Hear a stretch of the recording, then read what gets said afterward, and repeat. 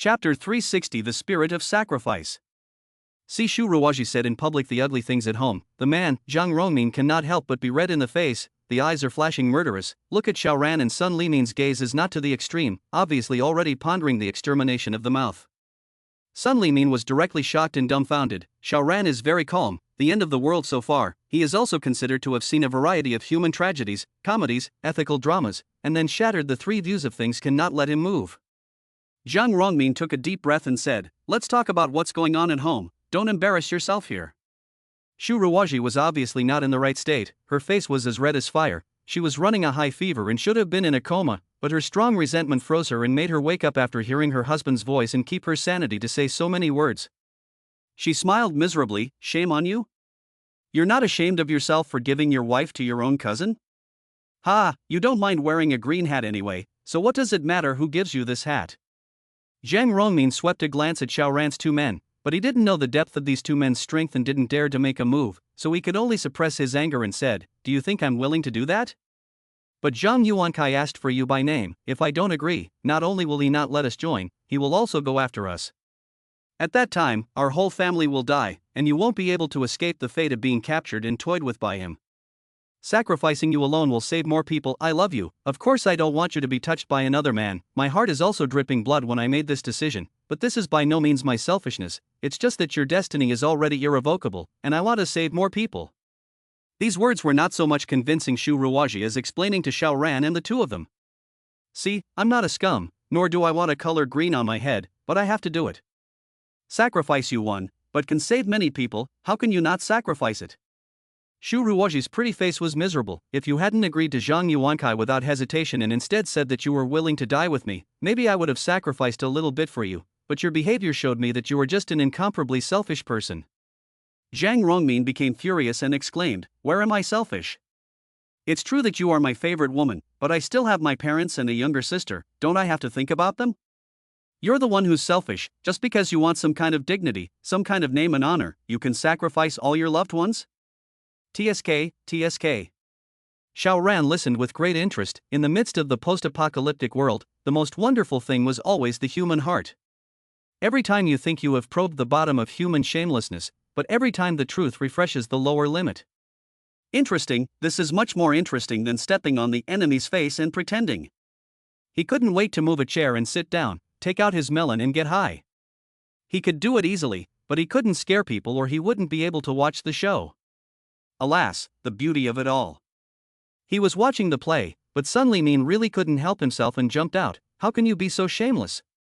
If I were you, I would fight with that what Zhang Yuankai, people die but birds face the sky, afraid of what If you can't even protect your own wife, how can you talk about protecting your family? Bah, I fucking hate people like you." Zhang Rongmin grunted. "Do you know who Zhang Yuankai is? He is the boss of the Boyuan settlement and the leader of one of the 6 strongest forces in the entire Haidu. Knowing such an identity, you still dare to go against him?" Sun Limin poo-pooed hard, "Not to mention it's only the boss of one force. If someone else wants to hit my wife, even if all the bosses of the 6 forces come, I dare to fight them." This was called a different path. People are different from each other. Zhang Rongmin snorted, "This is the only time you can put empty cannons in your mouth. If you really need Zhang Yuankai, don't you kneel faster than anyone else? You let Zhang Yuankai come over and see if I kneel." Sun Limin spoke in a bold manner. "Hee, I'm coming." Only a voice rang out. A gale suddenly blew over in front of him, and when the wind stopped, there was clearly a man in the wind. He was quite short, only about 167, with mediocre looks, far worse than the slender and flamboyant Zhang Rongmin, and he was fat-headed and fat-brained, with a fierce and mercenary look, very much like the kind of streetwalker in the past. Zhang Rongmin couldn't help but change his face and hurriedly said, "Cousin, you're here." Shu Ruwaji, on the other hand, shivered and her face instantly became unsightly. She extremely hated this unprofessional cousin. When she got married half a year ago, this cousin tried to make a move on her in the name of the wedding, and was drank back by her with a stern face. She didn't expect that after the natural disaster he not only possessed supernormal abilities, but also mixed up to become a leader of a big power, and he even found their family, and with an open mouth, he wanted his husband to offer himself to him. The point is, Zhang Rongmin also agreed. She couldn't accept it. If she had to be toyed with by a disgusting man like Zhang Yuankai, she would rather die. Therefore, she pretended to say she had to get ready, but escaped until here, deciding to die to preserve her innocence. Wearing a wedding dress, one is to miss the tenderness and love of her husband when she was newly married, and the other is to express her determination with blood red. Just. She actually did not die into it, and Zhang Yuankai also chased her. She did not want to fall into the hands of this evil rascal. If she was violated by such a man, it would definitely be worse than death for her. Zhang Yuankai had a smile on his face. He liked this feeling of strength in his body and control of everything too much right now, along with beautiful women, and ranked as his favorite. He first swept over Shu Ruwaji with a greedy gaze, feeling very satisfied with this beautiful woman in a joyful dress. He loved performing the deeds of a chow thief. Toying with it in a joyful dress would be even more sensual. Before he looked at Sun Limin. Are you kneeling or not? Sun Limin cursed in his heart. Really fucking speak of Chow Chow. Chow Chow is here. The old man pretending to be a pervert is so difficult? Kneel, you sister. He yelled, already ready to launch his supernatural ability to cover himself and Xiao Ran and Shu Ruwaji. Just. This is the snowy ground. A move will have footprints appear, not move, then not be easily found out? Capitalized embarrassment. Xiao Ran didn't let Zhang Yuankai arrogantly continue. He didn't even look at this person, but said to Zhang Rongmin, you're full of righteousness, it's all about sacrifices, huh? So if I'm stronger and I like men, and I'm looking at you right now, are you willing to sacrifice? Zhang Rongmin's face changed. Wasn't this putting his army and slapping his face? But Zhang Yuankai was at the side. What was he afraid of? Naturally, of course I am willing to sacrifice, he said sternly. Xiao Ran smiled faintly. That's what you said. Zhang Yuankai was displeased. I'm pretending here. How old are you? Dare you steal the limelight from me? Die. With a wave of his hand, he was chopping 3 wind blades towards Xiao Ran. Chapter 361, Charming Double Standard. Xiao Ran opened the space gate, and boom, several large fireballs struck towards Zhang Yuankai. This was called disorientation. The airblades attacked and were naturally eaten up by the gate of space with ease, and Zhang Yuankai was also very impressive, softly shouting. A big wind rolled up around his body and easily extinguished the big fireballs. Zhang Yuankai, however, frowned. Judging from the intensity of the fireball, Xiao Ran's ability level was very low, about the same as one of his own flame alien henchmen, but if Xiao Ran was only of this caliber, those 3 air blades just now would have already chopped him into several pieces.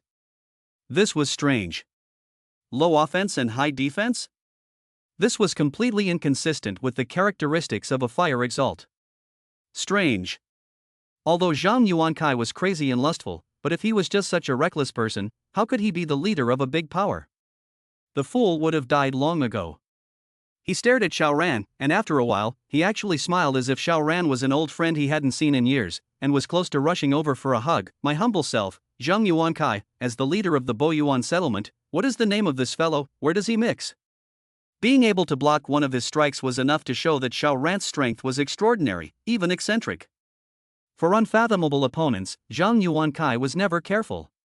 It was not like he was a bachelor now, but he had a huge family fortune and countless beautiful women at home, so why would he risk his life for a woman? If it was proven that Xiao Ran's strength was not weaker than his own, even if it was just inferior, and that killing him would cause him to be injured, then Zhang Yuankai would rather give up on Shu Ruwaji for the time being, and wait until he had brought his own men with him before making a comeback. Let his men first.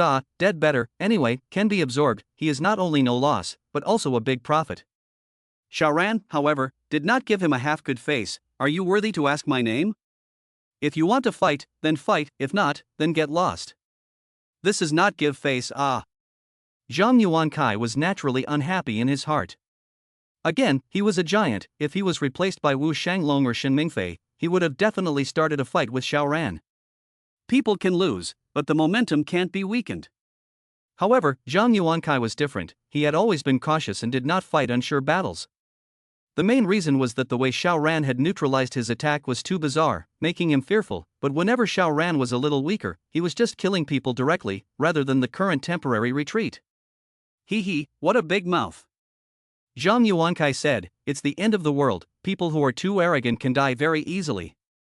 I'll let you go once today for now. Phew. A gale rose, and he disappeared in an instant. Damn it, you're the leader of one of the 6 major forces, and you just made one move and ran away? How could there be someone as wimpy as you?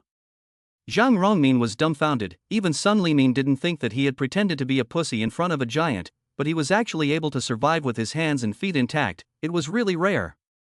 Shu Ruoji, on the other hand, her eyes are shining, and suddenly she doesn't want to die. Why would she want to die if she could live? She will end herself. One is disappointed with her husband, the second is really no hope to live, because as long as she lives will be given by her husband to Zhang Yuankai, which is more difficult than death. But now Zhang Yuankai was actually forced to retreat, so why would she still die? Zhang Rongmin was embarrassed beyond words and was in a dilemma. In his opinion, Zhang Yuankai was a giant that he could only look up to, so with a word from Zhang Yuankai, he gritted his teeth and offered his beloved wife, but now Zhang Yuankai actually ran away on his own, so how could he be embarrassed? Xiaoran smiled and said to Zhang Rongmin, "What do you say?" Zhang Rongmin's face turned red, like a monkey's ass. Xiaoran had said earlier that if he was even stronger than Zhang Yuankai, then he had his eyes on him, would he sacrifice himself for his family? This boss, don't joke. He said in a trembling voice, unable to help but feel nauseous at the thought of the image of a strong man locking up a man. What do you say? Xiaoran said indifferently. His current acting skills were superb, and others could not tell whether he was telling the truth or not from his expression. Zhang Rongmin's face went red and white for a while, and he was having a fierce thought struggle. Finally he gritted his teeth, veins popping out on his forehead, and said, "I'm a big man, and I'll never accept this kind of humiliation." He would rather die in battle.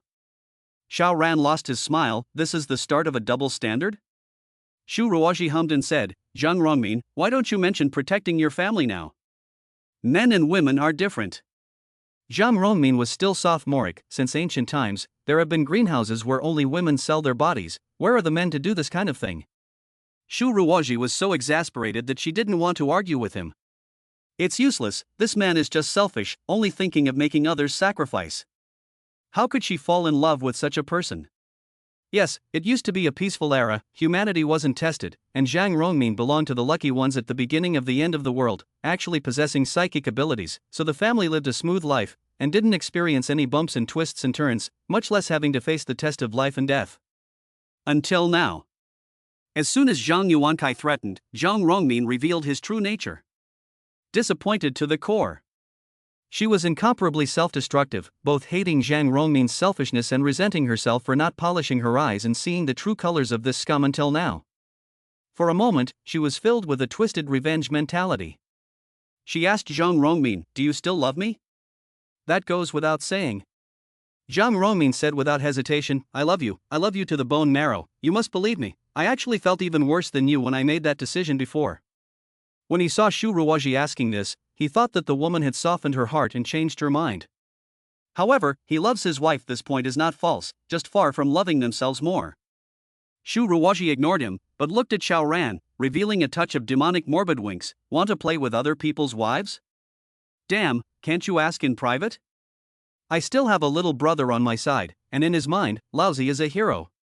Xiaoran looked at Sun Limin, just go around anywhere, what's coming next is not suitable for children. Sun Limin protested, I turned 18 a long time ago, I'm 22 this year.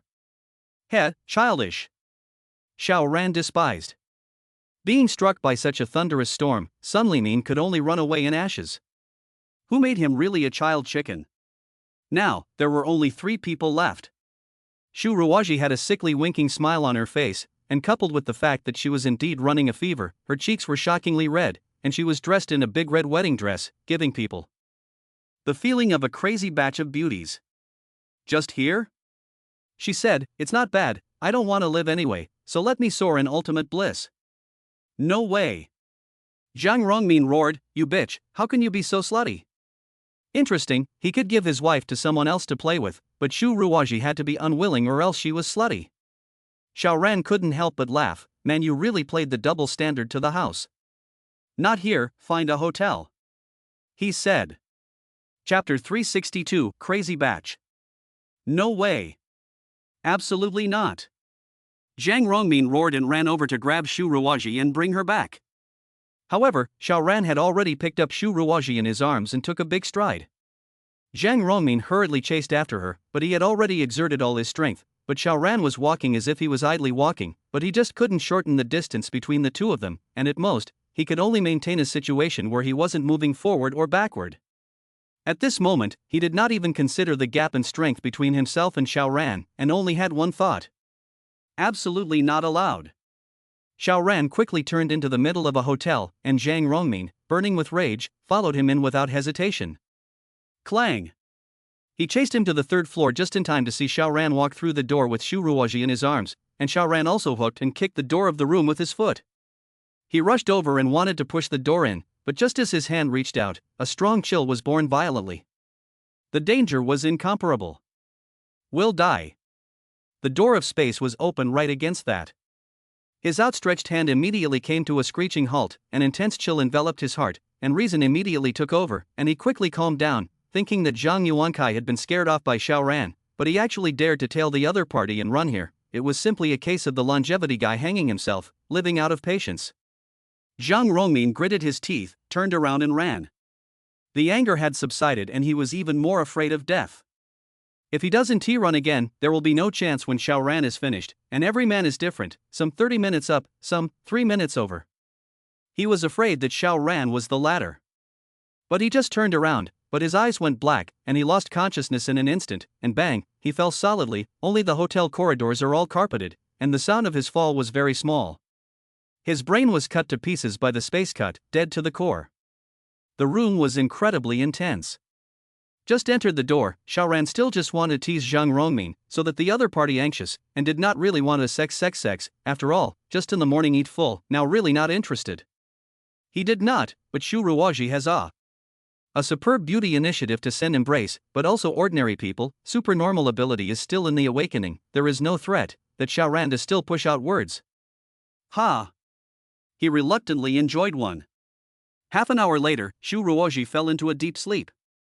She was in a high fever coma state, was stimulated by Zhang Rongmin to wake up, but after such a crazy wave, she naturally could no longer hold out and slept through the past, and now even if she is tossed around again she is unlikely to wake up.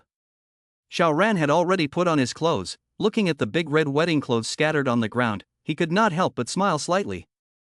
Does this woman take it or not? Of course she took it, there was no reason to push a superb beauty out.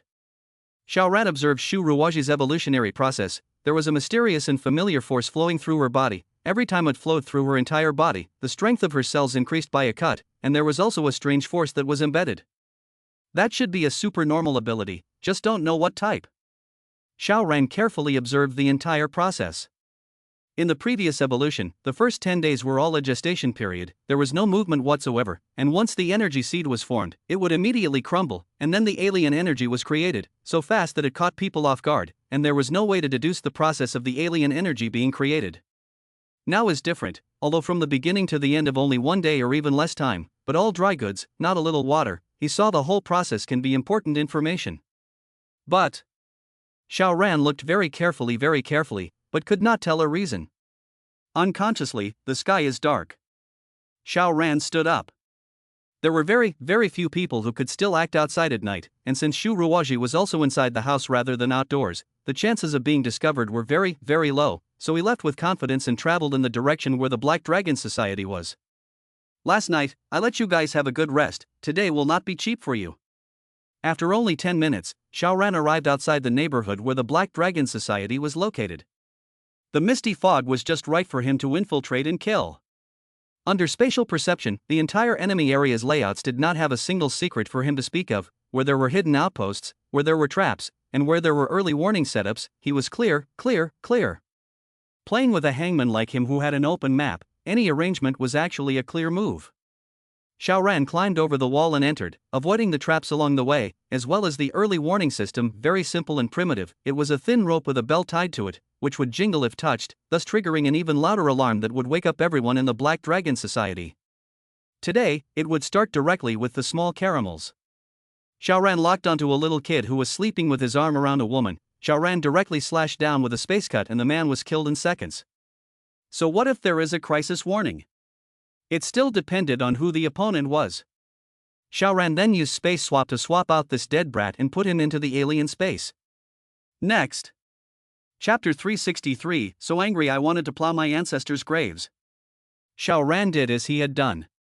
Apart from the 3 leaders of Ondajiri, plus the 5 war generals, every little kid here is actually not strong, the amount of ordinary 3 or 5 copies, and only a handful of them on 20 copies, so they were locked, exchanged, and taken away by Xiao Ran, and the whole time there was also no reaction at all. It ended too quickly, the crisis warning just up, people are gone. Early warning my ass. However, after collecting 21 people in a row, something went wrong when collecting the 22nd ghost. This person was a bestialized type, and was also a bird type. The key was that he happened to wake up when he was exchanged, and as soon as he appeared in front of Xiao Ran, he immediately transformed and furiously flapped his 2 wings, although he was pressed into the space gate by Xiao Ran using space compression in the first place. The gusts of wind brought up by this person's wings flapping triggered an alarm. Ding ding ding. The bells on the thin rope rang non-stop. Then the entire Black Dragon Society was alerted. The blower was the first to strike, blowing away the fog in the neighborhood, while a searchlight swung around, looking for the invading enemy. Within seconds, it was aimed at Xiao Ran. Xiao Ran, on the other hand, took this time to collect a few more ghosts. 23, 24, 25, 26. Chao Xinning. Odajirai's substandard Chinese language roared over, and then the blade blazed. Xiao Ran first collected this blade energy before leaving with a space exchange. Why not accept a bullet from someone else? Ha, Mr. Chow will come back tomorrow night. Little devils, wash your necks clean and wait for death. Xiao Ran laughed loudly and left. The 8 strongest members of the Black Dragon Society joined forces to chase after him, but there were too many buildings in the city, and every time Xiao Ran exchanged space for space, he had selected an object in a certain building, so he was always traveling from building to building. How are the 8 Odajirai people going to find him, you say? The Black Dragon Society does have a reconnaissance-type psychic, but not one of the 8 strongest, so the 8 ghosts had to return after chasing for a while, lest Xiao Ran turn the tiger away from the mountain and take advantage of the opportunity to kill again in the lair. The Black Dragon Society, the number 1 force in Haidu, had been harassed by a single person for 2 consecutive nights. It was only 3 days. How many people had died in Xiao Ran's hands? Surname Chao, I'm going to dig up your ancestral grave. Ondajiri was so angry that he wailed. Xiao Ran withdrew. Today's harvest was good, he was quite satisfied. Returning to the hotel where Shu Ruoji was, he looked around and saw that the woman was still in a high fever state, but her health was a bit stronger again. He lay down with his clothes. The night passed. Xiao Ran woke up and first checked Shu Ruoji's condition. She was still in a feverish state, but the mysterious energy in her body was close to being depleted. Combined with Su Xinla's experience, she should wake up soon. Just wait. He shuffled around a bit, then took out food and ate it, all taken from the alien space. On a whim, he ate snail powder. As we all know, this thing is fragrant, floating 10 miles, a family can eat, the whole village can smell it, those who do not like it abhor it, but those who like it will not eat it for a few days and will drool. What is the extent of this strong odor? Shu Ruoji hard to choke awake. She woke up, supported her upper body, and when she looked at Xiao Ran who was eating, she couldn't help but say offhandedly, "Are you eating shit?" Holy shit. Hurry up and apologize to the people of Gue province. Always thought snail powder was from Fujian. Xiao Ran lost his smile. I'm not a dog. So I'm not in the habit of eating shit. Leopard, I feel offended. What I didn't expect was that Shu Ruoji then said, give me a bite. Weren't you offended just now? Xiao Ran, I've already eaten, you don't mind? Shu Ruoji gave him a flirtatious blank stare. What haven't I eaten before? What's the point of eating what you've eaten? I go, sister, you are very bold. Xiao Ran still handed the bowl over. This woman's emotions should still be a little out of control, otherwise she should not be able to say such words. Sure enough, Shu Ruoji didn't half dislike it and immediately started to eat it, and only after eating 2 mouthfuls did she say, this is something that people who smell it feel stinky, and people who eat it feel fragrant. So you eat it and let me smell it? Xiao Ran was speechless. Shu Ruoji ate 2 more bites, put down her chopsticks, and said, it's not unusual for you to be able to find snail powder, but how did you cook the powder?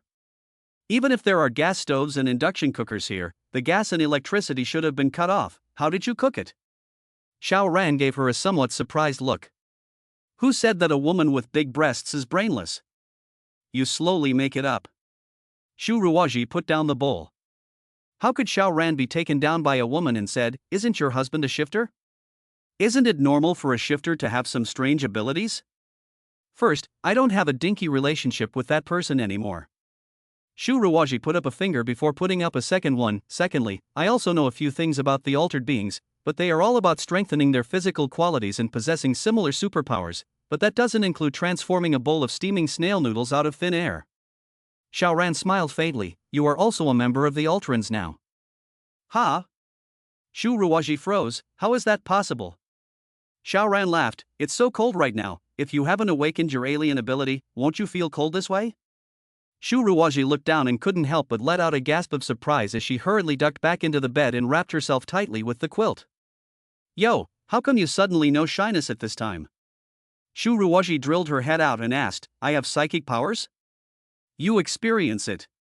Xiaoran casually said. The mysterious energy in her body was already tending to be exhausted, but at this time, it was completely zeroed out. Therefore, her evolution was complete. Shu Ruwaji was instantly diverted away and began to sense it. After a while, boom, the pants wrapped around her body actually burned, frightening her to jump down from the bed in a hurry. Xiaoran did not intervene, just looking at all this, admiring a beautiful woman performing body art. The beauty is like jade, the flames are dazzling, and the delicacy is multiplied. Shu Ruwaji jumped for a while and then stopped. She realized that the flames could not hurt her in the slightest. I have the flame ability? She said in a very unconfident manner. Xiaoran nodded. Her current physical quality was equivalent to the strength of having absorbed 3 copies of an alien ability, which was obviously not an extreme value considering that body strengthening could not be accomplished in a day. However, she was clearly inferior to Su Xinla, and stabilized at an amount of 6 copies, I believe. What did this mean? The mysterious energy, or that golden substance contained in the golden snowflake, was in variable amounts. There are more and less. But it was impossible to directly create a big brother with 1,000 copies? Or even 10,000 copies? Damn, that would be so unfair. Chapter 364, The Little Kid's Counterattack. Thinking of the word fair, Xiaoran could not help but lose his smile. Talking about fairness in the present? Not a joke. Moreover, the maximum amount of golden substance now was about 10 copies. The sample was too small to judge, but it was believed that it was unlikely that it would cross over from 10 copies to 1,000 or 10,000 copies. But what if there was a burst of luck and one could always encounter golden snowflakes? That accumulation of 5 or 10 copies was still quite terrifying. Xiaoran's mind moved and threw out the corpse of a brat from the foreign space. Ah! Shu Ruwaji immediately exclaimed, revealing a look of fear. Although it had been more than 100 days since the end of the world, she was still well protected and had basically never seen a dead person. Even if she occasionally saw one, it was from a long distance away. Now that a dead person was coldly thrown in front of her, could she not be terrified? Becoming an alien was only a matter of minutes ago, and her mindset had not been transformed at all. Xiaoran said indifferently, this is a brat, killed by me, also a shifter, touch it with your hand. Eh, must I? Shu Ruwaji asked weakly, her face all resistant. Aha! Xiaoran nodded his head. Although Shu Ruwaji's heart was filled with resistance, she did not dare to disobey. Her hand slowly and tremblingly reached out. It touched. Instantly, a warm current surged into her body, causing her to hastily retract her hand as if she had been electrocuted. Xiaoran reached out again and pressed on the brat's body, and sure enough, no warmth surged in. Confirmed. A psychic awakened through the golden snowflake was able to ascend like any other psychic in general. Then, what is that thing? Shu Ruwaji was still asking. Xiaoran briefly explained. Shu Ruwaji was both shocked and delighted. For the fact that an alien could absorb alien energy after death, she still had a tiny bit of knowledge about this. After all, Zhang Rongmin had also absorbed several people's alien energy, so how could she have heard about it? Zhang Rongmin had said that if he could absorb a large amount of these supernormal abilities, then he could not put Zhang Yuankai's group in his heart. This showed the preciousness of the alien energy. But Xiaoran actually casually threw one for himself to absorb? She was a little surprised, a little disbelieving, and a little touched, but in the end, she still smiled to herself. Is this considered whoring? Sure enough, this woman's mental state was not right, a bit like Han Yun in her blackened state back then. The more a woman was betrayed by her husband, the more she loved, the more she was hurt, and the more mentally deranged and outrageous she became. Let's go, take you to a place, you'll live there temporarily, and I'll re-find you a place later. Xiaoran came to an abrupt halt, as he had forgotten one thing. Although those who awakened through the golden substance would not have side effects, hadn't Shu Ruwaji just absorbed the supernatural ability of an alien that also had no side effects? Xiaoran thought about it and threw out all the brats he hunted before to absorb the alien energy, then threw them one by one into the next room and waited for the side effects to happen. Anyway, it's going to take a shot, so it might as well kill two birds with one stone. Shu Ruwaji was surprised beyond measure. Xiaoran disappeared for a while and actually killed so many people? All brats. Xiaoran explained. Shu Ruwaji was not a cynic, and although she did not have a good feeling towards the little days, she would not be bitter and hateful, she just nodded. After another moment, her face began to redden, her eyes flirtatious to the extreme. Come on, come on. Xiaoran nodded, proving another point. The golden substance created by the alien is only a little different at the time of manufacture, but once the alien has evolved, then the next is completely consistent. This wave, until noon. Shu Ruwaji didn't wear her wedding clothes anymore, but changed into the normal winter clothes that Xiaoran had taken out from the alien space, and she also understood where the steaming bowl of snail powder had come from earlier, and was both shocked and emotional. This ability of yours is definitely the most practical in the midst of the post-apocalyptic world, she said. More than practical, it could be attacked or defended, and it was almost impossible to find a drawback. Xiaoran did not boast, although Lao Zi's length is known by you, I have to keep some other secrets, right? After the two had lunch, Xiaoran took her to the Zhang'an settlement. The cold wind was still bitter, but Shu Ruwaji was completely fearless. For one thing, her physique had been strengthened by a large margin, and for another, she was also a fire attribute psychic, so she could fight against the cold with the slightest use of her psychic abilities. If she had more psychic abilities, she could even skip the winter clothes and wear a summer outfit. However, if she really wants to have more supernormal abilities to such an extent, her body would have been strengthened to not be afraid of the -100 degrees of cold. Even if she does not use her supernormal abilities, she can also walk freely in a more hostile environment. As the two of them traveled along, Shu Ruwaji would occasionally glance at Xiaoran with somewhat complicated eyes. Yesterday, she and Xiaoran were still strangers, but now? Not only had they had several intimate relationships, but they also knew each other's secrets. This was equal to tying the two together. She did not feel that if she proposed to leave Xiaoran now, the other party would peacefully let herself go. This man was definitely not a saintly mother. Moreover, knowing that Xiaoran possessed a large amount of supplies, would she still be able to leave? It was just that it was against her outlook on life to just follow a strange man, so she was now filled with contradictions. Xiaoran didn't say anything and the whole way just seemed silent. After half an hour or so, they arrived at the Zhang'an settlement. The sentry guards immediately released them. Xiaoran took Shu Ruwaji inside, and Wang Tai soon came out, and after learning that Shu Ruwaji was an alien, he naturally expressed his welcome, only to naturally look disappointed again after hearing Xiaoran say that the two of them would only be staying temporarily for a few days. After a while, Sun Limin came over, and when he found Shu Ruwaji with Xiaoran, he couldn't help but be surprised and relieved. Xiaoran can understand, but what do you mean by relieved? Sun Limin explained, I really thought you were gay yesterday, and I was worried for half a day. I go. Xiaoran almost smoked him, you worry about nothing, will I still do it to you? Shu Ruwaji, on the other hand, covered her mouth and laughed, but when she laughed and laughed, she wrinkled her eyebrows again, looking preoccupied, a look of a melancholy beauty. I feel sorry for her. Brother Xiao, do you know, the brats, they've gone crazy. Sun Limin suddenly said. It was normal, he had taken out so many exalts in 2 consecutive nights, could they not go crazy? However, the one who killed was Chao Xining. What did it have to do with him, Xiaoran? Oh. He pretended to be curious. Sun Limin, on the other hand, nodded his head with an exasperated look. The brothers who went to the Black Dragon Society to scout in the morning came back and said that there were 52 heads hanging at the entrance of the brats' neighborhood, and they also wrote in blood on the snow, Chao Xining, if you dare to kill again tonight, if you kill one, we'll kill 2 Chinese people. You say, isn't this Chao Xining fierce, killing 26 people in a small day, and actually got away in one piece? I really want to get to know one of this fierce man. On top of his exasperation, his face was filled with admiration. Chapter 365, The Third Night Attack. Shu Ruwaji could not help but look at Xiaoran. In the morning Xiaoran had thrown out a total of 26 corpses and said that they were all brats, so Xiaoran was Chao Xining. She looked at Sun Limin again and couldn't help but bring a smile. You are in the face of the rightful owner of the wildly patting the horse's ass, and it is still from the heart. Xiao Ran should be secretly refreshed to the point of not being able to do anything. Sure enough, Xiao Ran's face had a faint smile on it as he said, "Little life is already so hysterical? To actually use ordinary people to threaten him.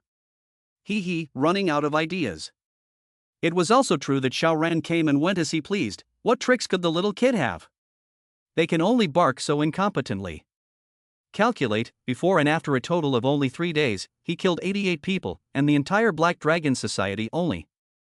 A total of more than 300 people, although the 88 people are small karami, but also enough to Ondajiri meet pain. No, if you count Duan Chang in, huh?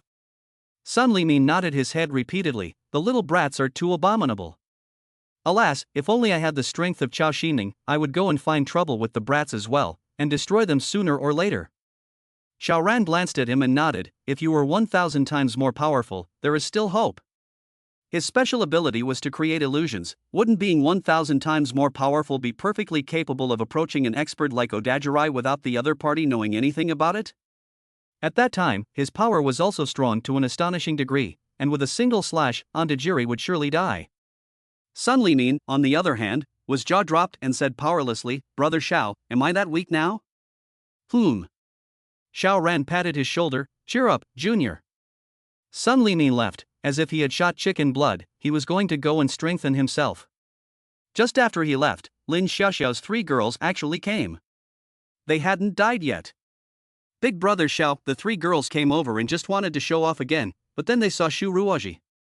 Don't say, women are especially sensitive in this regard. Lin Xiaoxiao 3 women not at the same time to Shu Ruoji revealed a strong hostility, but Shu Ruoji's level is much higher, just gently holding Xiao Ran's arm, do birdie-like. Then face value, Shu Ruoji killed him, then body, Shu Ruoji killed him. The 3 women didn't even finish their words and ran away, probably not daring to come back to Xiao Ran in the future. Unless they still want to humiliate themselves.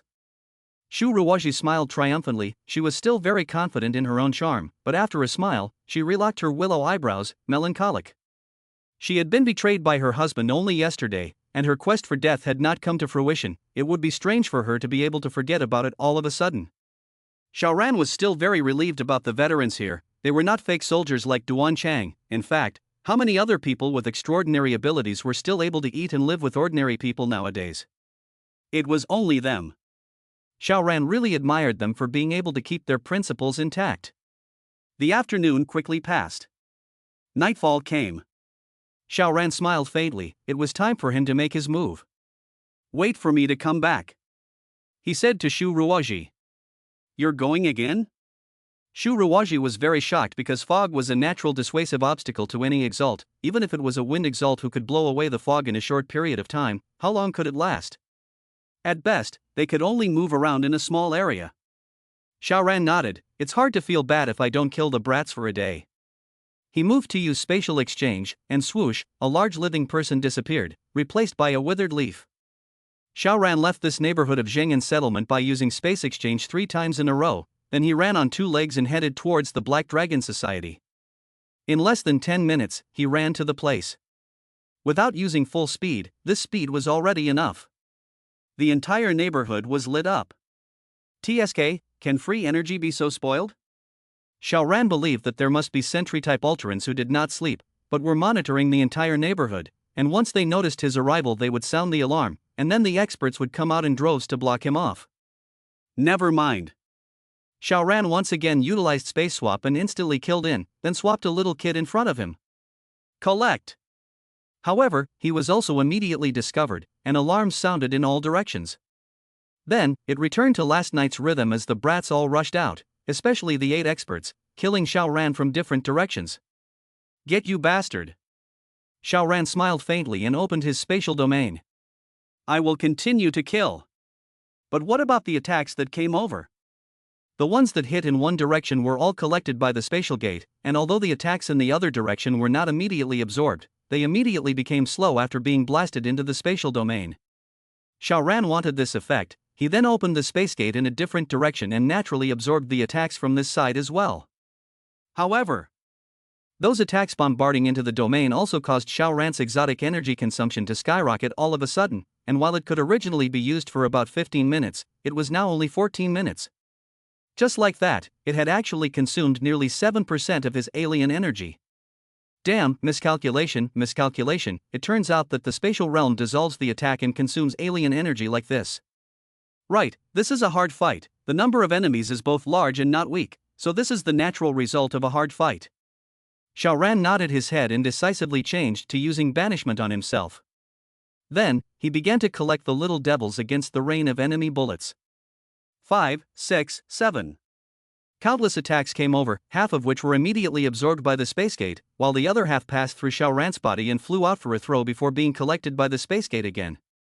All stop, let me do it. Odajirai yelled, this was clearly not right. Xiao Ran could not be allowed to continue absorbing the attack, or else if he suddenly returned it, the entire camp would be instantly destroyed. Odajiri killed over and immediately entered the animalized state, his speed skyrocketed by a large margin. At this moment he was equivalent to a physical arts type of the same rank, possessing the same strength, speed, and reflexes, yet with the unique abilities of the animalized type. He instantly killed in front of Xiao Ran and slashed his sword under Xiao Ran's lack of defense. Brush, the light of the knife cut through, like a bolt of lightning in the long night.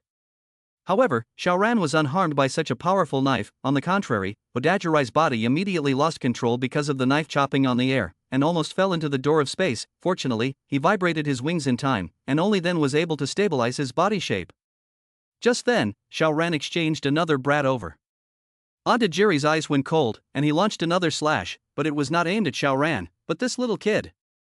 A knife down, the little kid immediately killed, and the beast type of advantage is also obvious. He grabbed the body of the little kid before falling into the space door. He absorbed the alien energy. Cheap you, better to give me. Ruthless and decisive. Chapter 366, Start shooting. All back off. Odajirai said loudly. The little devils immediately backed off. Only Sakurada Keiko, Ozawa Taro, and other experts surrounded them. Now even if Xiao Ran used space exchange again, he could only target these experts, but these experts had their own means, and were not particularly afraid of Xiao Ran's chain move of forcefully stuffing the space gate after the exchange. The same moves used more often could always be targeted and neutralized. Xiao Ran smiled, you guys seem to have forgotten one thing.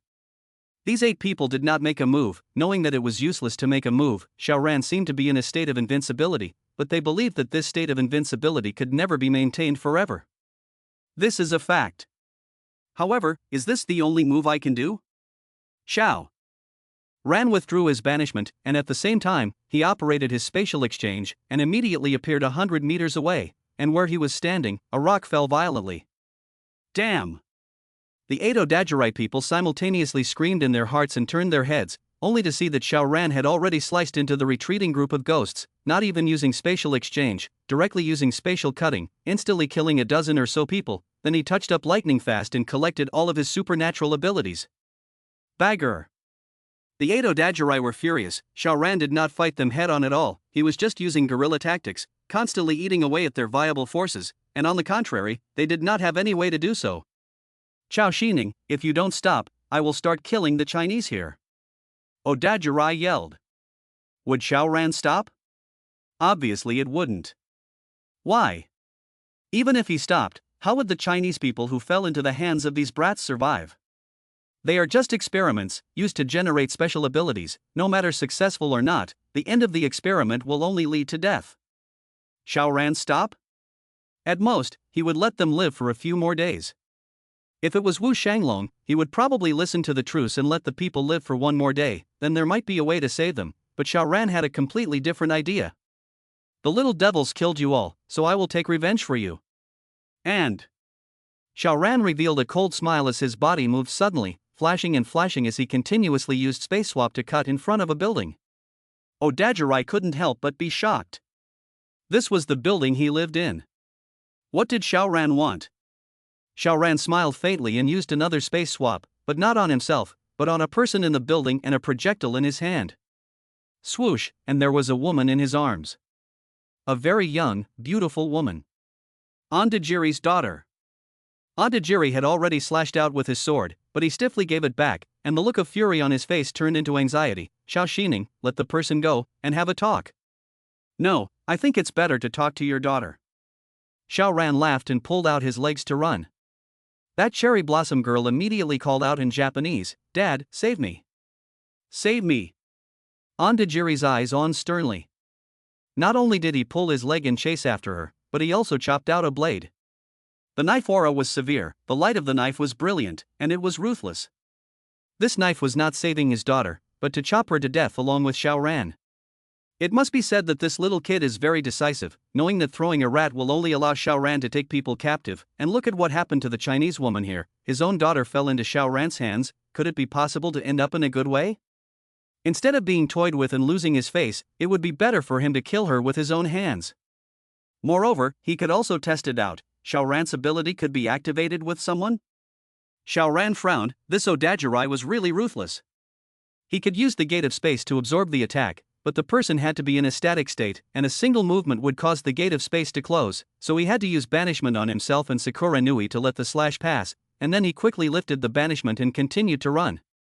Odajiri chased after him, only he was just 100 meters closer to Xiao Ran when he swooshed into another place and stayed on impact. His eyes went black, and boom, he crashed through a wall and went straight through it. When he ran out from the wall, he only saw the foggy mist. Where could he see Xiao Ran again? Chao Xinning. Chao Xinning. I'll grass your whole family. He roared. His voice was so loud that it could be heard clearly for more than 10 kilometers nearby, which showed how grumpy he was at this moment. Xiao Ran naturally heard it and could not help but lose his smile. Did this brat specially practice Chinese for him? He even grassed the whole family. Such a national treasure. Have learned. You are very good.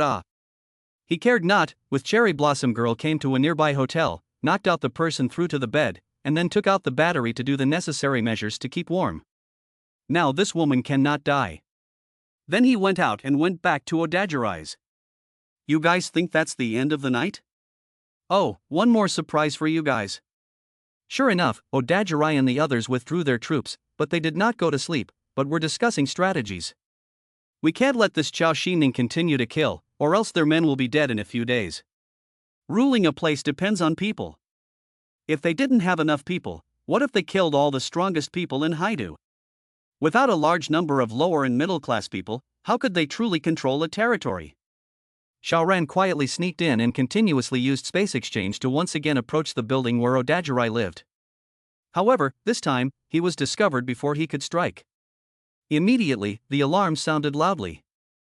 Xiao Ran smiled faintly as Space Swap was activated, and phew, there was a woman in his arms. Ondajiri's wife. He didn't know how many times, but she was young and tight anyway. Chao Xinning. Odajiri broke through the wall, his face full of scorn. Excessive, too much. First you took my daughter, then you took my wife. What do you want? Just thinking about it made him shudder. However, the fog is misty and the night is Xiao Ran's home turf. Does he dare to chase after her? As long as he ran out of a certain distance he will get lost, and then only Xiao Ran attacked him. He can only passive defense, and everyone knows that the defense side is incomparable loss, because as long as there is a mistake is finished. No matter how angry and unwilling Odajiri was, he could only hold down his form. Tomorrow, the sand poison program must be activated, he said morosely. Xiao Ran brought Onodajiri's little petite wife to the previous hotel, which he casually threw away before waking up Onodajiri's daughter. Now, although it was not yet possible to stampede Hotokiai and blast Mount Fuji, triggering a volcano eruption and engulfing the entire island, playing with Sakura's girl could still be realized immediately. It just so happens that he killed more than 30 little devils before, absorbing a bit, the 2 cherry blossom girls in front of him just to give him the release of side effects. The 2 cherry blossom girls recovered from their initial shock and glared angrily at Xiao Ran. Quickly release us. Otherwise, I'll let my father kill 100 Chinese people.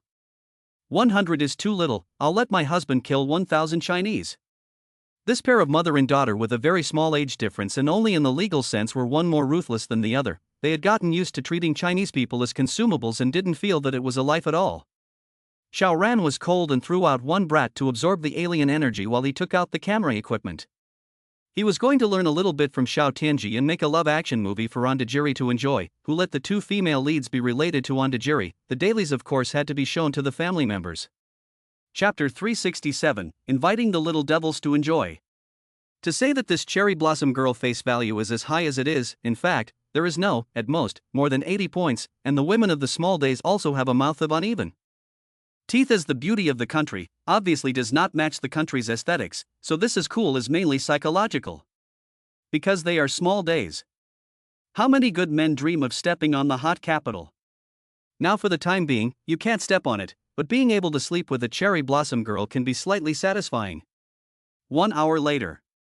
Xiaoran didn't pay attention to those two cherry blossom girls. Anyway, it's freezing cold, can they still run out?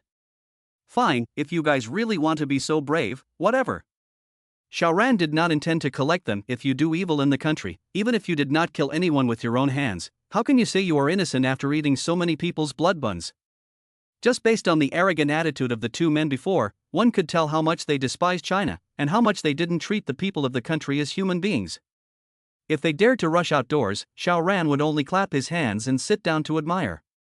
Putting away the flash drive, Xiaoran smiled faintly and immediately left. In just a moment, he arrived at the Black Dragon Society. He entered in a dignified manner and immediately triggered an early warning. Then the sound of people boiled over as that wind warrior appeared and blew the mist away. Then the searchlights all hit Xiaoran's body.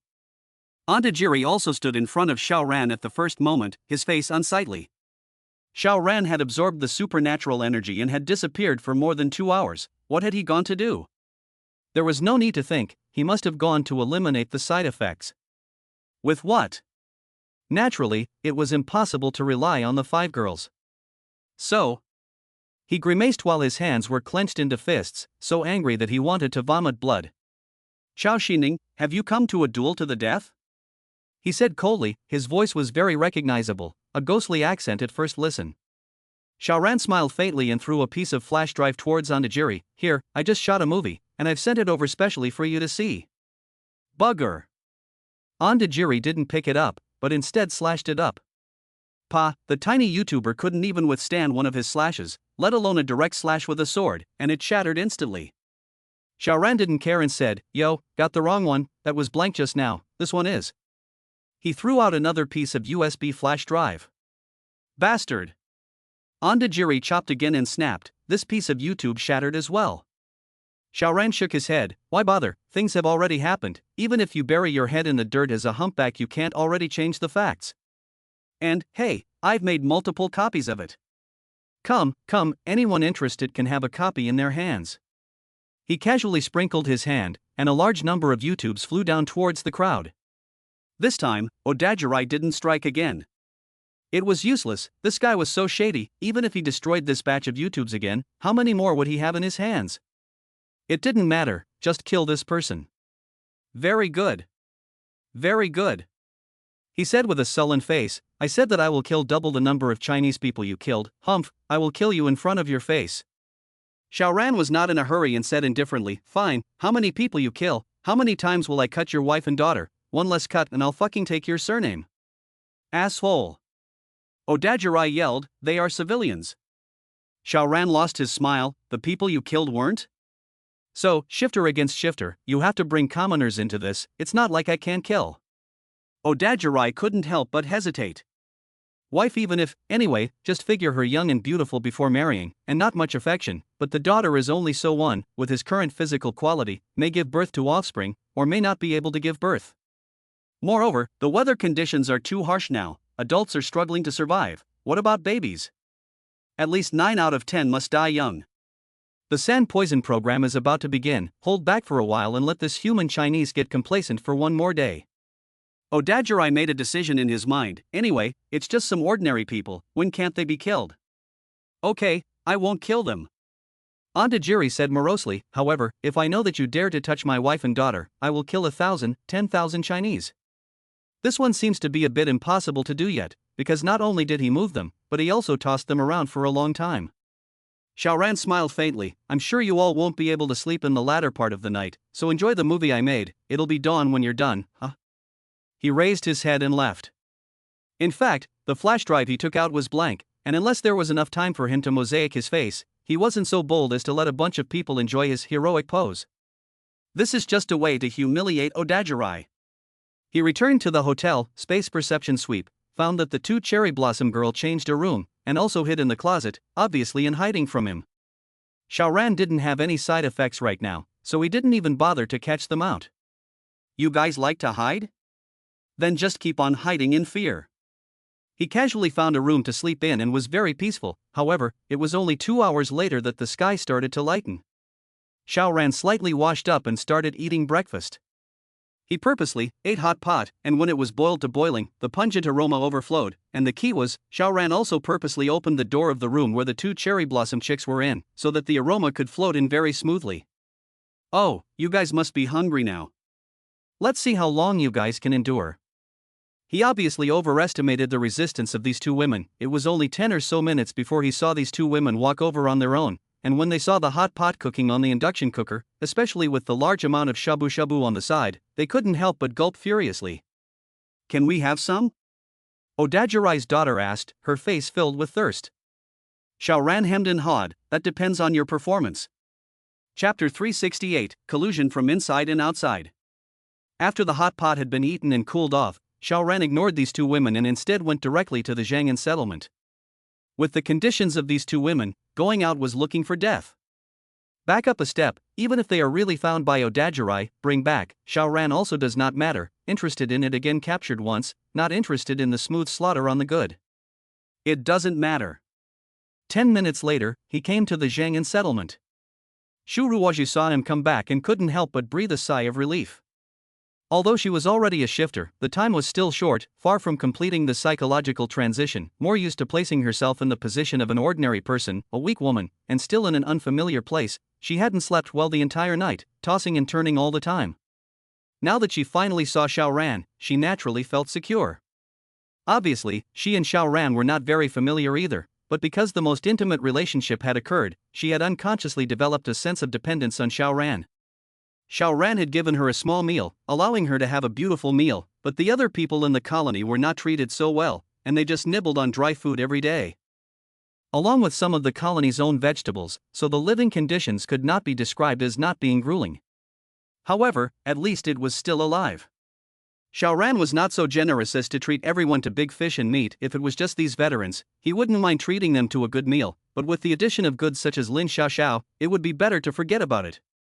He gave Wang Tai another bag of frozen buns, and despite this, Wang Tai thanked Xiaoran profusely. At a time like this, food is life. A bag of meat buns are frozen and does not matter, heat it up and you can eat it. He chatted with Wang Tai. Brother Wang, have you guys ever seen a golden snowflake? Xiaoran asked. He was curious to know if the golden snowflakes started to fall recently, or very early on. Wang Tai froze and said, have you seen it too? Ha! Xiaoran had only asked casually, but he didn't expect that he would actually gain something. He was energized. I only saw it 2 days ago. When did you see it? Wang Tai counted with his fingers. It should have been nearly 3 months, but it wasn't me who saw it, it was our captain, and more than once. The captain he was talking about was Wu Shanglong. Grasping the grass, could it be that Wu Shanglong was the son of heaven's destiny? He had seen the golden snowflake once until now, but Wu Shanglong had not only seen it 3 months ago, but also more than once. How could the difference between people be so great? Xiaoran frowned. He had always thought before that the power of an aberration could only be strong by killing aberrations, and when estimating the strength and number of aberrations, he would also use this as a standard. For example, if there were just 10 million people in a city, then by a 1 in 1,000 chance, it would be almost 10,000 people who could become altered, and then the strongest would be equivalent to 10,000 copies of that amount at most. There are enough people in Haidu, but they can only cultivate more than 20,000 alter energizers, which is at most 20,000 copies. Then, as long as Xiaoran's alien energy exceeded 1,000th of the city's total population, he would be the #1 expert. Right? But now, the appearance of the golden snowflake told him that he couldn't count that way. Although Qin Sujuan was able to manufacture the liquid foreign energy, she was unable to promote it on a large scale, and its impact was very small. Then, there really could be some lucky person who could become a big shot with 1,000 or 10,000 copies of alien energy strength without having to fight. He. Xiaoran rubbed his temples and felt a bit dizzy. However, before he could say anything, he heard an alarm sound outside. The brats are coming. At once, everyone rushed out. Xiaoran did not move, but seemingly sitting indoors, he was able to take everything in. Odajirai had come.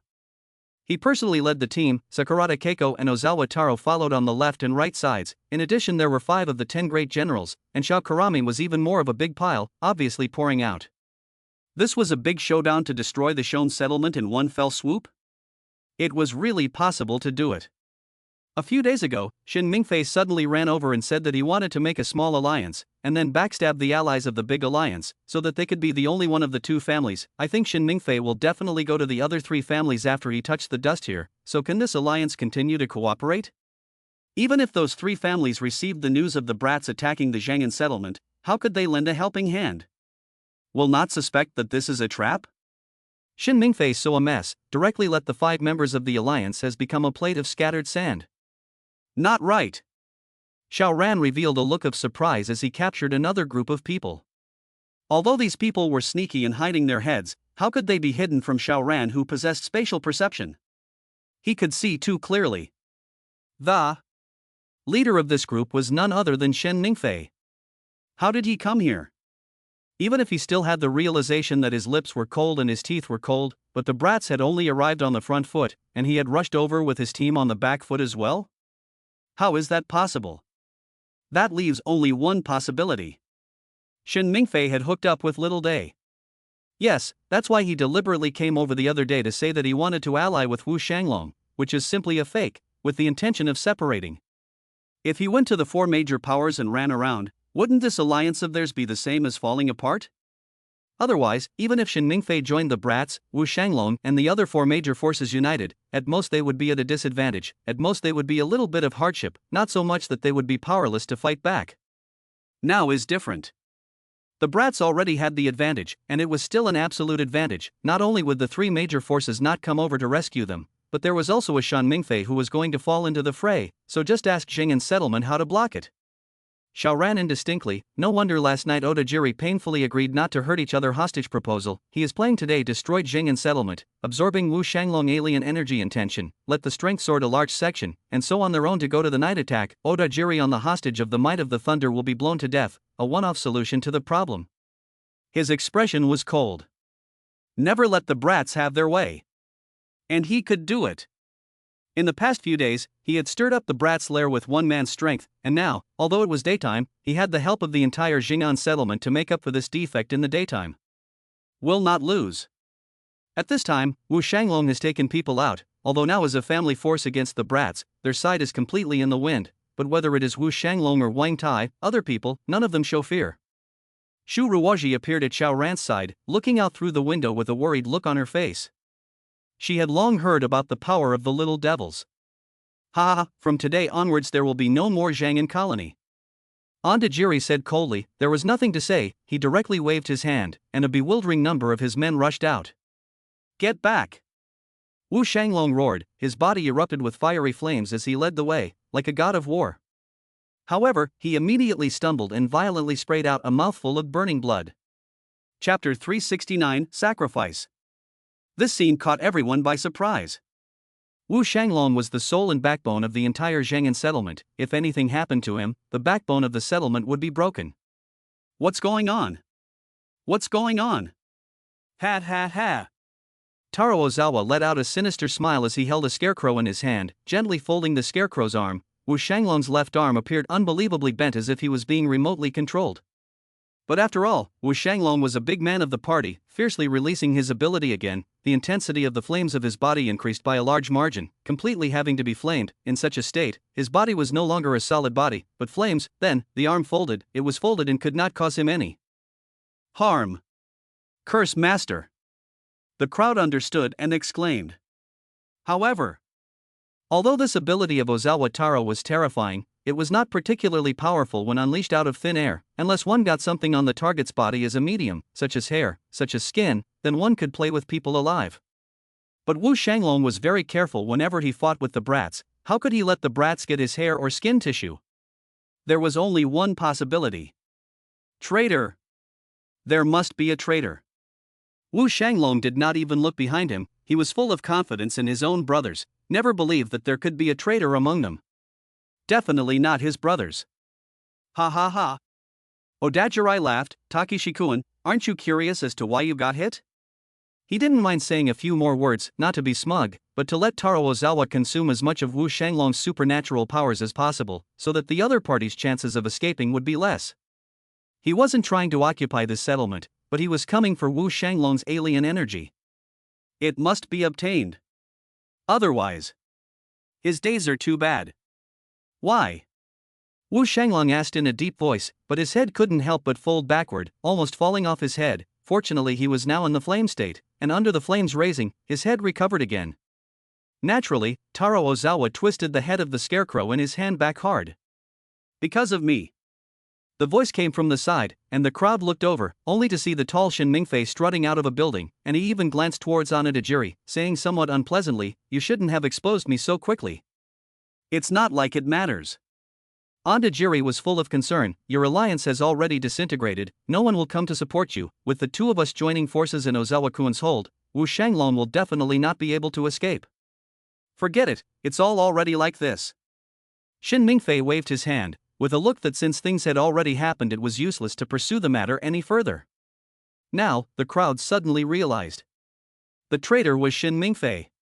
Yes, he came over a few days ago and deliberately said that he wanted to ally with Wu Shanglong. As a result, he provoked Wu Shanglong and the two of them even had a fight. Shin Mingfei should have been the one who picked Wu Shanglong's hair or skin tissue at that time. This guy is so poisonous. Are you still a Chinese? Traitor!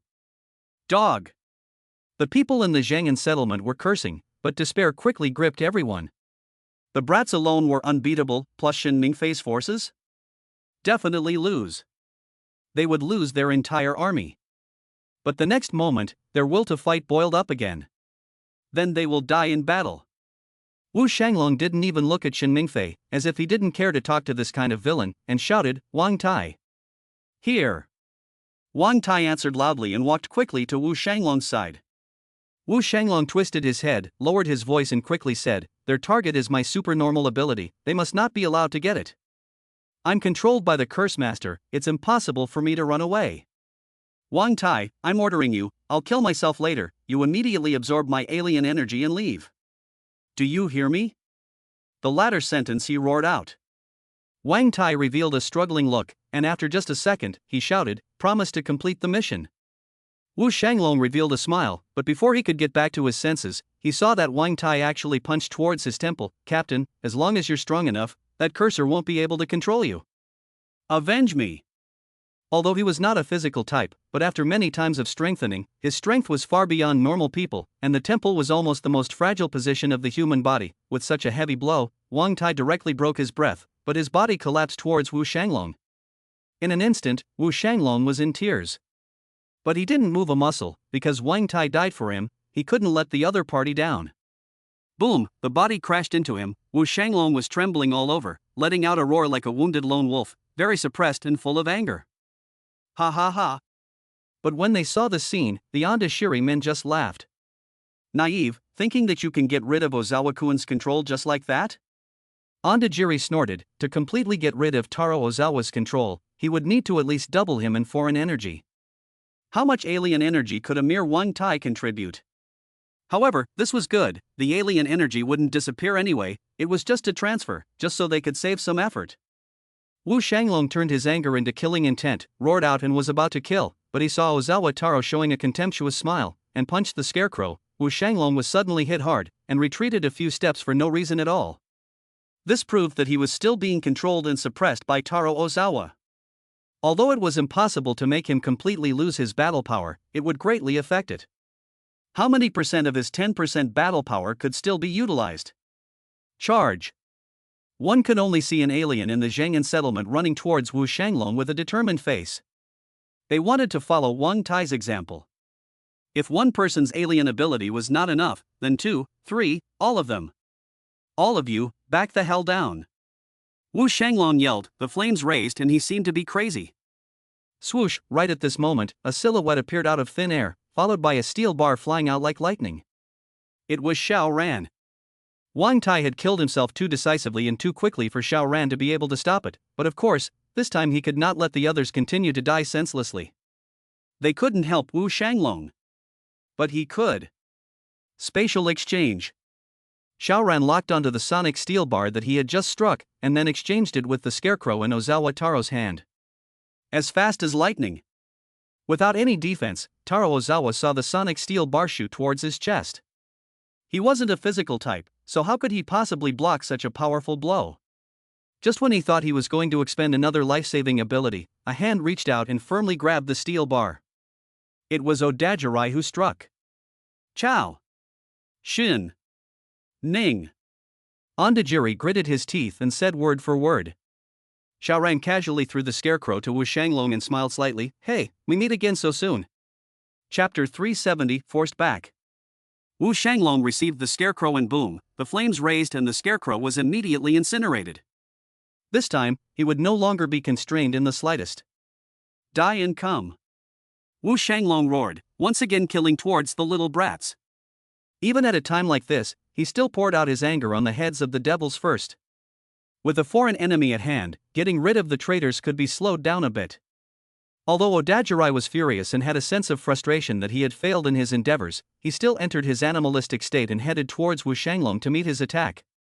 Both of them were the bosses of a force, and both of them were incredibly strong, punching and slashing. With flames in the sky and slashes like electricity, they fought each other.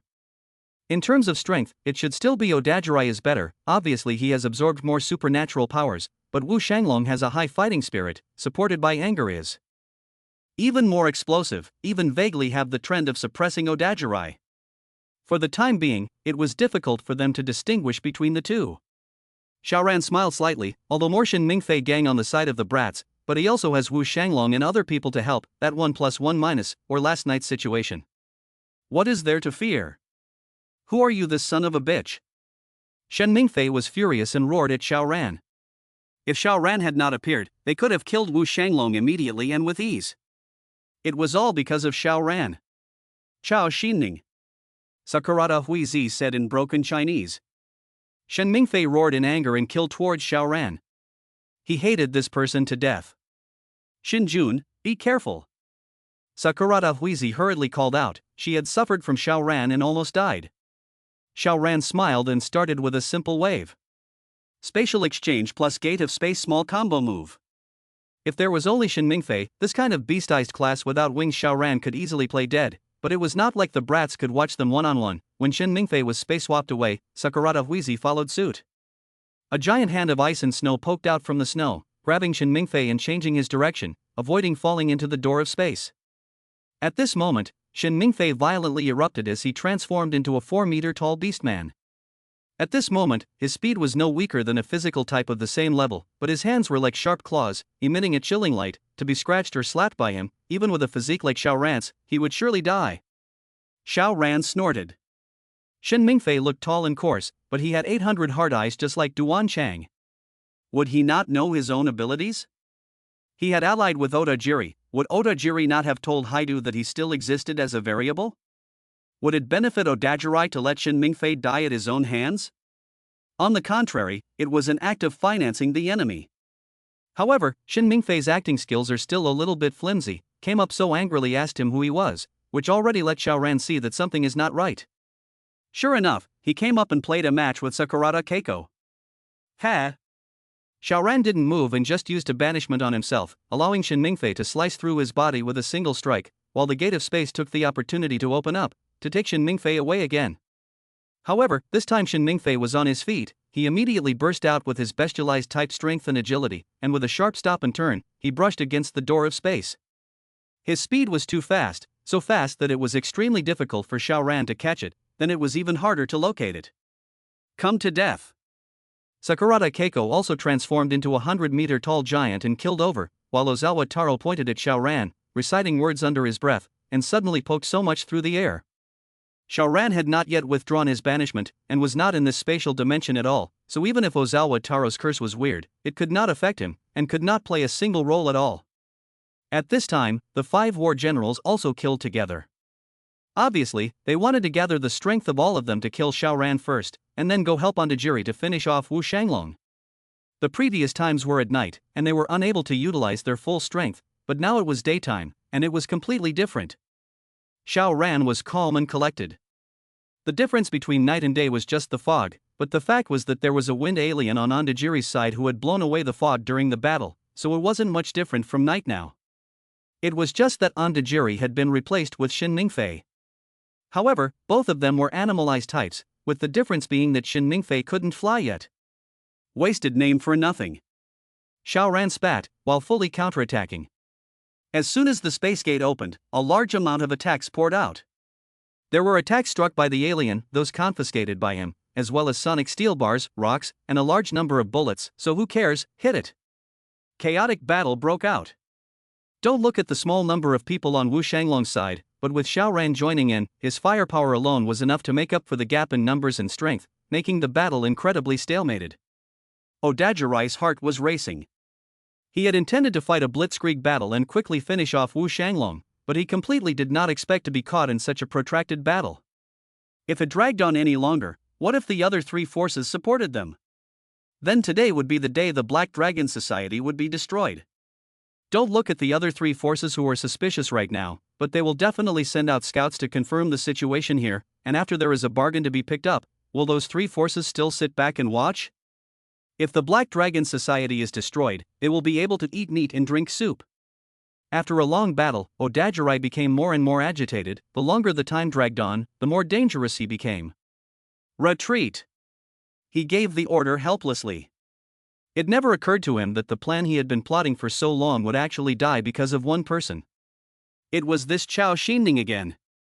Damn it, where the hell did this Chinese person come out from? He shook off Wu Shanglong and then stared angrily at Xiao Ran until Wu Shanglong made a comeback before he turned around and retreated. Xiao Ran and Wu Shanglong chased after him, but they stopped before chasing for a while. The alien energy consumption was too great to continue, otherwise the two of them would be alone and would most likely be killed back. Don't look at the colony's Xenos with not much combat power, however, as long as they have Xenos they can be useful. For example, a physical type with a wind Xenos can greatly avoid being easily collected by Xiao Ran's spacegate. This was the effect of 1 + 1 being greater than 2. Xiao Ran and Wu Shanglong looked at each other, and none of them revealed a bold smile. Fighting the little devils was just so energizing. Just thinking of Wang Tai's sacrifice, Wu Shanglong couldn't help but be gloomy again. The two returned to the camp. The next natural thing is to give Wang Tai funeral, and then is to rest. They must be as soon as possible to restore the strength to the best, otherwise at this time someone to kill over will not be good. Not long after, the leaders of the other three major forces in Haidu all brought people over. Previously, the Zhengan settlement had a fight with the brats, and Shen Mingfei had not only participated, but also played the role of the villain, causing the three major forces to have a strong sense of crisis. A meeting was needed.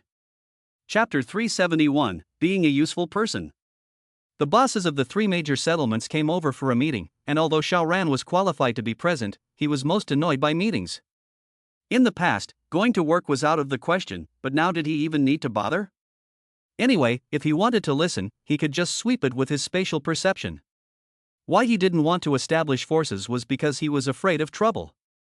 Instead of so much hooking up and testing each other, he might as well flirt with Shu Ruoji. However, he was a bit distracted. Because he was distracted, he was watching Wu Shanglong's negotiation with the bosses of the three major forces.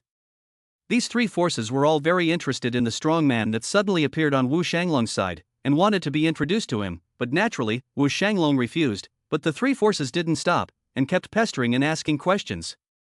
Xiao Ran took a look. Among the three major forces, the boss of the Boyuan settlement, Zhang Yuan Kai, he had already met. His special ability was wind, and the boss of the Taolin settlement was Yin Guanghao. His special ability was electricity, and his widely known ability was that he could lay a high-voltage power grid around his body, killing everything in an instant. This person was around 175 in height, a middle-aged man in his 30s, with a smile on his face, and he did not know whether he was born with a gentle nature or a smiling face. Xiao Ran felt that it was a little more likely to be the latter. The last giant was the only female, named Yang Xiu, with an astonishing height of about 180, taller than all three men here, yet half as tall as a man, but rather a pavilion with a thief's figure.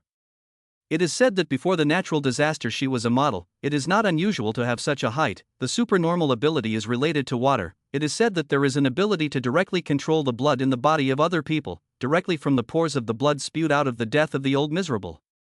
Yang Xiu is also very pretty, attracting Zhang Yuan Kai, a colorful lot who always can't help but take the afterglow to look at her, especially since this woman is also wearing quite a cool dress, revealing a delicate collarbone. A gully can be seen vaguely, but it's not very deep, and with Xiao Ran's experience, it's at most a sea level. Wu Shanglong dealt with Yin Guanghao and Zhang Yuan Kai with ease, but against Yang Xiu it was a bit difficult to fight, because this woman didn't move and leaned on him, causing this veteran to blush. This was obviously not speaking of martial virtues. When Wu Shanglong refused to reveal Xiaoran's identity, these three bosses also refused to leave, stating that it was a bit late today, so they would spend the night here, hoping that Wu Shanglong would not mind. In fact, there were still more than 2 hours before darkness. They were all powerful adepts. Couldn't they return on their own? They were obviously unwilling and wanted to look for themselves to see if they could find Xiaoran out. However, they had not seen Xiaoran with their own eyes. Even if Xiaoran appeared in front of them, could they guess that this person was the mysterious strong man who fought alongside Wu Shanglong and drove back the little devils? Shu Ruoji walked out of the room. Xiaoran had said that she needed to train her supernatural abilities properly, or else she would only be able to give cupping in the future. She didn't want to be a useless person. Indeed, she was very pretty and had a good figure. Xiaoran was very interested in her and worked very hard every time, but she knew very well that those who used their color to do things could not last long in the end. In the future, what if she is old? Or not wait for her old, Xiaoran already tired of playing it? Now there is no marriage as a binding. Capable men change beauty too easy. After Shu Ruoji experienced her husband's betrayal, she was now filled with a sense of crisis. On the one hand, she had become very dependent on Xiaoran. On the other hand, she desperately wanted to grow up and be able to play a role, so that Xiaoran wouldn't give herself away to whoever like her husband did. The supernormal ability was there, but the unskilled use of it was only a little better than an ordinary person. Under the sense of crisis, she was filled with motivation. There were a lot of alien powers here, so she naturally didn't care what shock or uneasiness using her powers would cause, and the soldier brothers were still very trustworthy. Even if she didn't believe in them before, looking at Wang Tai and the others who were willing to self-sacrifice to save Wu Shanglong, she could tell how sincere the hearts of these veterans were. In any other settlement, could such a thing happen? Shu Ruoji raised her hand, only to see a fireball thrown out. She now had almost 10 copies of it, which wasn't considered strong, but it wasn't weak either. Boom! Boom! Boom! She threw one fireball after another, practicing the speed and accuracy of hitting the attack. Ha! A short and fat man directly opened the window and walked out. His colorful gaze swept over Shu Ruoji's delicate and moving body, and he couldn't help but eat his fingers. Sister-in-law, so you're here. It was Zhang Yuan Kai. Shu Ruoji had a strong psychological shadow on this man. Without twisting her head, she heard it from the voice, and couldn't help but tremble with her delicate body, turning around with some difficulty, and sure enough, the face that appeared in her nightmare was clearly reflected in her eyes. Ha, it's really true that if you have the intention to plant flowers, you can't, but if you don't have the intention to plant flowers, you can't. Zhang Yuan Kai revealed a lewd smile. Nope, you're the flower I'm going to plant? Hearing him speak vulgarly, although Shu Ruoji's pretty face was pale as hell, she still summoned up the courage to say, "This is not your territory, don't mess around." Mess around? Zhang Yuan Kai heatedly laughed. How do you know that messing around is my favorite?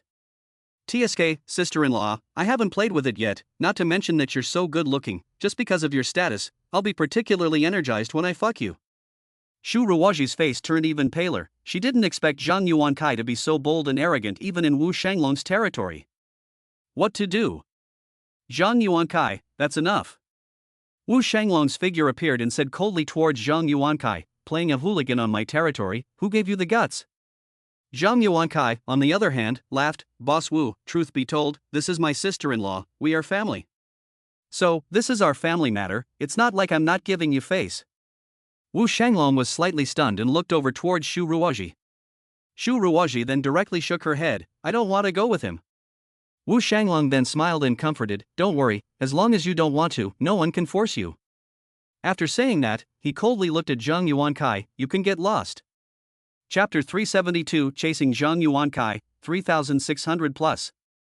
Zhang Yuan Kai was naturally furious. Wu Shanglong, you damn it, this is my brother-in-law, I can't take it away? He said morosely, could it be, do you want to be besieged by the 3 major forces? With these words, the threat was full of meaning. If you don't let me take this woman away today, then you'll have to face attacks from the 3 sides of the brats, Xin Mingfei and him. Even if you have a mysterious and powerful helper, but with the addition of a major force on one side, can you carry it off? So, do you want to protect a woman, or the entire settlement? Wu Shanglong's gaze chilled. Does this kind of person only have interests in their eyes, without a shred of national or ethnic righteousness? When your own people fight for power and profit, you can beat your brains out, but when it comes to foreign enemies, you actually don't consider being united first? Can the little devils work together? They don't have the ability to sweep Haidu right now, but once a gap is opened and the balance is broken, it will surely sweep away all the forces in Haidu, and then, if you want to be a dog, the brats may not agree. Ordinary people can only be dogs and slaves, alien? Definitely killed, plundered the powers, so that the kids are getting stronger and stronger, always maintain the advantage, but also so that the Chinese people will always be slaves, the descendants of generations cannot turn around. You're really not a fucking thing. Wu Shanglong's expression was getting colder and colder, but his anger was getting bigger and bigger, and there was also a heavy jet of hot air coming out of his body, showing how amazing his anger was at this moment. Get lost, don't make me say it a second time, he said morosely. Good. Good.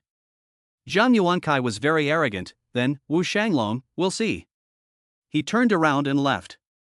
Originally, he had planned to stay overnight, but now it was obviously impossible. No farewell.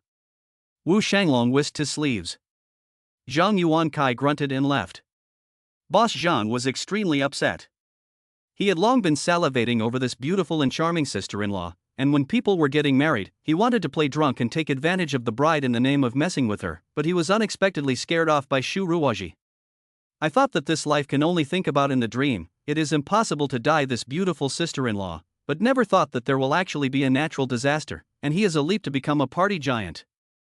These more than 100 days for him, in addition to the food aspect is worse, other aspects are far more than before. Beautiful women? You can play whenever you want, and you can fly double, 5 or 10 times. Any police uncle to catch? And a few days ago, he accidentally found Zhang Rongmin's family, and also saw this beautiful sister-in-law again, and just slightly pressurized, that high-flying, handsome cousin who grew up as someone else's child was abashed, and obediently offered his wife up. But the result? This woman is actually not afraid of death, braving the cold to run away. Although he found someone later, he was also meddled with by a mysterious man, who was also incredibly careful, and left decisively when he missed a trick. No harm done, this mouthful of tender meat he could surely eat. He didn't expect that he would meet Shu Ruoji here again, only to be blocked by this reckless man, Wu Shanglong. Wu Shanglong ah. Zhang Yuankai was a bit headstrong, that guy was a stone in a latrine, smelly and hard, since Wu Shanglong had already rejected it once, he would reject it 10 or 100 times, trying to make him change his mind was impossible. Could it be that I can only seek cooperation from the brats? He muttered. He didn't have any national or ethnic sentiments, and he had absolutely no psychological burden to cooperate with the little days, but he was afraid that don't cooperate, and end up cooperating himself out of existence. After all, among the 6 forces of Haidu, the little kid was the most powerful. Grass, Wu Shanglong oh Wu Shanglong, this is what you forced me to do. He gritted his teeth, already determined. Shen Mingfei can cooperate, can't I? As long as Shen Mingfei and I reach a cooperation in the dark, in the end, can't we in turn eat the little brats? His eyes lit up. Although it was dangerous to seek skin with a tiger, he was not a good man. Even if he was not a lion, he was at least a leopard, right? Suddenly, a strong sense of crisis was born in him violently, his instinctive reaction surpassed his consciousness, and he had already transformed into a clear wind. Then, his figure resurfaced. Who? He yelled. Then, the sneak attacker did not appear, and instead, an unstoppable force was propelling him, in a direction that caused him to once again have a strong sense of crisis. He once again transformed into the wind and drifted in all directions, then he simply stopped coalescing into a human form and unleashed his second ability. A subtle stream of wind flowed within 500 meters of the vicinity, and Zhang Yuankai used these breezes as his tentacles to explore the areas. As long as the wind could reach the area, he could sense it as if it was the ultrasonic waves of a bat. Found it! Zhang Yuankai flew over as a gust of wind, and then transformed into a half-human state, that is, it could be vaguely seen as a humanoid, yet it was made of cohesion, and the body was also ridiculously long, with his feet clearly outside, but the upper half of his body indoors, and in between, it was connected by the thin wind. It's you! Zhang Yuankai immediately roared violently. The man who had cut across and taken away Shu Ruoji. I haven't settled the score with you yet, and you actually came to assassinate me first? Die. He was evil, and with a wave of his hand, he was chopping 5 wind blades toward Xiaoran. Previously, he did not start a war with Xiaoran over a woman because he treasured his life more, but now that people had ridden on his face to output, how could he still endure? However, the 5 wind blades on the surface were just a blindfold, but the real killing move was Low air pressure, he said coldly, instantly draining the air around Xiao Ran. The internal and external pressure of the human body was out of balance, allowing you to instantly crush yourself and explode by yourself.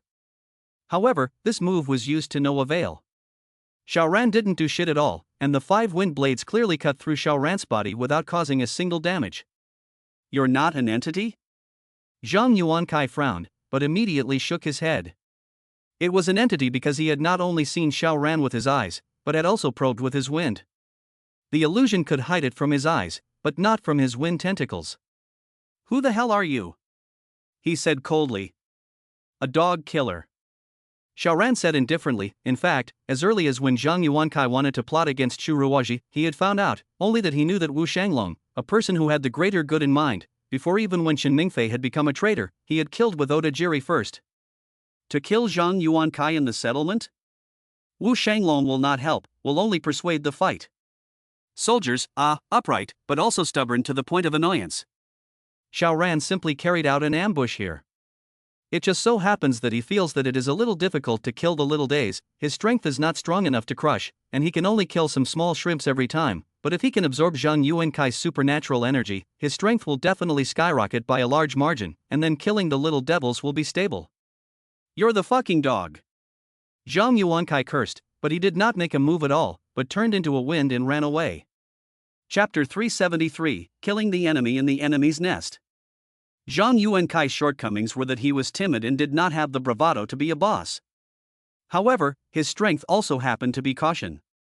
He wouldn't make a move without complete certainty. Even though Xiao Ran had snatched the woman he had his eye on, and even though Xiao Ran had sneaked up on him, when he realized that his big moves could not help Xiao Ran, he decisively chose to bail out. He decided to cooperate with the brats after uniting with Shen Mingfei. When the time came to make a comeback, after killing Wu Shanglong and Xiao Ran, he would be one with Shen Mingfei, and preemptively absorb these two people's psychic abilities, or even, he alone absorbed these two people's psychic abilities. He was a wind-type psychic, soaring at the limit in a short period of time. Even a physical type of the same level could only sing in conquest. It might seem like he was fighting a tiger for his skin, but in reality, the chances of winning were extremely high. At that time, he was the #1 strongest person in Haidu, and then backhandedly killed Oda Jiri and Shen Mingfei, completely consolidating his position as the king. Even if Yin Guanghao and Yang Xiuxiu teamed up, so what? He can suppress them with just one hand. Hey, Yang Xiuxiu, that slut has always looked down on him, right? When the time comes, this short, fat and uneducated vulgar man will press this woman on the ground and fuck her hard. Toad can't eat swan meat? He is going to eat, but also to eat. With such a small mind, he quickly left. Xiao Ran chased after him but frowned because this Zhang Yuankai was also too careful and actually flew to a height of several hundred meters. At such a distance, he could only hit Zhang Yuankai with a sonic steel bar or something like that, but Zhang Yuankai was now transformed into the wind. Could a sonic steel bar hurt him? Cowardly fellow, running away once he hits. Can't let him slip away. Xiao Ran sent out a sonic steel rebar into the sky, and it quickly flew out about 100 meters. He immediately locked it down. It was the speed of sound. In the past he would not have been able to do it, but it had been strengthened by more than 7,000 times. Capturing a sonic object was basically not a problem. He was already in the air, however, there were still nearly 400 meters away from Zhang Yuankai. Again. He sent out a second sonic steel rebar, and the 100-meter distance didn't even take 0.3 seconds as he exchanged space for the second time. It was another 100 meters closer to Zhang Yuankai.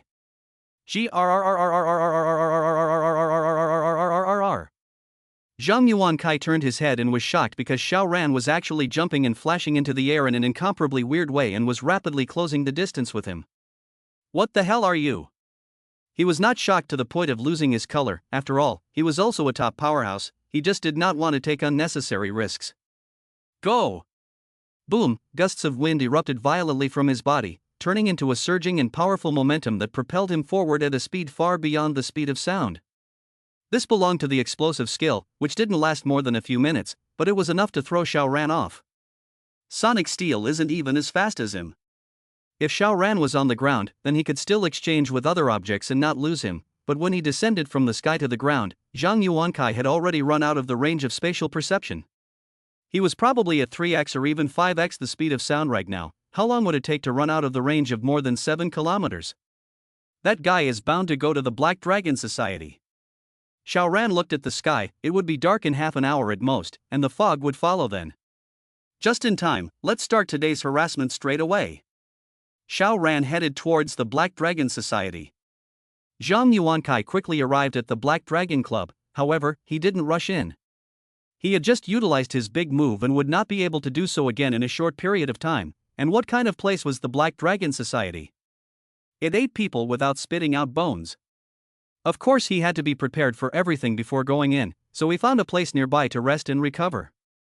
More than half an hour later, the sky had just darkened and the fog quickly took over the entire heaven and earth. While he recovered to his peak state, he headed towards the Black Dragon Society. Great Fog? He was a wind alien, and his strength was still above that war general of the Black Dragon Society, so even the other party could blow away the fog, let alone him. However, Zhang Yuankai did not blow away the fog, but used the wind as a tentacle and quietly arrived at the Black Dragon Society. He flew straight in, but before he could identify himself, ding ding ding, a crisp bell suddenly rang out, and immediately, a silhouette rushed out from the building while searchlights swung about, quickly locking onto him. Chao Xining, come die. Countless attacks followed suit. Damn it, you guys have misunderstood, I'm not any Chao Xining. Zhang Yuankai didn't even have time to defend himself, so he had no choice but to transform into a clear wind. Countless attacks penetrated his body that was transformed into wind, and Zhang Yuankai followed closely to regain his true body, his face a little hard to see. Under his transformation into wind, he was immune to a large amount of damage, but the more attacks he received and the more powerful they were, the greater the consumption of his supernatural energy was, and just now, he directly lost a quarter of his supernatural energy. Before Xiao Ran opened his domain, he consumed 6 or 7% of his alien energy at once, and can transforming into wind be compared to a spatial domain? Therefore, it was understandable that he had consumed a large amount of alien energy at once. A few more hits like that and he was going to be handed over. Stop, I'm not some Chao Xining. He shouted. To show his sincerity, he even raised his hands.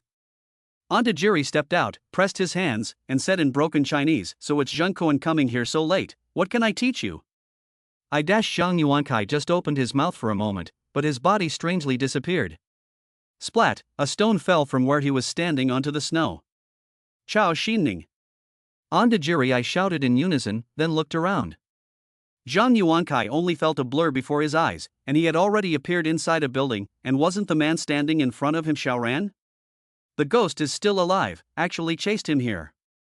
Without saying a word, he was about to transform into the wind and then withdraw at a high speed.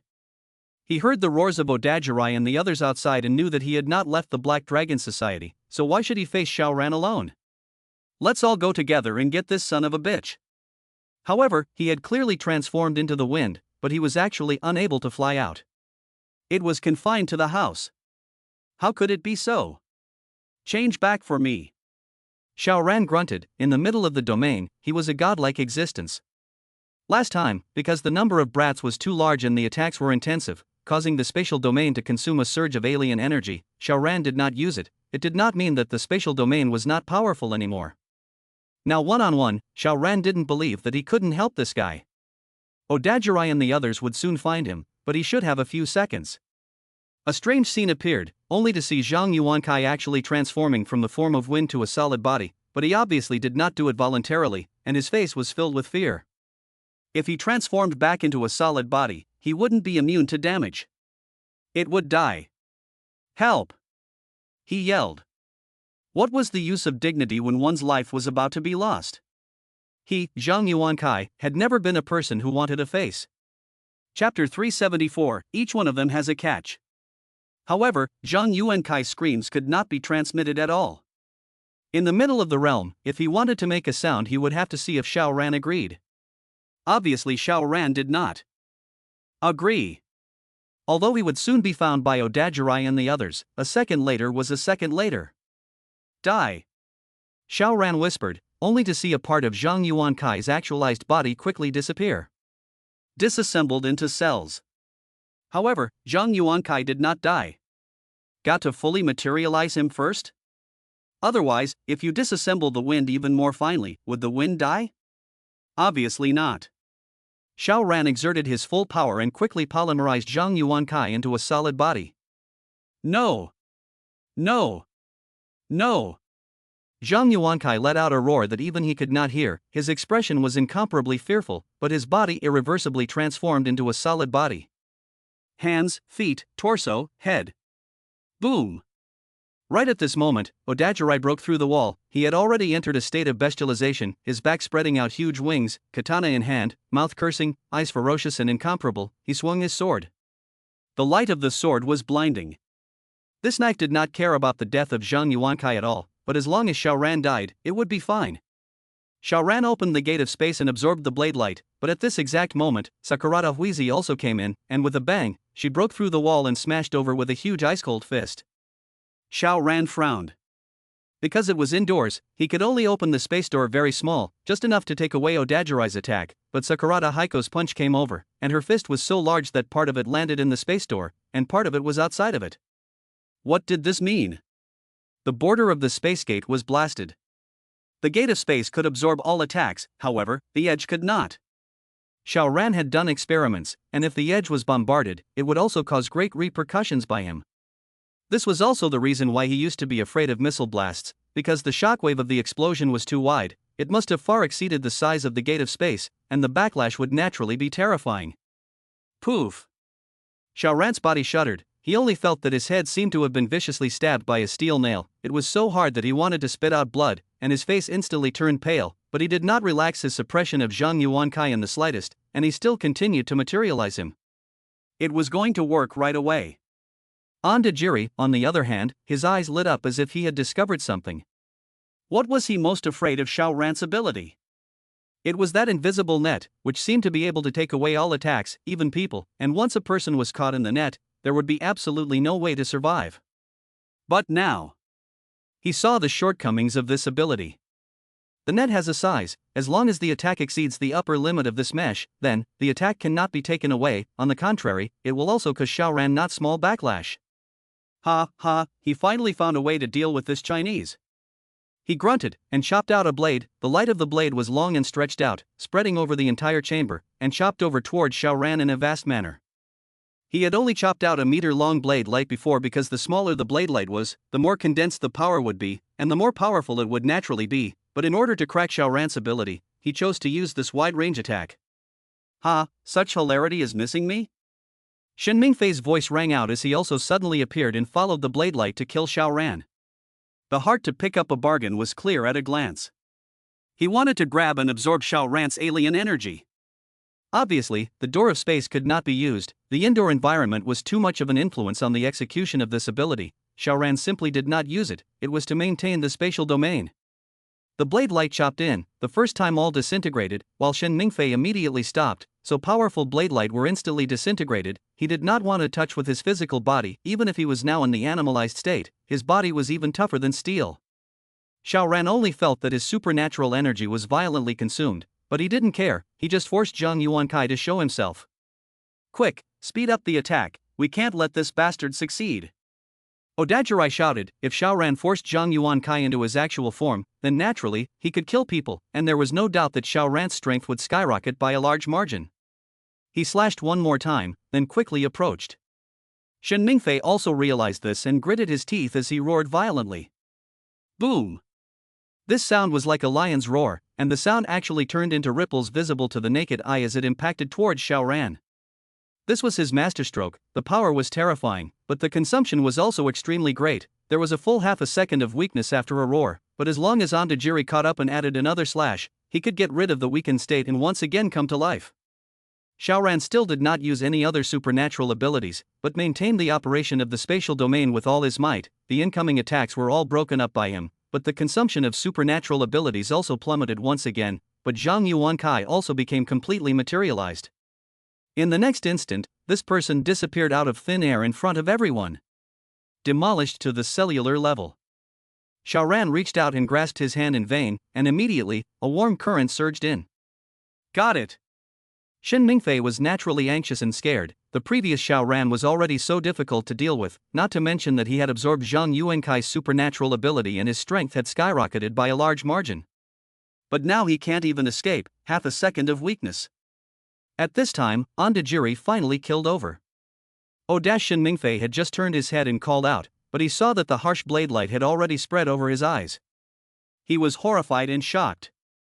Ondajiri was going to kill himself. He had long had such an intention, so he had deliberately allowed himself to use a big move just now. This person did not want to kill Xiaoran at all, and his real target was himself. No, Odajiri's ambition was more than that. He wanted to take out all of himself, Xiaoran, and Zhang Yuankai, which was the best outcome, and if he couldn't, he would be the one to bail out. If Xiaoran absorbed Zhang Yuankai's psychic ability, Odajiri would absorb his own, so at least he wouldn't be weaker than Xiaoran. He's a good calculator. The little devil is really fucking treacherous. At this moment, he was incredibly regretful. Why did he cooperate with the brats? Historically, the brats are a treacherous people, knowing small manners but not big righteousness. How could he be blinded by lard and cooperate with this group of brats? Poof!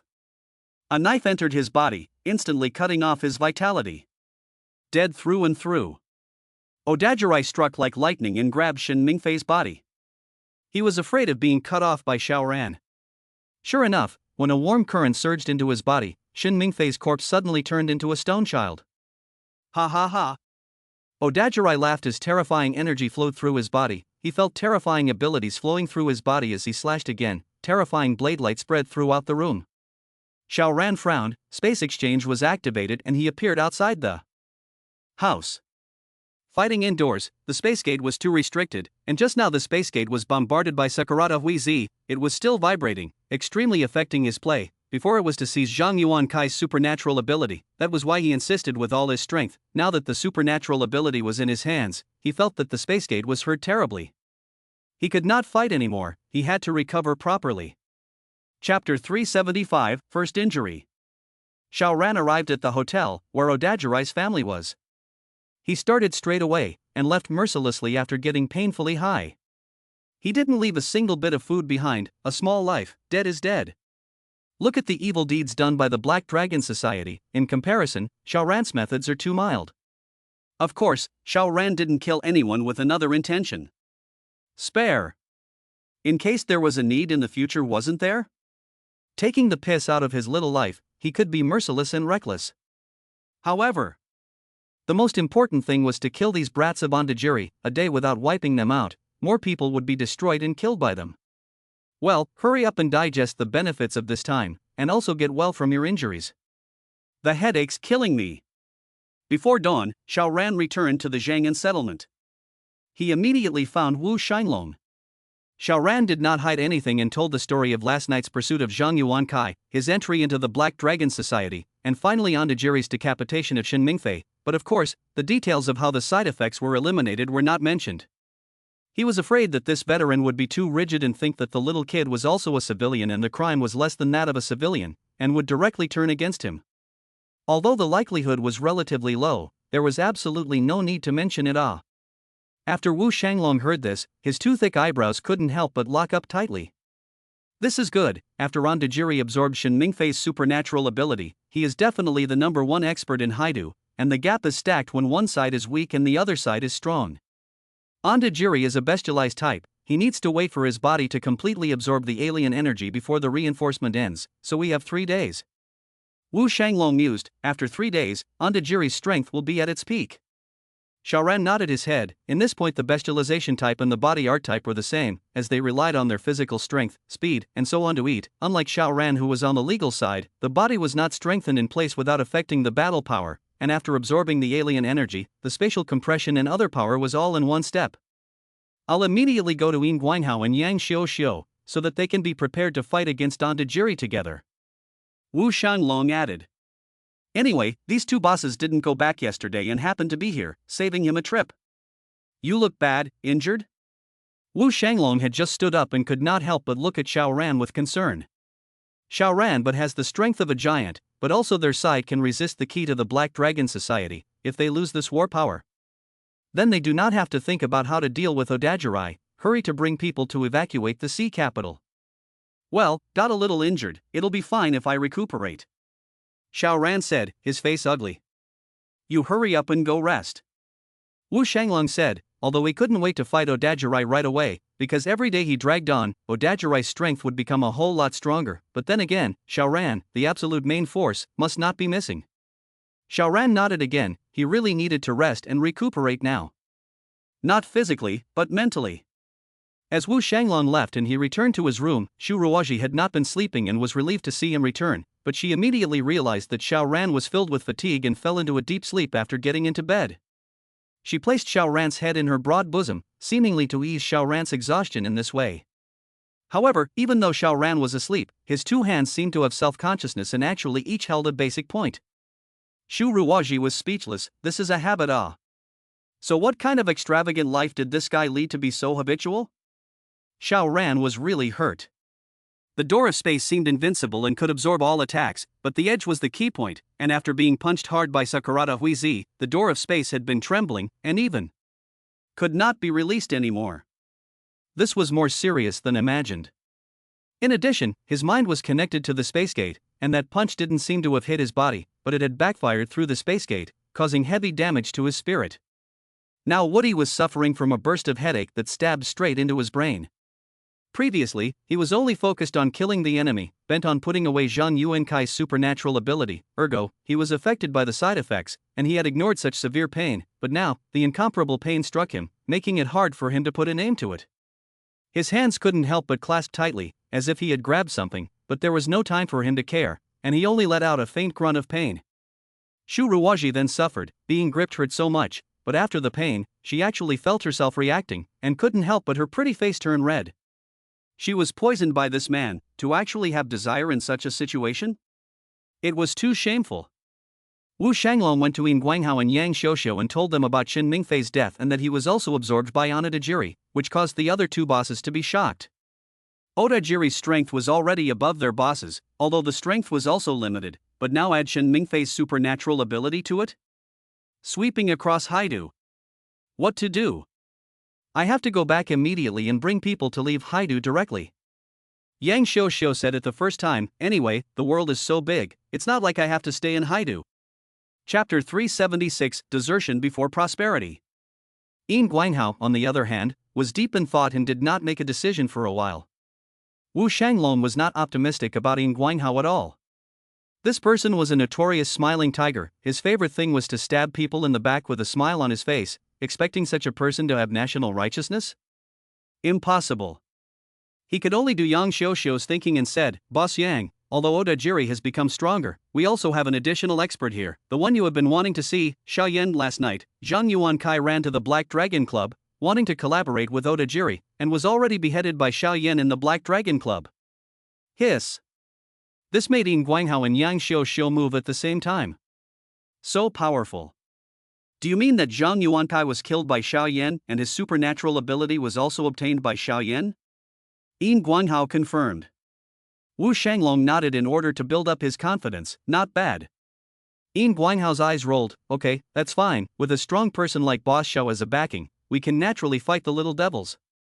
In this case, I'll immediately return to the settlement and bring everyone over.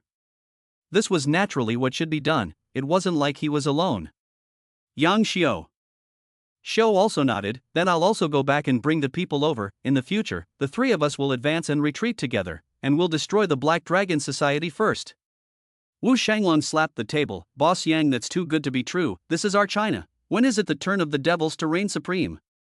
Yin Guanghao seemed to have deserted and was startled by such a slap. The whole person almost jumped. Alright then, we're all leaving. Go early and come back early. While the two bosses left, Wu Shanglong asked one of his men to monitor the Black Dragon Society. This henchman was, of course, an exalt, who could condense his exalted energy into forms such as birds and beasts, and could run up to 10 kilometers away, and what he saw and heard would be synchronized to that exalt's mind, making him the best scout. Unfortunately, the bird and beast form he released could only last for half an hour, and could not monitor the brats around the clock. Half a day passed, and Yang Xiuxiu took the lead in bringing people over. All of them were young people, none of them were older. This was a cruel reality. Which strong person would take in older people? Besides, it's hard for an elderly person to last in such a post-apocalyptic world. Because Yang Xiuxiu is female, and her men are mostly women. People are divided by groups and things are gathered together, there's no way around it. They waited and waited, but the sun was going down, but they never waited for Yin Guanghao to bring people over. Could it be that the Black Dragon Society attacked them? Wu Shanglong and Yang Xiuxiu looked at each other, and none of them revealed a shocked expression. If Otajiri was allowed to absorb Yin Guanghao's supernatural ability again, would this person still be a match? Unless their luck was against the heavens and a large number of golden snowflakes fell continuously for them, how could they overturn such a bad situation against the wind? But now it's going to be dark soon, they can't possibly go to Yin Guanghao, it's going to be dark if they don't make it to the place, and it's not possible for them to leave this place behind, right? At this time, Wu Shanglong sent out scouts also returned. Have the brats made any movements? Wu Shanglong asked. The scout shook his head. No, if there was, I would have definitely come back to report. Wu Shanglong nodded. Otherwise, what was the point of him sending out scouts? He looked at Yang Xiu and sighed. It seems that Yin Guanghao tricked us all. He didn't even intend to fight alongside us, but instead, he took his people and left Haidu. It is highly likely that he just ran away with a few of his own right-hand men. In this way, traveling light, they could have arrived at the neighboring city of Zhejiao within a day, and then go to Hangcheng after a night, and then? Where can't the country go?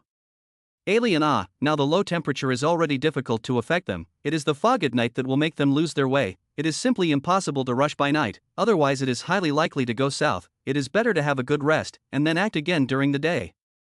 Yang Xiu also froze. Yin Guanghao was actually so spineless?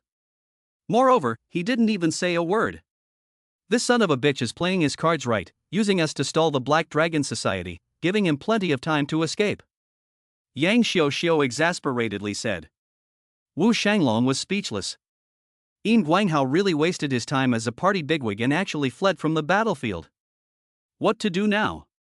Can they still fight against the Black Dragon Society? It should be possible, although Ontajiri's strength had increased greatly, Xiao Ran had similarly absorbed Zhang Yuankai's supernatural ability and was not losing. So, the key now is Xiao Ran. He was injured and didn't know when he would recover. Otajiri only needed 3 days for his body's strengthening to be completed, and by then he would kill over, but what if Xiao Ran still hadn't recovered his battle power? What to do? They would be wiped out by the Black Dragon Society. If it was someone else, they would definitely keep such worries in their heart and would not be able to say it out, otherwise wouldn't it affect the military's morale? But Wu Shanglong was not such a person. He directly spoke out this possibility. Yang Xiu were stunned before saying, Boss Wu, you really can't be a lord. To be a lord, one had to be ruthless. To be ruthless to the enemy, one must also be ruthless to oneself. Wu Shanglong was at most ruthless to his enemies, to his own people? He is simply the Madonna. Wu Shanglong had a straight face. Since we are friends, I have the responsibility to tell you all the information, I can't deceive my allies. Yang Xiu couldn't help but charm her eyes with compulsion. Then if I need anything, can I also ask Boss Wu for help? It's incumbent. Wu Shanglong categorically said. Yang Xiu came closer and whispered in Wu Shanglong's ear, I'm very empty and scared right now, I need to be hugged by Boss Wu. The warm breath sprayed all over Wu Shanglong's face, and a few strands of hair also floated on his cheeks, making him itch and want to sneeze. Wu Shanglong instantly blushed, ashamed and annoyed, and said sharply, How can you, this woman, be so shameless? Yang Xiu, however, wrapped around him like an octopus. I am shameless, so what? Big brother Wu, you just follow me. She utilized her supernatural ability. Her supernatural ability was to control liquids, water, blood, whatever, and under her control, the blood in Wu Shanglong's body instantly surged towards a place to gather. Naturally, Wu Shanglong realized this and was not ashamed and angry. You. Seeing that he was about to flip out, Yang Xiu immediately warned, If you don't help me today, I'll leave first thing in the morning. Wu Shanglong was about to push her away, but he couldn't help but pause just as his hand reached out. If Yang Xiu left again, this battle would be really hard to fight. With such a hesitation, he was pounced on by Yang Xiu. Even if he had the determination of Lu Xiaohui, he did not withdraw when he met Yang Xiu, a psychic who could make people's blood rush to one place. Heavenly thunder hooked Earth's fire. Chapter 377, The Crooked Strike. The night passed. Xiao Ran finally woke up. He realized that he was wrapping his arms around a woman, fragrant, soft, and bouncy. He immediately realized that this woman was none other than Shu Ruoji, and couldn't help but smile. How long have I slept? Nearly a day and a night. Shu Ruoji said, then Gu. Her stomach growled indisputably. She had been hugging Xiao Ran the whole time, so naturally she didn't have time to eat. Eat. Xiao Ran was also hungry, and with a thought, he took out a large amount of food. Fortunately, the space door was working again. Xiao Ran let out a long sigh of relief. He was afraid that Sakurada Huizi would break the space gate and would not be able to access the items in the other dimension from now on, and that would be a lot of fun. Firstly, he would lose one of his strongest means of attack, and secondly, the 3 billion or so supplies would naturally go down the drain. Ha! This time Xiao Ran used the gate of space, and immediately realized that there was a very slight change in the gate of space. It was bent. Yes, it was bent, with that tiny bit of curvature, although it was very, very small, but how familiar Xiao Ran was with the gate of space, he naturally noticed it immediately. The original space gate was absolutely flat, but now, there was a slight curve. It had been punched out by Sakurada Keiko. Xiao Ran was dumbfounded. He had always wanted to make the space gate spherical before, but no matter how hard he tried, he was unable to do so, and when he later had banishment, space swap, and even the space domain, this idea was shelved by him. Because the need wasn't so urgent anymore. But now, he actually saw hope again. Although it was only such a small arc, but what if it could be continued persistently? Wouldn't it be possible to make the space gate become curved and eventually spherical? Only, now that it's bent a bit, will I be able to straighten it out? Or, why don't I just make a mistake? Xiao Ran? Shu Ruoji saw that Xiao Ran froze and could not help but call out. Xiao Ran came back to his senses and smiled at her. It's all right, eat. Shu Ruoji agreed. She was also really hungry and hurriedly ate. Xiao Ran was also eating, however, he was absent-minded. Previously, he was unable to bend the space gate no matter what because the method was not right. Jade could not be made into a ball without a fight, and this space gate could not be made into a ball without a fight. It's just, I'll be so damn painful. But once the door of space is beaten into a sphere, then this ability has no drawbacks. Does a sphere have a border? All he had to do in the future was to encase the enemy in the gate of space, then the opponent would be taken into the other dimension unless they didn't move for the rest of their lives. The battle would be simplified to discover the target, lock onto the target, release the space gate, and end. The key was that he didn't consume alien energy at all to open and maintain the space gate. This meant that even the most powerful enemy, as long as once they were trapped by him, there would be no possibility of escaping again, they would only be consumed alive by him. Start training after we eat. Xiao Ran made a decision.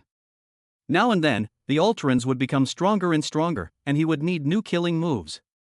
After eating, he found an open space and started practicing. In fact, this is very simple. It is to use external force to smash the edge of the door of space. If the force is small, it's impossible to deform the door frame. If the force is large, it's even more impossible, and it's very likely that people will die. Xiao Ran first opened the door of space at a height of 10 meters, and then threw out a piece of ordinary stone, and then the door of space narrowed down to open against the ground, so that the falling stone to hit, bang, the force of a blow. Xiao Ran only felt a slight pain in the head. The door of space did not appear a tiny bit of deformation, and he also only hurt a little. It's fine. The force was too small. Xiao Ran accelerated the stone once and threw it again. Boom, still a shock and a pain, still not enough power, then accelerate it twice, 3 times, always try a reasonable value. Sure enough, after accelerating the stone 9 times, a blow went down, and the door of space really appeared to deform. It was very small, however, the damage to Xiao Ran was not particularly large, within the range he could withstand, and only needed to rest for 10 minutes before he could continue.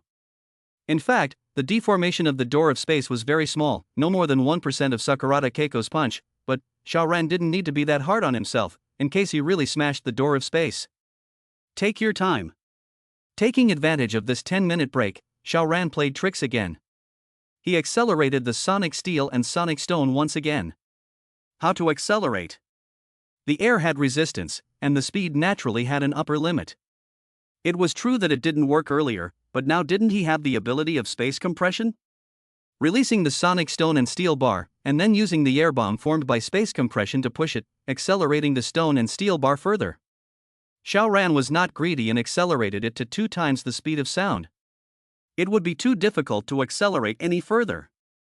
Firstly, even if he leapt into the air and used banishment on himself, opening the space gate to 10 meters above his head when releasing the stone and rebar, and 10 meters below his feet when closing it, it was only a mere 20 meters, and how long would it take for a sonic stone, etc. to cross such a distance? In such a short period of time, he had to open the door of space, release the air bomb of space compression, and then reopen the door of space to the soles of his feet, 3 whole steps off, so accelerating the stone and steel to 2 times the speed of sound, he felt dry. To the limit of what he could control. 2 times the speed of sound is also enough. Kinetic energy all of a sudden skyrocketed to 4 times the original. Xiaoran polished it a few more times, but it didn't add up to as much progress as Sakurada Keiko's blow. This really can't be rushed. Thinking about how he was hit by that blow and actually slept for almost a day and a night, Xiaoran's heart palpitated. Slower was fine, he had enough power now anyway. Wu Shanglong is here.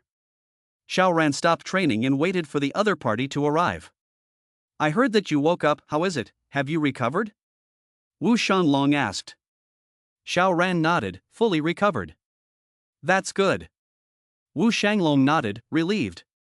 Xiaoran just wanted to speak, but after glancing at Wu Shanglong, he could not help but feel a little strange. Boss Wu, you seem a little different. How can I put it, there is an extra feeling of springiness.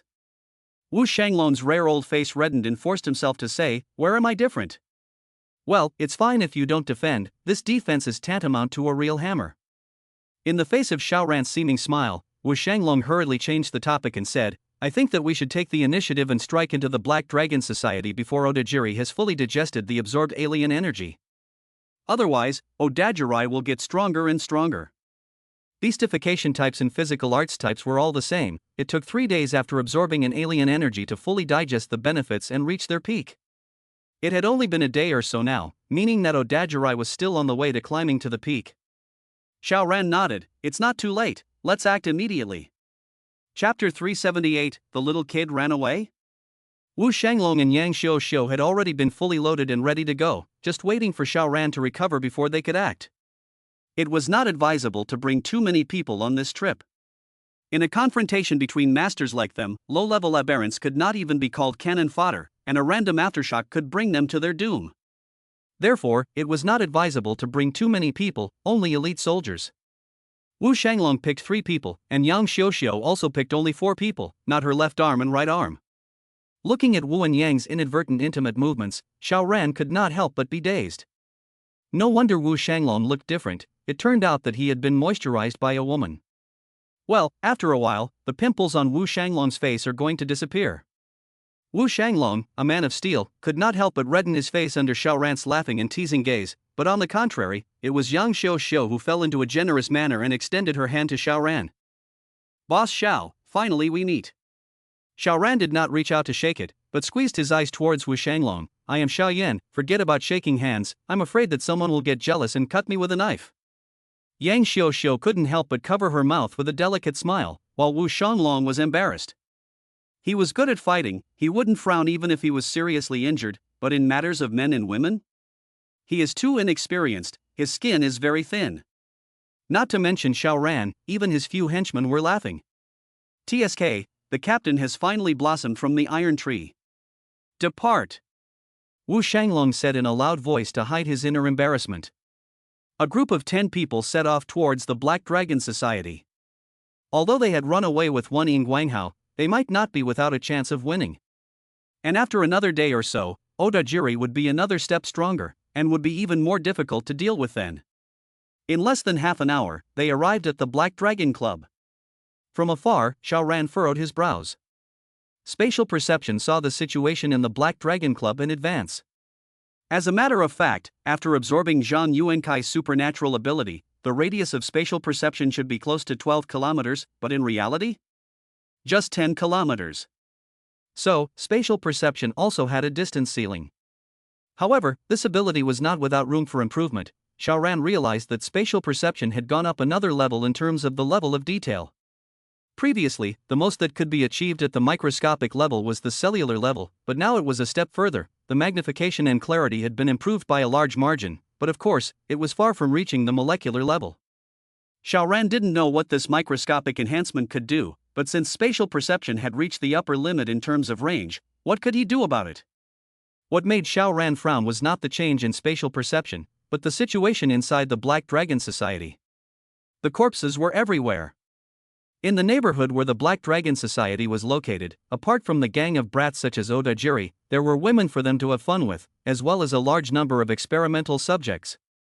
But now, in addition to the group of brats, others. All dead. All kinds of death, all very miserable. Xiao Ran did not say anything, and the crowd cautiously approached, and then they all realized that something was wrong. It is too quiet. Wu Shanglong asked the scout to release his supernatural energy to check, and then the man quickly reported the scene Xiao Ran had seen earlier. What? The crowd rushed into the neighborhood, and sure enough, they saw a large number of corpses. The brats ran away. Ondajiri should have guessed that we would call over in the next 2 days, so he simply killed all the people and withdrew, making up his mind that he was going to lurk around for a few days so that he could fully digest Shen Mingfei's psychic abilities. A bunch of brutes. The little brats ran away and actually killed all the people here, truly ruthless and heartless. Wu Shanglong frowned and said to the scout, "You didn't notice anything strange yesterday?" The scout shook his head, "No." Could it be that it was late last night? Perhaps, there are people among the brats who are capable of creating illusions that blinded him. Xiao Ran guessed. This was a possibility. But why? What was the point of letting everyone think that the brats were in their lair and not out, and what was the point of that for Odajirai and the others? As Xiao Ran's thoughts turned, he could not help but feel a sinking in his heart. No good, Ying Guanghao. The ghosts are targeting Ying Guanghao. Ondajiri deliberately made them think that he was still in his lair and was fully digesting the benefits after absorbing Shen Mingfei, but in fact, he had gone after Ying Guanghao.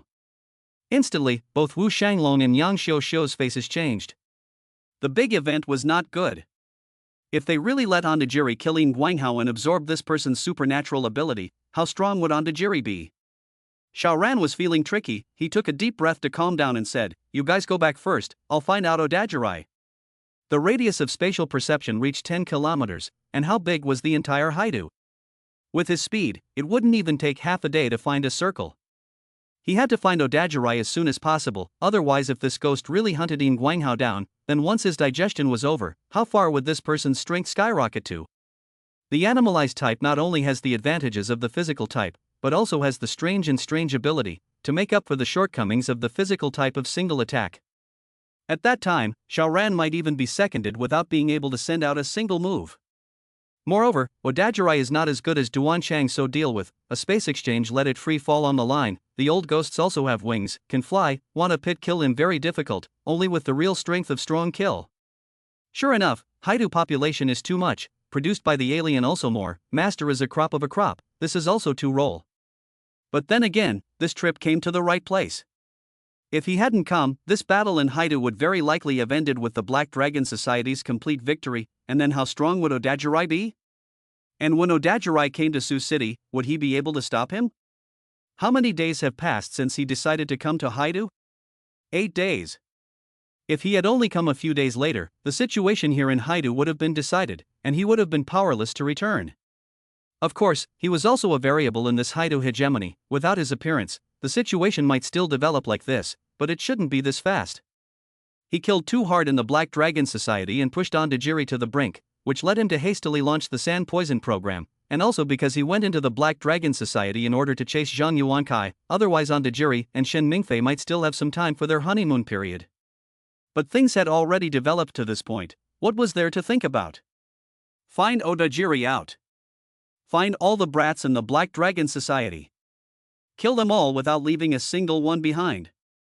Xiao Ran traveled through the city like a ghost. His spatial perception was open, he could find everything within a 10-kilometer radius. As long as Ondajiri and the others were still in the city, then he could definitely find them out.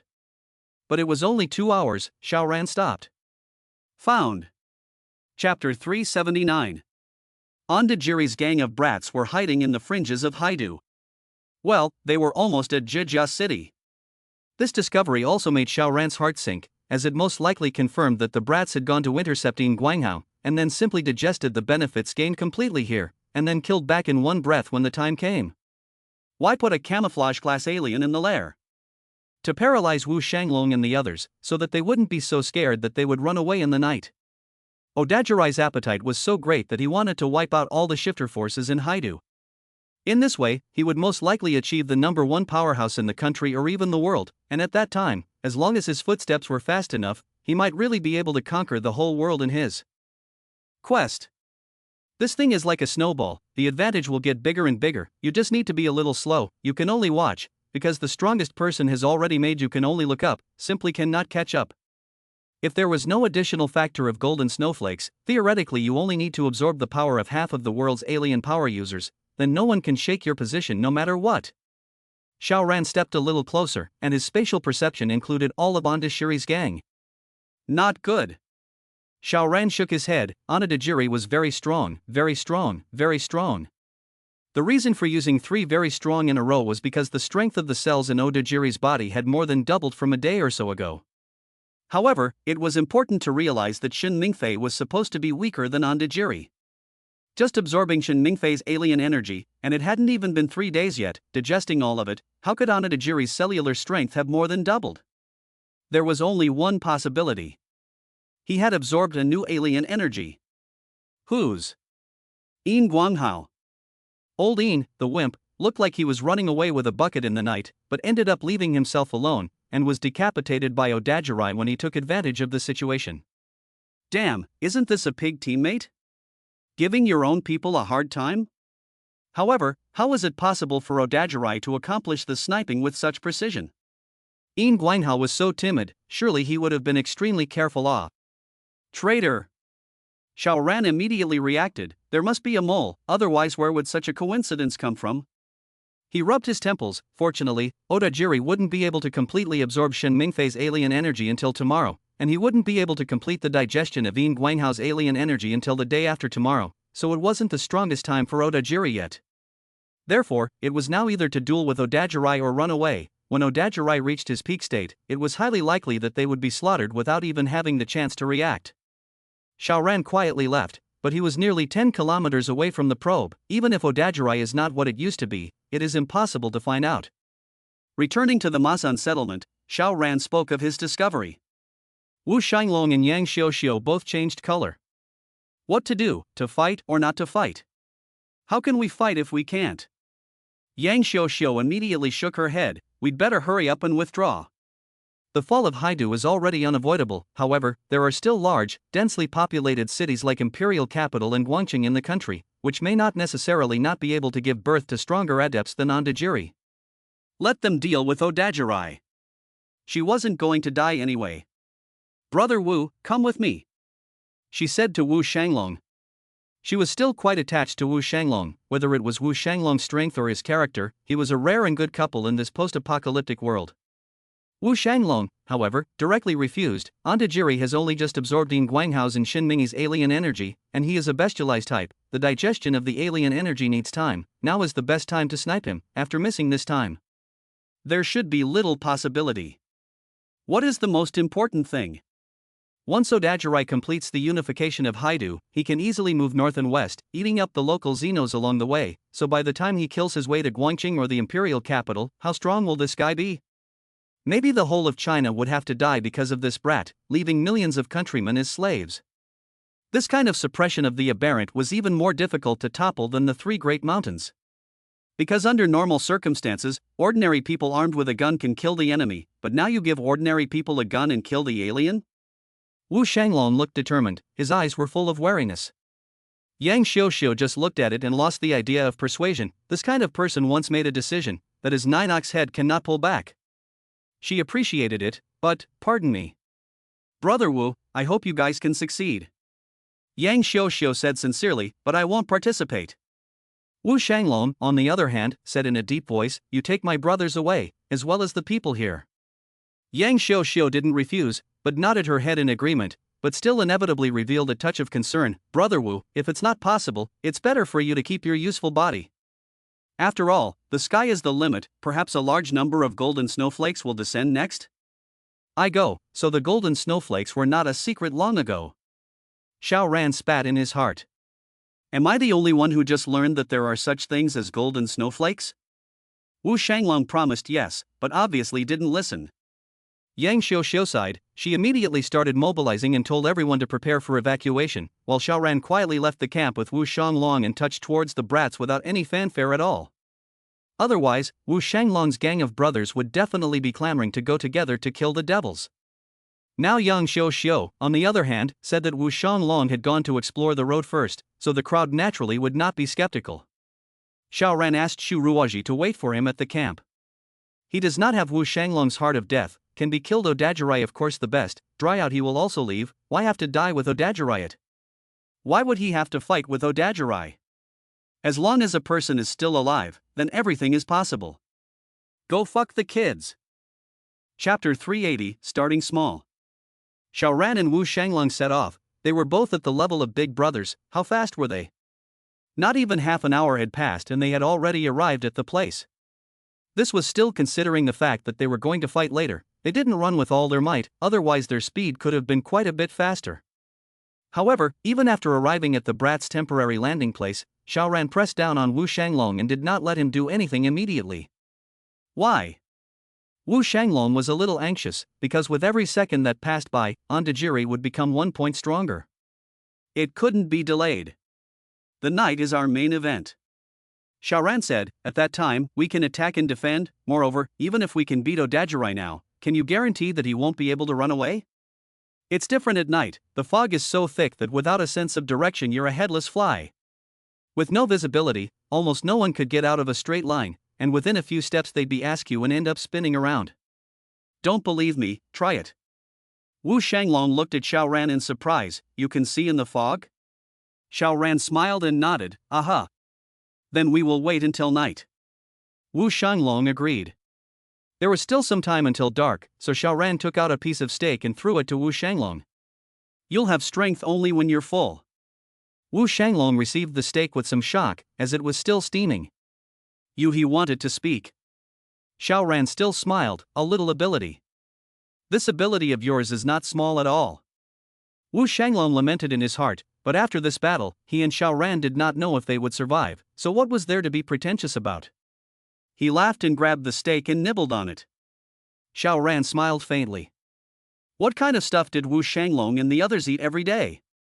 Not to mention that the physique of the alien is strong, the amount of food needed is also greatly increased, even if it is placed before the natural disaster, like Wu Shanglong, such a big head of the soldier's food will be small? If you don't have enough to eat, will it not affect your fighting ability? Although Xiaoran admired these soldier brothers, he also felt that they were too pedantic, because if all of you alienists can't eat well, or even don't have enough to eat, how can you defend other people properly? At such a time you cannot engage in any fair treatment. How to ensure that the soldiers should be fed? Wu Shanglong didn't make any pretense this time, and quickly ate a steak clean. Looking at his unfulfilled look, it was obvious that he could eat another piece or even two, but Xiaoran clearly still had a large amount of food but did not take it out. It was not good to eat too much before a battle. As long as it didn't affect the combat power, it was actually better to feel slightly hungry. After both of them finished eating, they both stopped talking and instead rested and adjusted their state. The next would be a hard battle. Not a good fight. It was possible that today would be their last day in this world. Of course, this is only the realization of Wu Shanglong alone. Xiaoran cannot have the idea of fighting to the end at all, really want things to go against the grain. He will leave decisively, stay in the green hills, not afraid of no wood to burn. Why bother contributing to the little kid's supernatural ability for nothing? Not long after, it was dark, and the fog was dense. Go! Xiaoran traveled first.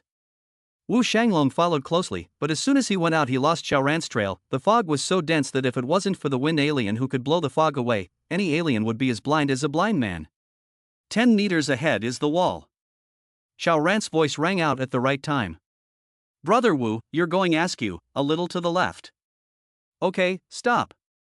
Xiaoran lowered his voice and said that the two of them had already entered the neighborhood where the gang from the Black Dragon Society was temporarily residing, and had also entered a storage room. Because it was only a temporary residence, and because Odajirai would never expect Xiaoran to be able to find it so quickly, there were no warning devices set up at all along the way. For example, the thin rope knot bell. There are sentry guards, but Xiaoran opened the spatial domain before. It would be strange if the sentry guards could hear a single movement. Within 100 meters, there were quite a few enemies. Xiaoran smiled faintly, the spatial exchange was activated, and swoosh, a person appeared in front of him out of thin air. The person's mouth had just opened when Xiaoran chopped over with another space slash, easily killing the person. Wu Shanglong suddenly saw a person appear and immediately swung his fist over. His fist instantly became red. The temperature was at least a few thousand degrees. Being hit by such a punch, 99% of the exalted would have to be hit hard. However, he immediately withdrew his fist, revealing a look of surprise. Because he realized that this little kid was already dead. A big living person from the inexplicable appearance to death, actually so fast, and even did not make any sound? Awesome! Although he had fought side by side with Xiao Ran, but Xiao Ran's abilities were numerous and strange, he naturally could not have insight. Unlike him, a fire alien, no matter how many abilities he had, they were all related to fire anyway, and it was conceivable that he could play even more fancy. Xiao Ran did as he had done, first taking out the sentry guards of the Black Dragon Society one by one, and then starting with the weakest ones.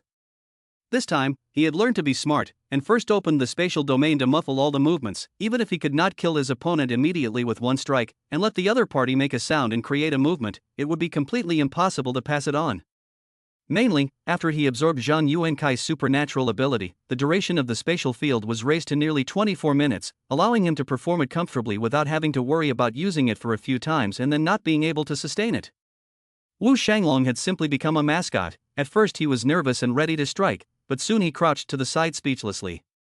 Think of him, Wu boss, how powerful and domineering, every time to do fights are not the first to fight, now actually reduced to a spectator? But he also had to admit that Xiao Ran's ability was too heavenly. The next is without delay, is simply assassination divine skill. Xiao Ran killed nearly 100 minions, finally there is no such soft crab for him to pinch. Now only Ondajiri, Ozawa Taro, Sakurada Keiko, and 5 so-called war generals were left. He had gained quite a bit. These little devils had contributed a total of 2,000 copies of exotic energy to him, and even though it could only cover half of Zhang Yuankai, 2,000 copies of exotic energy was quite substantial.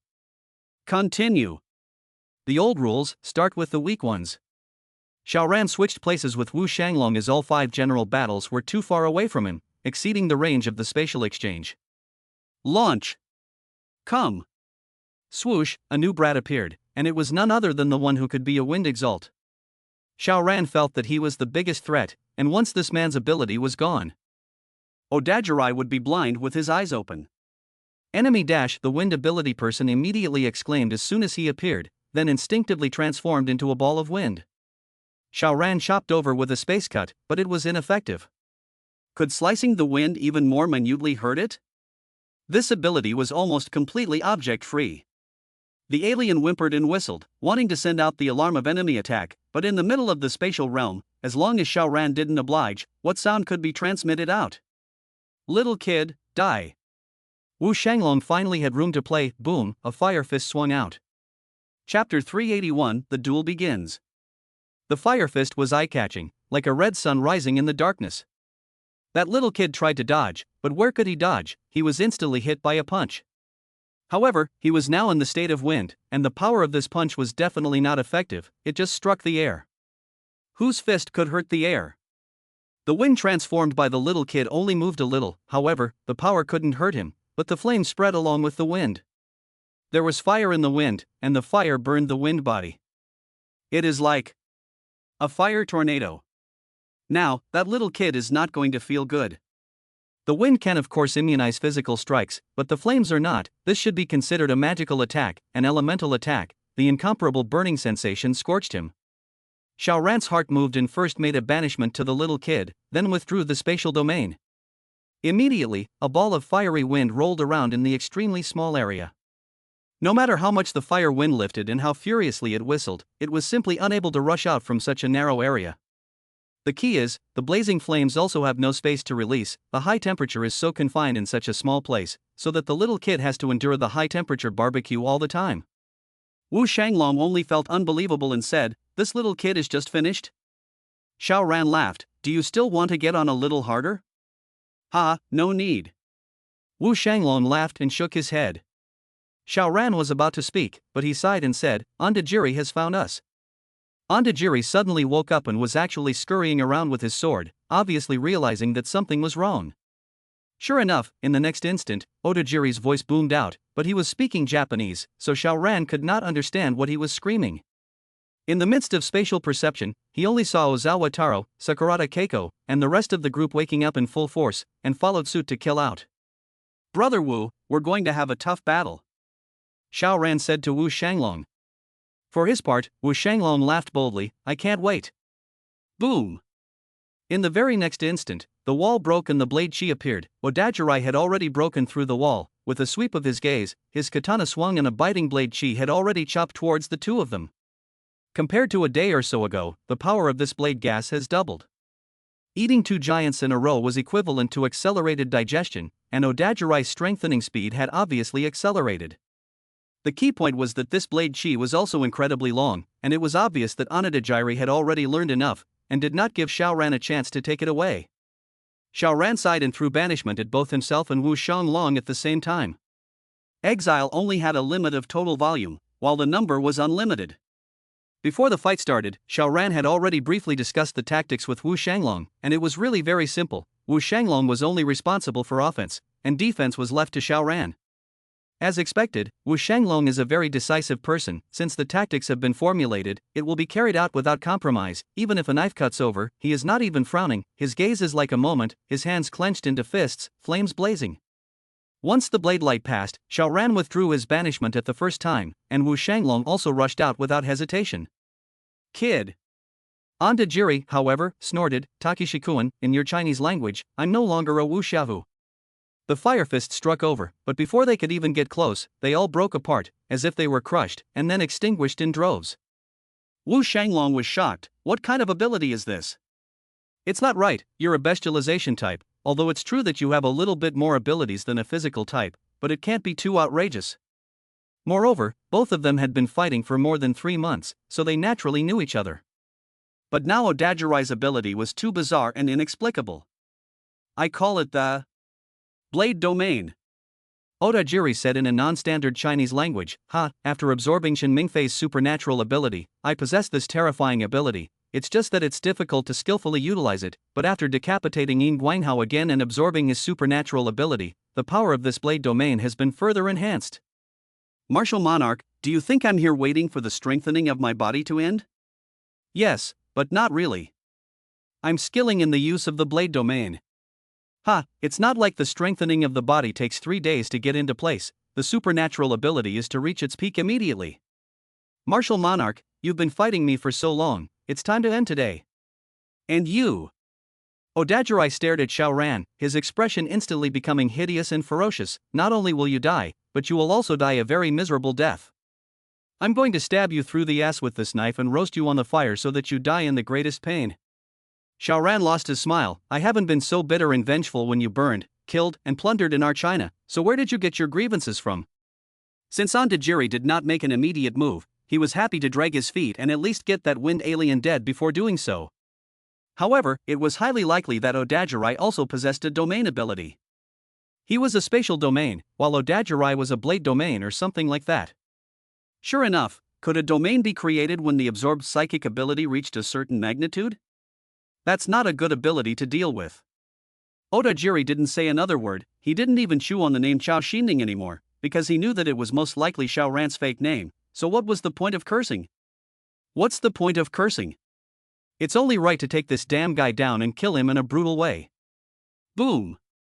The wall shattered again, Sakurada Keiko and the others also killed over, while Ozawa Taro stood far away. His special ability was Curse. Close combat was by no means his strong point, so he had the good sense to stand far away, otherwise Xiaoran could have forced his life-preserving move out with just a spatial exchange.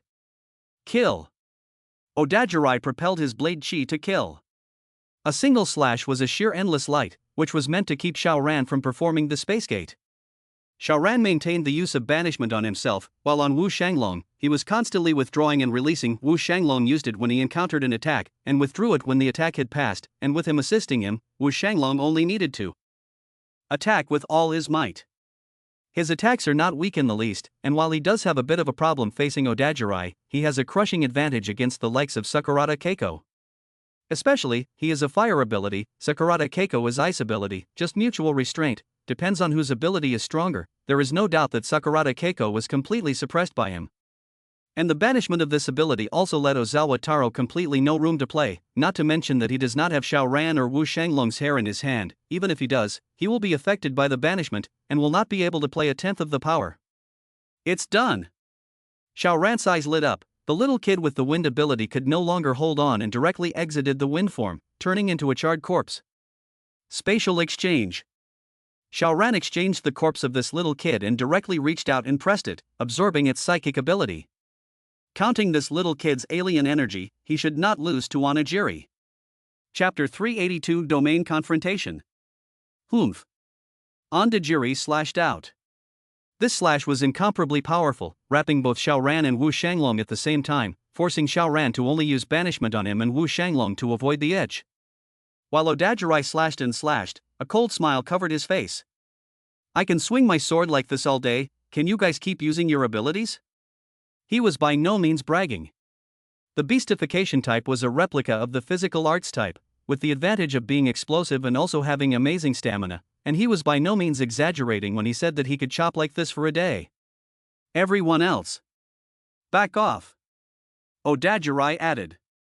In front of Xiaoran, everyone else was just serving food. In case they were pulled into that weird space by him, it would become a one-on-one, and no one else would be able to intervene at all. Just like that wind-type psychic before, Ondajiri couldn't intervene at all. Sakurada Keiko and the others retreated as they were told, and they were not far away from each other, so they could take care of each other and deal with unexpected situations. Xiaoran laughed. After he absorbed the wind-type kid's alien energy, the total amount of his alien energy broke through 14,000 copies. It was almost 15,000, a full doubling from when he had just come from Sioux City. You're stronger, but I'm not? Come on, tough it out, who's afraid? Xiaoran opened the door of space on his side, and once he opened it, he closed it. What for? Sculpture. Ondajiri scoffed, only to see the steel bars within 3 meters of his body shattered, no longer powerful. Xiaoran through spatial perception see clearly, the steel bar into this range is countless harsh energy cut by the raw. Just a moment, all the steel bar all shattered. This is definitely the field. Can't handle you? Then, come and fight hard. Brother Wu, I'll leave those few pawns to you. Xiaoran used a spatial swap on Wu Shanglong and a rock in the distance, and with a swoosh, Wu Shanglong was swapped to a place not far from Sakurada Keiko and the others. Don't worry. Wu Shanglong laughed. His body erupted with flames, a little bit under his feet, and boom, he shot up into the sky. The flames burning the air was equivalent to putting an engine in him, giving him amazing speed and bouncing power, and he could even lag in the air. Although he was the boss of a party's power, but 1 against 5, like Sakurada Huizi, Ozawa Taro just inferior to him by a grade. In fact, he has already fallen in the strength of the disadvantage, but by virtue of the use of flexible and unparalleled mechanical power, coupled with pure combat skills, a short period of time, then the disadvantage is not visible at all. However, such a situation could not last for too long, so he could only hope that Xiaoran could suppress Odajirai and even win the battle. Xiaoran unleashed his domain and engaged in a direct confrontation with Odajirai's blade domain. Boom! The two domains collided, and both of them frowned at the same time as they realized that their alien energy was being consumed at an alarming rate. The confrontation of the domains could be considered as the most direct collision of the foreign energy, and it was easy to distinguish victory or defeat or even life and death. In this regard, Xiaoran was very indifferent. Even if he lost in the end, as long as he still had a little bit of his supernatural energy left, he could still escape through spatial exchange, and Odajirai wanted to escape from under his hand? Hardly. Xiaoran maintained the spatial field to fight against. That Odajiri naturally would not give in. He was the boss of the Black Dragon Society. If he gave in at this time, then his men would most likely be killed by Xiaoran, and after absorbing his men's supernatural abilities, wouldn't Xiaoran be even stronger? Damn ah! Of course, he now realized that only Sakurada Keiko's men were left, and the others were all killed by Xiaoran, which annoyed him to the extreme. If he had known earlier, he should have finished those people off himself. Wouldn't it have been better for him to absorb the alien energy? But there were no pills of regret to eat in this world. He roared, his wings vibrated, and his feet re-energized, and boom, he rushed towards Xiaoran, and the katana in his hand made a sudden stabbing motion, and viciously stabbed towards Xiaoran. You can't tell the difference in the field? Then try this again. A sword stabbed, but Xiaoran actually did not dodge. Ondajiri stabbed in, but could not help but frown, because he did not stab the entity, and Xiaoran's figure also disappeared in front of him like a shattered shadow. It was a residual shadow that stayed on the retina. Within the realm, his blade chi was everywhere, and he immediately reoriented himself to Xiaoran, and with a thought, countless blade chi changed from virtual to real, chopping towards Xiaoran from all directions. He was clearly a physical type of mangaka, but after possessing the domain, it was as if he had transformed into a sword immortal or a blade immortal, and he was able to chop out blade chi from any angle. Xiaoran smiled faintly and appeared in another place with a flash of his body. In the middle of the spatial realm, he was a godlike existence. Wasn't instantaneous movement normal? Before, he actually used the spatial domain to forcefully dissolve the attack. Simply stupid, a complete waste of alien energy. Why do I need to defuse it? Wouldn't it be better to dodge it? Xiao Ran appeared behind Odajirai in a flash, and with a slight opening of the space gate, he struck out with a volley of steel bars. Humph! Ontajiri slashed, brush, the attacking steel bars were all crushed by the powerful blade energy. He violently revived his wings, 2 wings suddenly stretched to 20 meters long each, and then slashed through like lightning. The 2 wings slashed through as if they were 2 huge guillotines, and with this terrifying length, there was no dead angle at all. The body was the most terrifying weapon of a bestialized aberration. To be hit by such a knife, even Xiao Ran would only be cut in 2. The key is, Otajiri also used his own domain to impose obstacles to the spatial domain, so that Xiao Ran could not carry out instantaneous transfer so smoothly. As long as he could slow Xiao Ran down for a minuscule millisecond or even a microsecond, he was certain that he would be able to cut Xiao Ran down on the spot. Xiao Ran sighed softly and made a banishment on himself. 2 wings crossed over and Xiao Ran was unharmed. Xiao Ran immediately lifted the banishment and unleashed it on Odajirai in turn. He planned to cast this enemy aside first and focus on killing Sakurada Keiko and the others, and after sucking out their powers, he would then turn back to Ontajiri. At that time, the power of his domain was bound to increase by a large margin. However, the banishment was thrown out, but the net was empty. As if Odajirai had sensed it, his body accelerated violently and escaped from the range of the banishment. Xiao Ran could not help but frown. Animalized type and physical type, explosive power is too terrible, lock up incredibly difficult. In the beginning, the 5x5 by 5 meter banishment space was already enough for Liu Yong, just cover over in his direction, but what about Odajirai? It was far from enough. Compared to Liu Yong in the beginning, Otajiri didn't know how many times stronger he was.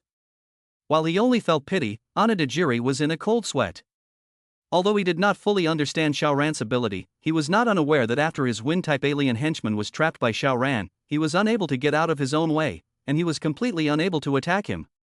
Therefore, if he was trapped in this ability, he could only watch as Xiao Ran killed all of his men and plundered their abilities. A fierce light flashed in his eyes as he suddenly left Xiao Ran behind and killed towards Wu Shanglong. A sword slash. Chapter 383 Ruthless Heart, Ruthlessness and Ruthlessness. This slash of Ontajiri's was unbelievably powerful. Moreover, his speed was too fast and too quick. Once a bestialized type entered an explosive state, it was no different from a physical type of the same rank. Both were super fast and super powerful, terrifying and inexplicable. Wu Shanglong entered the state of pure flame at the first time, just like the wind-type alien before. This could immunize almost all physical damage. Xiao Ran, on the other hand, also made a thought and quickly performed a spatial exchange to pull himself closer to the past. Then, he only approached to within 10 meters of Wu Shanglong and used spatial banishment on him. Brush, the light of the blade was sharp. Ontajiri's blade had already chopped into Wu Shanglong's body first, the blade penetrating through his body. But the flames were not solid. Wu Shanglong immediately retreated from the flame form. His body was unharmed, but immediately afterward, his face violently changed, while violently spit out blood. Ontajiri's sword chop through indeed did not hurt him, but the overriding sword chi was entangled with the flames he transformed into, and when he transformed into a solid body immediately inflicted heavy damage on him. The knife chi flowed all over his body along with the flames, and the injuries Wu Shanglong suffered were all-encompassing, and after a mouthful of blood was violently spat out, the skin of his entire body was oozing with blood. What a terrible knife! Luckily, it was not a knife cut on the entity, but only the residual knife chi, otherwise a knife could have taken Wu Shanglong away. This was the frightening aspect of a mangaka. It didn't seem to have any fancy abilities, but a plain and simple strike was terrifying to the extreme. Odajirai grinned a smug smile. All he had to do was seize the opportunity to give Wu Shanglong a few more slashes, and this enemy would have to be handed over. After absorbing this person's supernatural ability, he will naturally go even further. However, can this alone kill Xiao Ran? It seemed like it was still a bit short. Then he would be even more powerful. This most annoying enemy he was also willing to save for the end to kill and torture a little bit. It was at this time that Xiao Ran threw a banishment onto Wu Shanglong. "Brother Wu, you recover first, leave this place to me," he said in a deep voice, his gaze flashing with a bearish battle intent. In front of him, Otajiri actually injured Wu Shanglong, and even almost killed him with a single slash. Otajiri coldly smiled. "Together, let's make it difficult for this Chinese man to take care of his head and tail." "Yes." Sakurada Huizi and the other four brats agreed at the same time and unleashed their big moves towards Xiaoran. With Ondajiri in attendance, what worries did they have? All of them put their powers on the offensive end. The corners of Odajiri's mouth hooked up, revealing a chilling expression. He also slammed out his sword. Xiaoran sighed, the spatial domain opened up, and he kept instantly moving, neutralizing all of the incoming attacks while launching a counterattack, blasting towards the 5 Sakurada Keiko. Sakurada Huizi 5 people were all out. Their defense was naturally weak, although they barely launched their self-protection ability, but they were all in a state of commotion, almost being killed by a direct hit. They were puzzled. Odajiri was clearly sitting at the back. Why did he not step in to defuse Xiaoran's attack for them? Just then, a terrifying coldness eroded over. Ondajiri had already swung his sword and chopped over, while the blade was pointed at Sakurada Keiko and the others. What? How could Sakurada Keiko's 5 people possibly think that Ondajiri would strike at them, and with Ondajiri's speed once he locked onto his target and struck an attack, would this still be able to be dodged? Unless you're faster, this could be a contest. But Sakurada Keiko's few were not good at speed, and although they couldn't believe it, they could only fight to the last of their strength to defend. To know, first they attacked with all their strength, then they were injured by Xiaoran's counterattack. It was the time when their bodies were traumatized and their remaining strength was not left. This was also a sneak attack by Odajiri's full-strength slash. How could they defend themselves? A knife cut through 5 people at the same time was waist cut. Moreover, Odajiri had already formed a blade domain. This blade was also wrapped with destructive blade chi. By such a blade, who could not die? As strong as Wu Shanglong, even though he had already entered the flame state, he was still injured by the remnants of the blade energy to the point of vomiting blood. These 5 people could still be stronger than Wu Shanglong? With one slash, all of them were killed. How fast Odajiri was, the first thing he did was to reach out and press his hand on Sakurada Huizi's body. A warm current surged. He didn't stop. He went to touch the second body, then the third, the fourth, but when he touched the 5th body, there was no warm current surging. He froze and looked toward Xiaoran, only to see that Xiaoran had half of the corpse in front of him. The other party had snatched the half body of the 5th person. Unfortunately, he had only absorbed 4 of the 5 people's supernatural powers. But it didn't matter, he got the big head of Sakurada Hoshiko, and with the 3 warlords, there were an estimated 6,000 copies of alien energy. He jerked around and looked toward Taro Ozawa. Having already wielded the butcher's knife on his own people, it was only natural to do one thing or the other, and let's just finish everyone off. It's fine if all the people here die, but didn't he still send out the 5 major generals and some other men with good strength? When they come back, there will be people under his hand to use again. To take a step back, isn't there still so many people in his own country? After occupying Huaxia, of course he needed people from his own country to help him manage. He only needed to be responsible for enjoying himself. Ozawa Taro was so shocked that he quickly turned around and ran. But he could not outrun a bestialized alien? The light of the blade slashed through, and he was immediately cut at the waist. However, before his body hit the ground, it had already turned into 2 severed hairs. His scapegoat technique had been activated. Now the real body was nowhere to be found.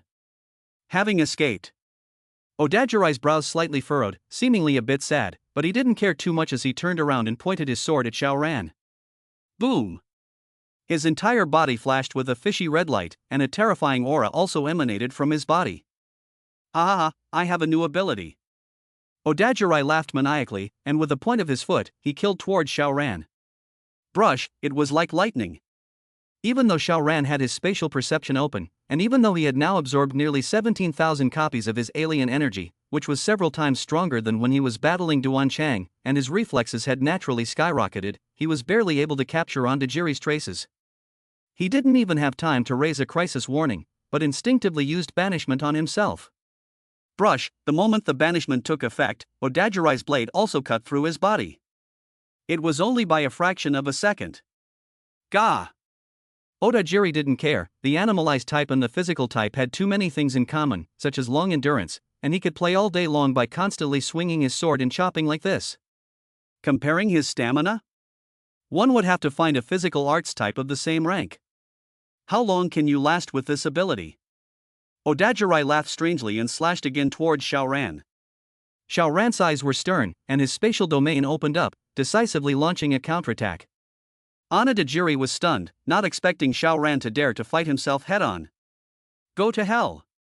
He slashed down, but suddenly felt that something was wrong. Chapter 384 Rampant Onodajiri. Onodajiri slashed out, but felt something was wrong. Put. Because he was holding the hilt of the sword tightly, and as a result of this force, the hilt of the sword in his hand actually broke. No, it was rotten. Splashed his hand, slippery and greasy. He raised his hand to look, and the corner of his mouth twitched. His katana had turned into a banana at some point. What kind of strength is he, this pinch? Banana, of course, rotted, paste all over his hand, slippery and greasy. This is really a banana? He smelled it, and a unique flavor of bananas came to his nose. It is really a banana.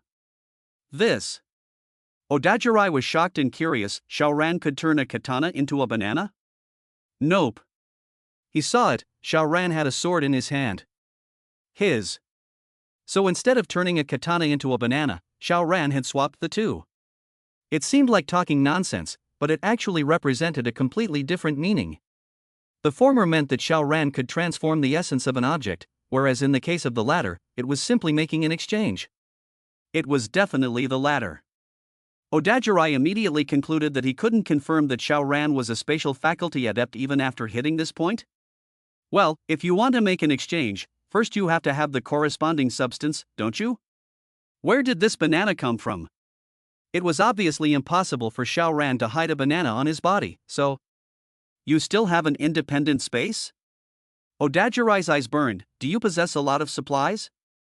Xiaoran was indifferent, his spatial perception looked for it, and his mind moved again, launching another spatial exchange. Bugger! Onodajiri looked down and was furious. Because there was a pile of shit in his hand. It was too cold, so this pile of shit was frozen solid and remained in its original state. He was busy shaking his hand, with a look of disgust. It's fine, it's so cold, there's no odor. Xiaoran also comforted. Bastard! Onodajiri was so angry that his 7 orifices were filled with smoke, violently reviving his wings, brushing them, as if they were lightning, slicing through Xiaoran's body, even so fast that he could only see the residual shadow. Xiaoran could not help but change color. Onodajiri was too terrifying. He was without his sword, however, his battle power had not decreased at all, and was even stronger.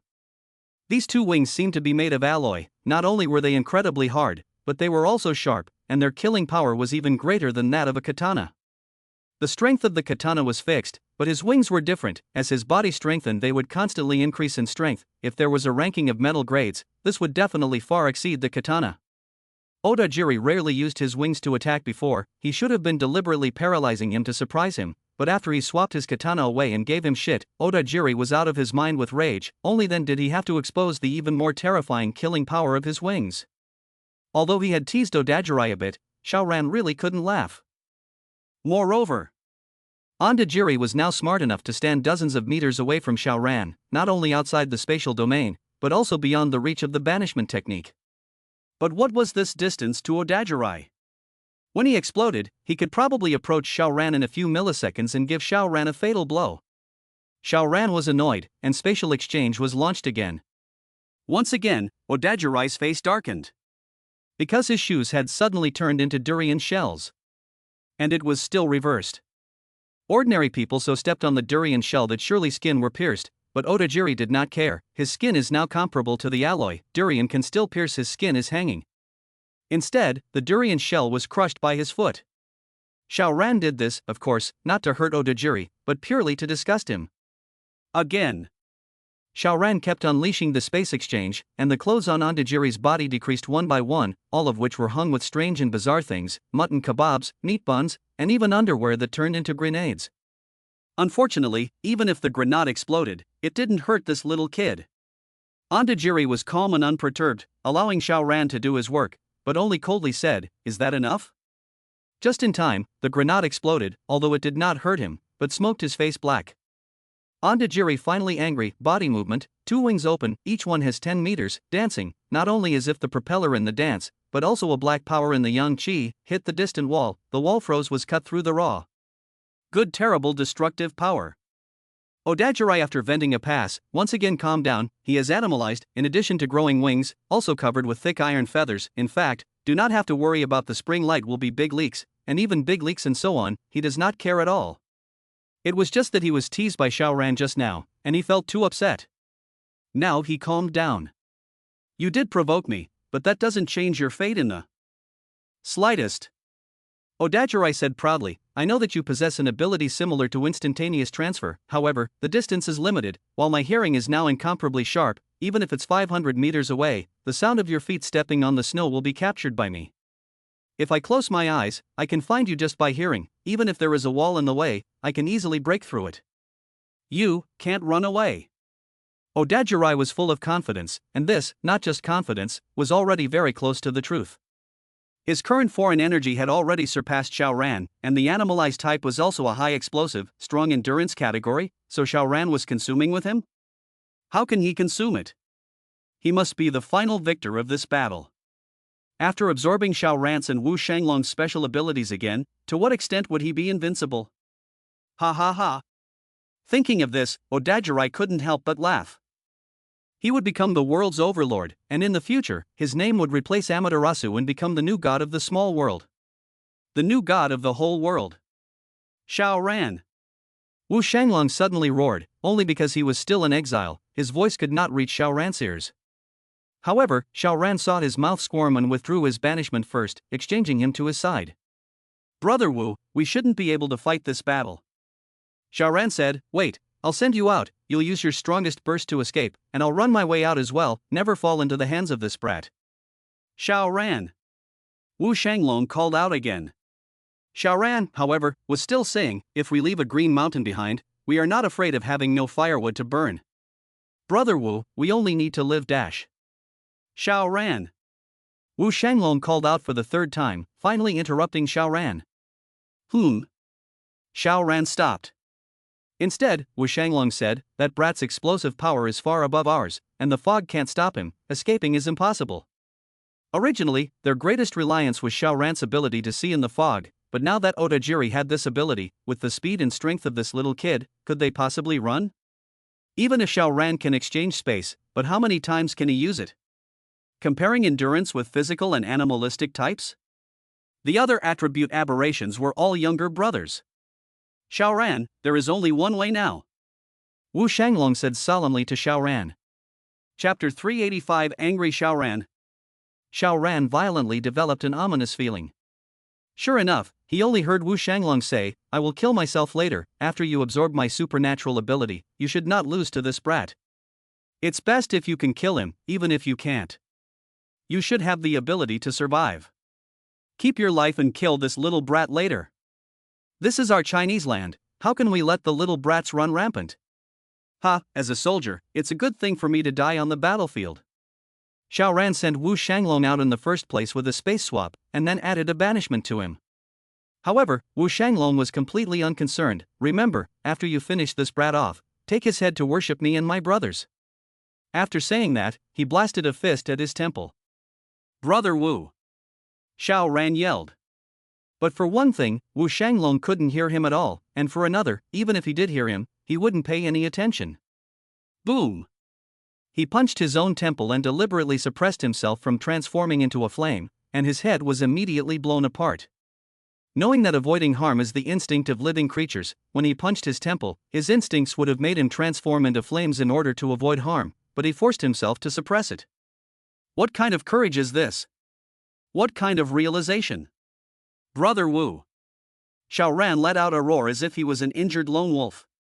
Unfortunately, Wu Shanglong would never be able to hear it, as his eyes were staring at Xiaoran, while his face was wearing a spontaneous smile. Grass! Grass! Grass! Xiaoran kept roaring as tears flowed out uncontrollably, but in the next instant, he initiated a spatial exchange to move Wu Shanglong to his side. Brother Wu, I won't let you down, and I won't let you die in vain, he said, reaching out and pressing his hand on Wu Shanglong's body. At once, warmth surged. At that moment, Wu Shanglong's eyes actually closed. It was a good death, and he could rest in peace. This caused Xiaoran's eyes to redden a little more, and boom, Wu Shanglong's alien energy was almost 4,000 copies, directly causing Xiaoran's total alien energy to break through the 20,000 mark. While the various abilities were strengthened, Xiaoran also realized that new abilities were also dumbfounded. Then, he grabbed it onto Jiri in the air. A terrifying scene appeared, only to see the space around Odajirai seemingly shattered. It was a scene that was extremely difficult to describe with words. Space shattered? Not completely shattered, but as if it was a piece of broken glass, broken in the east, broken in the west, and fragmented. Odajirai immediately realized that something was wrong. A powerful and terrifying force was tearing itself apart, wanting to shatter itself as well as the space around it. He was so shocked that he hastily opened his domain while rushing out in a direction away from Xiaoran. Ah! He let out a miserable scream. After he had rushed out completely, at least half of the iron feathers on his body had fallen off. His body was covered in blood, his appearance could be said to be miserable, but he had amazing recovery power, only to see that his wounds were already healing. This is bullish. Xiaoran, however, had a cold expression. Swoosh, he used space swap to approach towards Odajirai. I'm not afraid of you.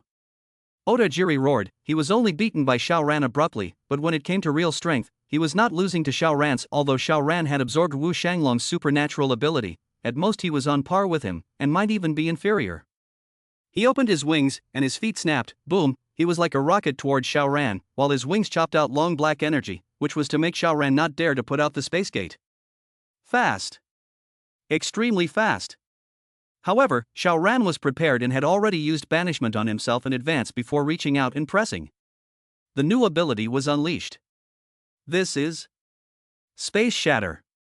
Odajiri rushing over was equivalent to an ordinary person breaking into a space full of broken glass, and this broken glass could not just be found on the ground, but filled a great deal of space, thus Odajiri was going to be slashed all over his body with every step he took forward. His legs, torso, arms, and wings were all scratched to the point that feathers fell and blood splattered, but this little kid was also ruthless, and even killed out of this broken space, and his wings closed, like a guillotine chopping Xiaoran. Unfortunately, it was useless. Banishment is invincible. Even if Odajirai's attack is 10,000 times more domineering, it can't hurt Xiaoran. Xiaoran only had endless killing intent at this moment. He was expressionless and unleashed spatial shattering again. Odajiri killed out, but this time the iron feathers all over his body almost fell off. If not for the blood all over his body, he would really be leaking out his spring light right now. He eyed Xiaoran. His broken eyebrows could not help but frown. He could not move anymore, or else he would be consumed by Xiaoran first. He stood still. If I don't move, can you still hurt me? The problem was that spatial break was completely different from the previous ability. Like the door of space couldn't open when it encountered an obstacle. For example, if it was indoors, then it could only open up to the size of this room, and there couldn't be any obstacles along the way, or it would be aborted. In the face of the door of space, as long as you do not move, then unless Xiaoran used space compression to push, otherwise it is safe. But the space broken?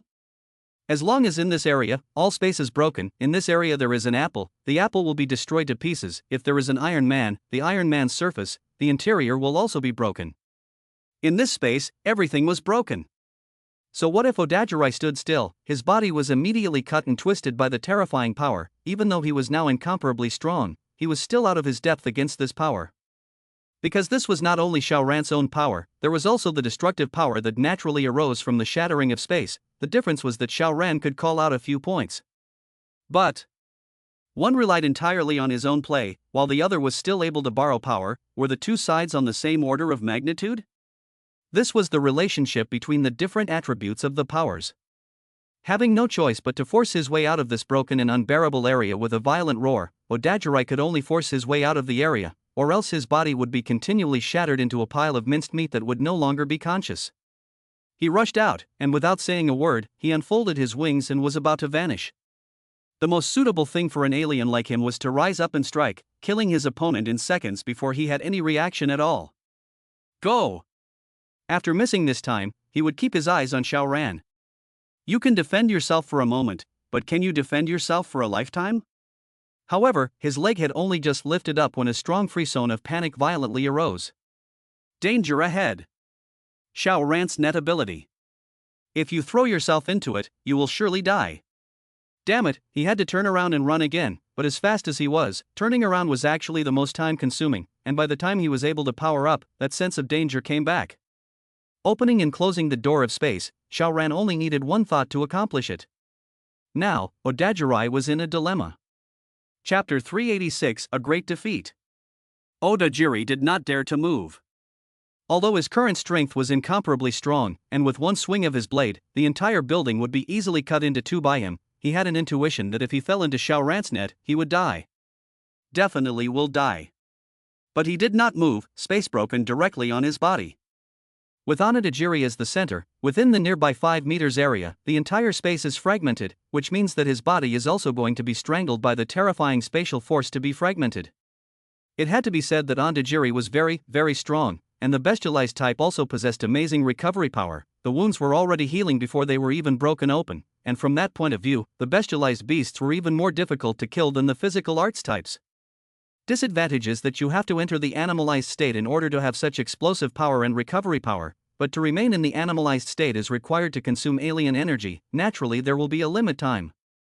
Onodajiri Yuan hadn't reached such a limit time yet, but being so injured and constantly trying to heal his wounds, it was naturally accelerating the consumption of his alien energy, causing him to develop a strong concern about when his alien energy would run out. For the first time, he developed a fear of death. Who isn't afraid of death? The brats said that they would commit harakiri, as if they were very tough, but if they were really not afraid of death, how could they all try their best to defend themselves when they were on trial? Just do not want to die. Otherwise, they cast mouse surrender, all the so-called jade broken is not good? Onodajiri is also the same, he now has a horrible power, naturally more do not want to die, do not want to die. Moreover, he was not willing to do so. 1 second this world is still his, how come the next second has become such a situation?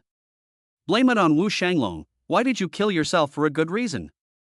Stupid Chinese. And Xiao Ran, where the hell did you come from? I'm so sorry, I'm so sorry, I'm so sorry. Onodajiri was cursing in his heart, while his eyes were stern. If this continued, he would be consumed alive.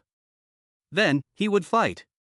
He roared, and both of his wings swung at the same time, chopping out a powerful energy. This was aimed at the weakness of Xiao Ran's net ability. However, when he chopped, his wings fell directly into the door of space, and because of the angle, the energy he chopped out could not reach the border around the door of space at all, so this strike was completely ineffective against Xiao Ran. However, because of this chop, his wings did not enter the door of space. Immediately, a terrifying suction force arose violently to forcefully drag Onodajiri in. Xiao Ran would not miss such a good opportunity, and space compression was unleashed to give Onodajiri a hand.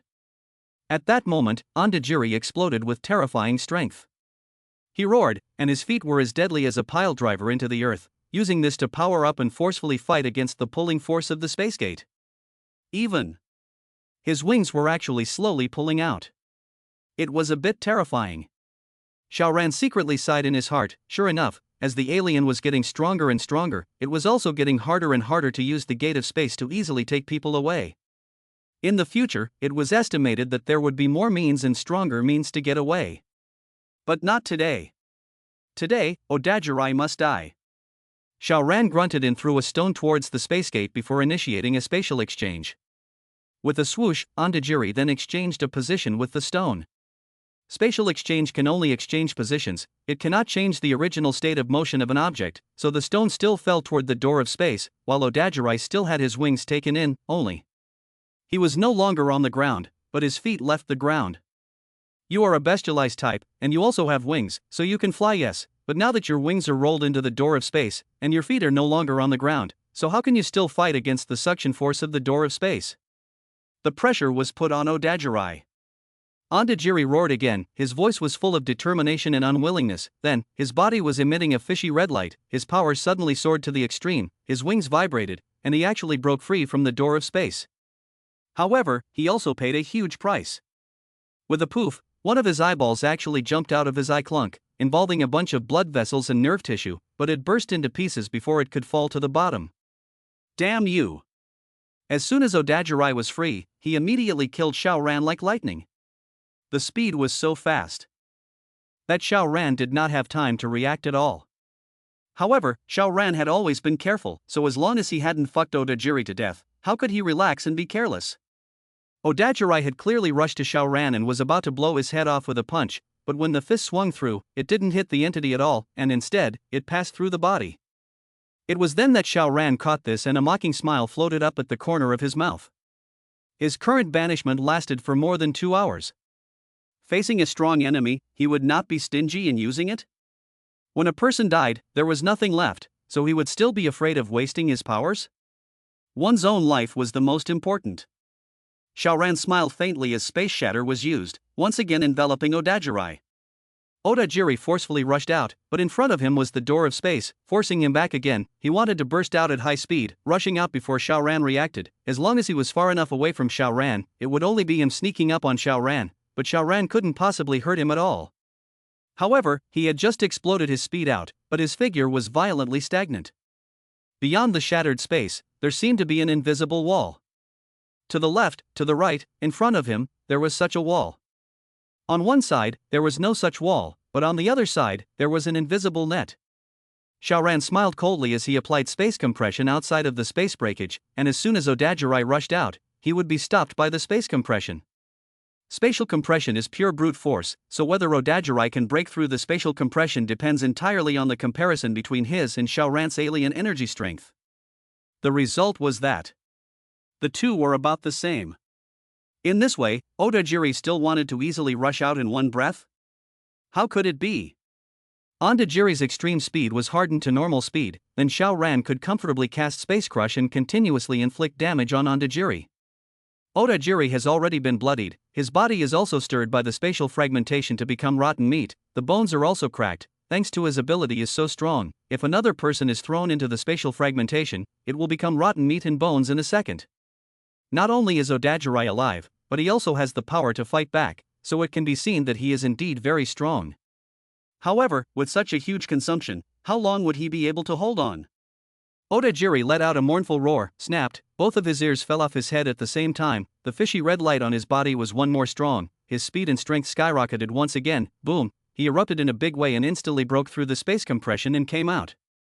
He no longer had the idea of killing Xiaoran, and even ran and flew, quickly moving away from Xiaoran. If he fought any longer, he would die. Chapter 387 Odajiri, Death. Want to run? Xiaoran's face was expressionless. If it's daytime now, you might still be able to run away, but at night? Where can you run away? Earlier, Odajiri threatened that even if Xiaoran and Wu Shanglong escaped, he could still catch Xiaoran and his duo through the sound of their heartbeats and footsteps, and as long as they were within 500 meters of him, they would be found by him immediately. Odajiri, as long as the sound of movement, regardless of what is in front of you, head on over, walls and so on in front of him is nothing, a knife can cut the target to death. That's what's so scary about the animalized type. I'm strong and fast, and Mang is finished. But now that it's Odajirai's turn to run for his life, it's a completely different story. How do you listen to the sound? Oh, listen to Xiaoran's heartbeat and footsteps, then run headlong into them? You call that running for your life? So, he runs forward with one eye? Sorry, in the case of double vision, human beings are unable to maintain a straight line for a long time, will inevitably go askew, either snake or simply spun around. Why is it that when there's a fog, everyone can't move an inch? Isn't that why? Odajirai's speed is fast, but Xiaoran is not worried that this person can run away. But really should kill this little kid quickly, otherwise. Xiaoran looked down, the change was already obvious. Yang Dingtian on one side and fighting with someone on the other, how it was all permeated with a strong sense of perversion. Xiaoran used spatial exchange to quickly advance while capturing Ondajiri with spatial perception. It had to be said that this brat was really strong. If an ordinary person was blindfolded, no more than 10 meters would cause the line of travel to deviate or even spin around, but Ondajiri actually ran out nearly 7 kilometers before he made a bend in the road. Would he really be able to keep traveling in a straight line with his eyes closed if he received a little training in this area? Probably. But at least not right now. Xiaoran sneered, as soon as you make a bend, then your speed advantage is gone. Prepare to die. Sure enough, the arc of Odajirai's running was getting bigger and bigger. He had clearly been running for a full 10 minutes. With his speed, this amount of time was enough to run from Haidu to Sioux City or even Tin City. He rushed into a building and finally stopped. He needed to recuperate from his injuries. 2 self-inflicted outbursts, although it let him get out of danger, but at the same time it also made him pay a great price, lost 1 eye and 2 ears, and his muscles were like paste, and his bones were covered with cracks. If he didn't stop to recover, he might become a pile of broken meat and rotten bones as he ran. By now, he should be far away from Haidu, or at least in Sioux City. There was no way that bastard would be able to catch up with himself. He sat down on his butt and huffed. Pathetic. During the daytime he was still the deserved #1 power boss of Haidu, and was even expected to become the strongest person in the whole of China, and even the world, but what happened? Now he was actually being chased by someone's ass, reduced to a one-eyed dragon, earless monster. Bugger! Odajirai couldn't help but curse, and was about to lie down and rest, when his eyes swept, but he revealed a horrified look. This was a massage room, and there was a sign posted on the wall that read, "Haida Police reminds you that pornography, gambling, and drugs are all criminal offenses." Haidu. Damn it, how could he still be in Haidu? No, even if he was still in Haidu, after running for so long, Xiaoran should have lost himself long ago. Don't worry, put. A strong sense of crisis was born in him violently, and in the next second he rushed out, but only just after he rushed out, he bizarrely appeared outdoors. Spatial shattering wrapped him up again, and Odajirai's injuries that hadn't yet recovered worsened once again, and his entire person almost fell apart directly. His vitality was too tenacious, there was a powerful force of vitality that locked his flesh together, not to immediately fall apart. Odajiri killed his way out of the space shattering, but as expected, he once again encountered a powerful resistance. Space compression. Damn it!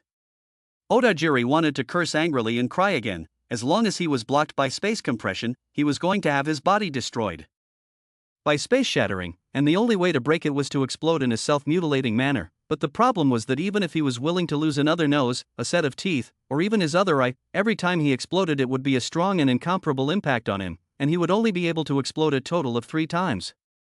After 3 times, the consequence of further outbursts would be to explode and die.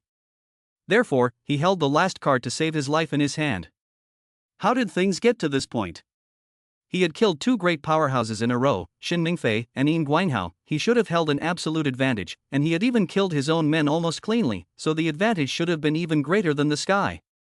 But what happened? How could he end up in such a miserable state? Thinking about it, he still didn't hesitate to use up his last chance to explode. With a snap, his other eyeball also fell out and immediately burst. He became blind. But it didn't matter, now that the fog was thick, he couldn't actually see anything even if he had grown eyes. Run! He rushed out regardless, bang bang bang, one wall was smashed to pieces by him, while even if the thing blocking in front of him was a boulder, it would only end up being sent flying and smashed under his impact. Xiaoran was in no hurry. Odajirai had only just become blind, far from the point of adaptation, otherwise he really might have walked out of the straight line.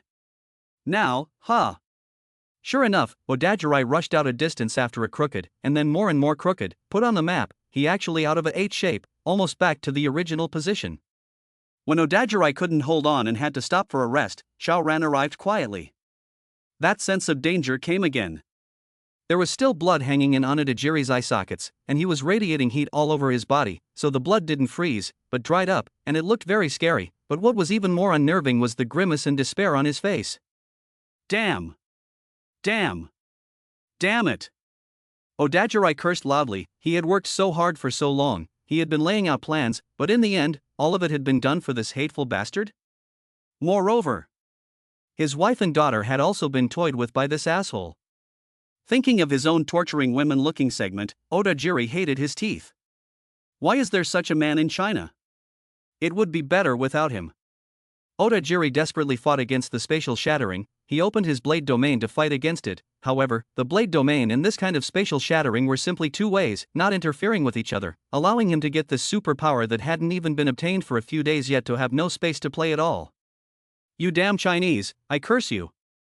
Odajirai said miserably. At least half of his mouthful of teeth were missing due to the shattering of space, and the words that came out were leaking air. Xiaoran lost his smile. Wasn't that cursor scared off by you? You don't have such a skill. What was the use of cursing? If you kill someone, you have to use physical superhuman means, otherwise do bad people still need to be punished by the law? The law doesn't even work now, so I'll be the one to run the show. Odajirai fought back as hard as he could. He really didn't want to die, filled with a strong and overwhelming desire to live. However, reality was not at all swayed by his thoughts. With the continuous depletion of his powers, Odajiri's 10 fingers first snapped off at the roots, then the flesh on his body fell off piece by piece, and his bones and organs could be clearly seen, and then those organs gushed out from his abdominal cavity. Dead. And died into a pile of rotten meat. Chapter 388, Seeing the Golden Snowflake Again. Odajirai finally died. Xiaoran actually did not feel happy or excited, only a sense of relief and relaxation. He didn't let Wu Shanglong die in vain. Unfortunately, Odajiri had directly all crumbled into rotten meat, and there was no way to take the head to honor Wu Shanglong and Wang Tai and the others. Count your luck. Xiaoran said coldly, endured his nausea and pressed over, and instantly, warmth surged in. It was incomparably surging. Odajirai's foreign energy would never be lower than Xiaoran's, it might even be a bit stronger. That was an amount of more than 20,000 servings, instantly giving Xiaoran a feeling of blowing up. Thanks to the fact that he was also a 20,000 portion level big brother, or else he could really be propped up to death. Just that he had already been topped up by the side effects of absorbing foreign energy before, and then to add this wave of foreign energy still? Quickly find someone to drain the fire, otherwise he would explode. Swoosh, Xiaoran utilized space exchange and quickly approached towards the hotel where Odajirai's wife was. This wave of his was absolutely fierce to the point of no bounds. If Shu Ruoji endured it alone, even if she was an alter ego, it was useless, she would definitely be played to death. But a small life? That wouldn't matter. Xiaoran wasn't a saintly mother who would have sympathy that she shouldn't have. What, ordinary people are innocent? Now that they were on Chinese soil, enjoying the favorable conditions brought to them by Odajirai, which was sucking the flesh and blood of the nation, how could there be such a thing as innocence? Even if they are innocent, so what? The brats have always been stupid, never reflecting on the mistakes of the war of aggression, but to build temples and monuments to the warmongers and executioners, what the hell is this? Even if you don't have the ability, if you have the ability, does Xiaoran still need to be polite? By dawn, both were as good as dead. Not dead, but almost. Xiaoran left and went back to the Zhang'an settlement. There was then only one person here. Shu Ruoji. Swoosh, Xiaoran's figure flashed and appeared beside Shu Ruoji. Xiaoran. Shu Ruoji immediately jumped into his arms. I was so worried. She knew what Xiaoran was going for, so she was extraordinarily worried. Xiaoran smiled, it's fine, it's fine. Shu Ruoji hugged him tightly. In the midst of such a post-apocalyptic world, it was extremely easy for the weak to become dependent on the strong, and with the most intimate relationship occurring, such dependence would naturally be further aggravated. The sun rose. Shu Ruo was contented and a little scared. Don't worry, it won't happen. Xiaoran patted her, there are more sisters at home, you are not fighting alone. Can this sentence even be used like this anymore? Shu Ruoji gave him a blank look, but for one thing, she was not qualified to object, and for another, what Xiaoran said was also the truth. How could she dominate such a ferocious man all by herself? Xiaoran got dressed and got up. First he ate with Shu Ruoji and filled his stomach, then he still let Shu Ruoji stay here while he went out to look for Ozawa Taro. This little kid's ability is a curse, still quite troublesome. Killing people through space, the end is weird and even insoluble. Right now, he still needed a medium to activate the curse, so when his supernatural ability was raised a few more levels, would he be able to kill without a medium? By that time, he would be able to start a curse from halfway across the world. Who would be able to withstand that? Even if you know it's Taro Ozawa, can you find him? Now Ozawa Taro is not too strong, and successively by Xiaoran, Odajirai waste a life, should be the best time to kill, otherwise one day his scapegoat a put in the eastern hemisphere, a put in the western hemisphere, a put in the southern hemisphere, a put in the northern hemisphere, then how to kill? Must find this last little kid. The last is being sent by Ondajiri 5 war generals, Duanxiang has died, that still leaves 4, just do not know where they specifically went, it cannot be helped, can only later have the fate to kill again. Xiaoran went out, spatial perception opened. Even after absorbing Odajirai's psychic ability, the maximum range of spatial perception still remains at a 10-kilometer radius, however, in the microscopic aspect it is further improved. Previously, it was at the micron level, but now it had stepped into the nanometer level all of a sudden. Of course, the unit should still be 100 nanometers, and it hadn't yet reached the level of tens of nanometers or a few nanometers. If he went to look at the CPU now, he should not be able to see every transistor yet. Xiaoran shook his head. Was there any use for this kind of microscopic level strengthening? Let him design chips in the future? Or let him go as a physicist? Or even hand-rubbing a nuclear bomb? Xiaoran muttered. Although his physics was a mess, if he could really achieve atomic-level insight, coupled with the help of abilities such as spatial compression, it seemed as if hand-rubbing a nuclear bomb was not completely impossible. But what use is that in combat? He really couldn't figure it out. Could it be that the potential of spatial perception was just dug clean? Xiao Ran felt it was a pity. If only the range of spatial perception could expand indefinitely down to cover the entire world, he could sit comfortably at home while everything that happened in the world escaped his grasp. Alas, it's a pity. Xiao Ran sighed, and suddenly, he raised his eyebrows and revealed a look of surprise. The golden snowflake appeared. Chapter 389, Sea Alteration Beast. This was already the seashore, and the neighborhood was incredibly empty. Snowflakes were falling, bright as moonlight. And amongst these snowflakes, there was one that shone with a golden luster. Hey, if I didn't have spatial perception, I would definitely have missed it. Xiao Ran raised his head to look at the sky as spatial exchange was unleashed, and swoosh, a small stone in the plate in his hand turned into a golden snowflake. From the size of the snowflake, this was only half of the piece that was absorbed by Shu Ruoji, not even close. Shu Ruoji was now almost 6 parts of alien energy, so the alien energy contained in this snowflake was probably only 2 parts. Very little.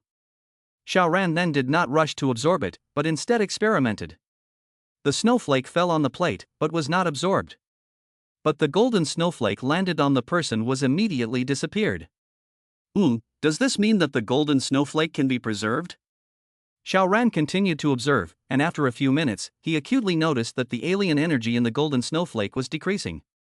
The rate of loss was not fast, but it was indeed decreasing. Microscopic level spatial perception took credit. Xiao Ran was speechless. That's all it did? He did not let the golden snowflake continue to lose its alien energy, but instead put it away in the alien space. Isn't there still a few women at home who haven't awakened their psychic abilities? This would allow them to awaken 100%. Has this sky-splitting wealth finally fallen on my head? Xiao Ran smiled, but quickly became solemn again. Taro Ozawa had yet to be found. Moreover, this person's ability was special. His combat power was not that strong, but he was particularly hard to kill. After killing him once, he was equivalent to being able to resurrect in another place, and he had to be killed several times. It should just be a few times, otherwise this guy would be too perverted. Well, if he really can't be killed, then he should be locked up until he dies of old age. Xiao Ran continued to search, and under spatial perception, within a 10-kilometer radius, he could take in everything in his mind. After walking for a while, there was actually an igloo on the ice surface that Xiao Ran discovered. The igloos on the sea were at least 7 or 8 kilometers away from the coastline. He froze for a moment, thinking that he had suddenly arrived at the North Pole and encountered Eskimos. There were people in each igloo, and animal fat was still burning in one basin, plus the unique warming effect of the igloo could keep the temperature inside the igloo at about 0 degrees, and the people inside there could basically withstand the cold by wearing winter clothes. Hey, quite experienced. Xiao Ran walked by, and spatial perception also swept those survivors one by one. Unfortunately, there were basically only young people, and there were no old people, and there were no children. It was really difficult for these two age groups to survive in such a cruel world. But if there were no children, even if the human race survived for a few decades, wouldn't it eventually become extinct? No, with the tenacity of the human race, as long as they stood firm they could flourish. This wave of cold wave just came too suddenly, and human beings are too dependent on modernized things, such as electricity, gas, and so on, so it will be incredibly lousy, but once adapted, then human beings can definitely hold on. It's as if there hasn't been a cold snap in history, but the human race didn't go extinct, and it was still in a primitive period of ignorance. Now at least there are still a large number of modernized tools left. There are also alien powers. So, it should be just within 1 or 2 years, there will be new life born, right? These new life, as soon as they are born in the middle of such a cruel world, can grow up, naturally all the elite. However, there was no Taro Ozawa in the igloo. Xiao Ran was about to leave, but his foot had just lifted but fell back. He saw a person. She broke out of the ice from the ocean, wearing only a bikini. Her person was snow white, her hair was golden, and her bikini was bright red, creating a stark contrast. And the exaggeration is that her hand actually carries a big fish that is 3 meters long. The weight should be far more than her weight, but she is hard to drag such a big fish to break the ice from the sea and leap out. This explosive power is also considered amazing. Could it be an ordinary person? Xiao Ran used his spatial perception to take a look. this is obviously a foreign girl, with a height of about 175, big turquoise blue eyes, high nose, red lips, very much in line with Xiao Ran's impression of the cognition of a foreign girl, sexy. Just this foreign girl is really very beautiful, even if picky as Xiao Ran, also had to give her 90 points. This was still under the premise of a completely veiled face. She also has a swan-like slender neck, snow-white, polished, next is the exquisite collarbone, then the bikini-wrapped plump, really big, the thin fabric can't cover that roundness and towering completely. Further down, the willow waist is slender, really fine branches bear fruit, and then a full-bodied buttocks like a full moon, round and full for people to drop their eyes. Under the plump buttocks are two long legs, white and straight, as if the legs alone are 1 meter 2. This is a comprehensive score of more than 90 points, and can even score 93, 94 points of the best beauty. The key was still a foreign girl. Xiao Ran was all amazed for a moment, and then it was just like that. There were all extremely beautiful women with a score of 95 or above at home, it was just that he hadn't played with a foreign girl yet and it was a bit of a novelty. What he was surprised about was that this foreign girl was not only an alien, but also a bestialized type, and the bestialized form was a fish. She had webbing between her fingers, and the moment she just left the water, her 2 feet were also together like a fishtail, and only after she came out of the water did she separate and reform into 2 jade feet. Mermaid. No wonder she can go to the sea, otherwise, even Earth attribute, Fire attribute alien dares to dive into the unfathomable, unknown situation of the sea? On land, there were alien and mutant beasts, but what about the bottom of the sea? What is the key? Land creatures could still find a place to hide from the poisonous hail, but what about undersea creatures? If the hailstones fell into the sea, at least initially, they would all melt into the water, and wouldn't all the creatures in the entire sea have to turn on their evolution? After so many days had passed, the ones that should have succeeded in their evolution naturally succeeded, the ones that failed of course died, and the 10% that remained intact if it was the same percentage. Therefore, the entire sea was naturally incredibly dangerous. This foreign girl was so bold that she actually dared to go to the sea to find food, and the key was still found by her. Xiao Ran was surprised for a moment, then withdrew his attention. Looking for Ozawa Taro. Wow! Only to see the sea give birth to a wave, a huge thing came out violently from the ice that had just been crashed through, and because of its size, it directly expanded the hole that the foreign girl had just crashed through by more than 10 times.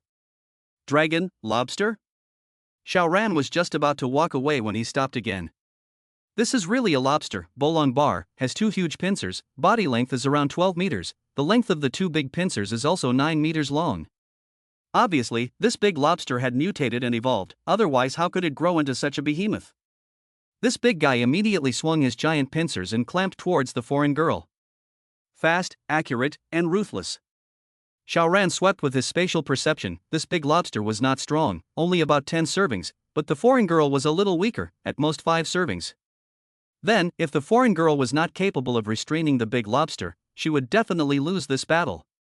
It was the first time Xiao Ran had seen a mutated beast in the sea, so he could not help but be curious. He turned around and watched the show. Just a few minutes, no delay. Chapter 390, Ocean Girl Leia. The foreign girl battles the big lobster.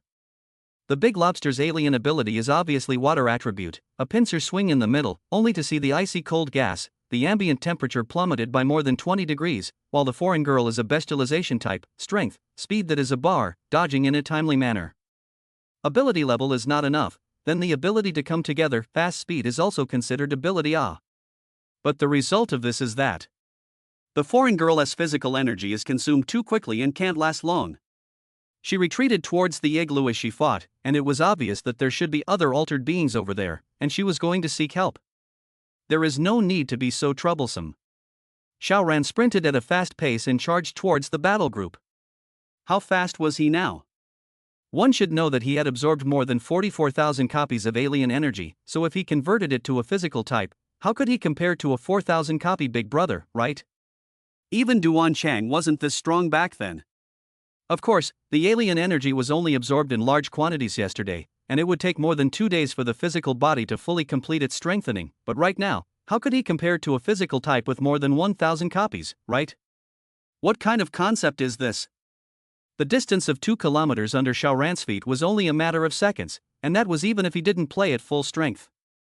Because his speed exceeded the speed of sound, his arrival did not have a single sound, but behind him, a terrifying wave of sound roared, bang, bang, bang, bang, and the ice and snow all exploded. The destructive power was extremely astonishing. Xiao Ran had already rushed to the big lobster's front and just punched it. Boom! Without even reacting, the big lobster was punched through its thick armor and its entire brain was smashed.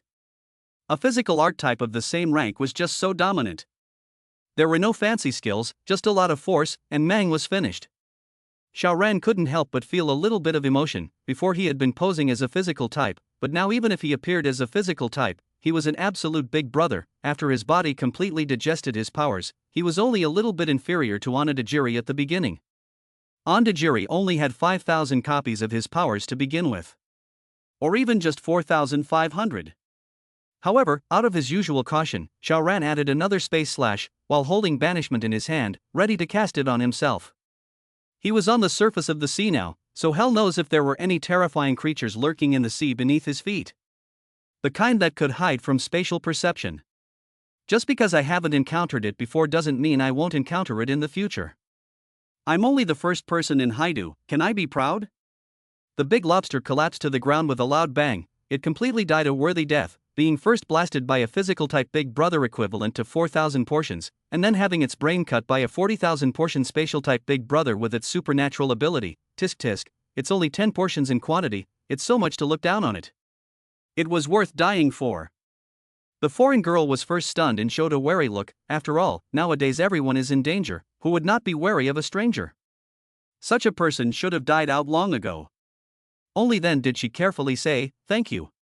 Xiao Ran could even kill a mutant lobster with one punch, but she couldn't even beat a large lobster, so what Xiao Ran wanted to do to her, she couldn't resist at all. "No need, I just want to eat some seafood." Xiao Ran said a loaded sentence, dragging out the big lobster as he left. The goal of this trip was to find and kill Taro Ozawa, not to pick up girls. Picking up girls could come later. A foreign girl is not rare, such a beautiful and sexy foreign girl, TSK TSK. The foreign girl watched him walk a few steps, seemed to wake up as if in a dream, and blurted out, "My name is Leah Amiles, what's your name?" Chinese is quite standard, saves me from preparing a translator. Xiao Ran turned his head and gave her a bright, sunny smile, "Xiao burning burn." He also deliberately emphasized it. Leia didn't hold back and took a step forward. "Will we meet again?" "Of course we will if there is fate." Xiao Ran did not look back and drifted away. Leah didn't chase after him anymore, but dragged the big fish she had caught up and headed towards the igloo. She believed that there was definitely still fate with this Chinese man named Xiao Yan. When Xiao Yan walked out for a while and confirmed that no one could see this side within 10 kilometers, he put the large lobster into the alien space with a thought.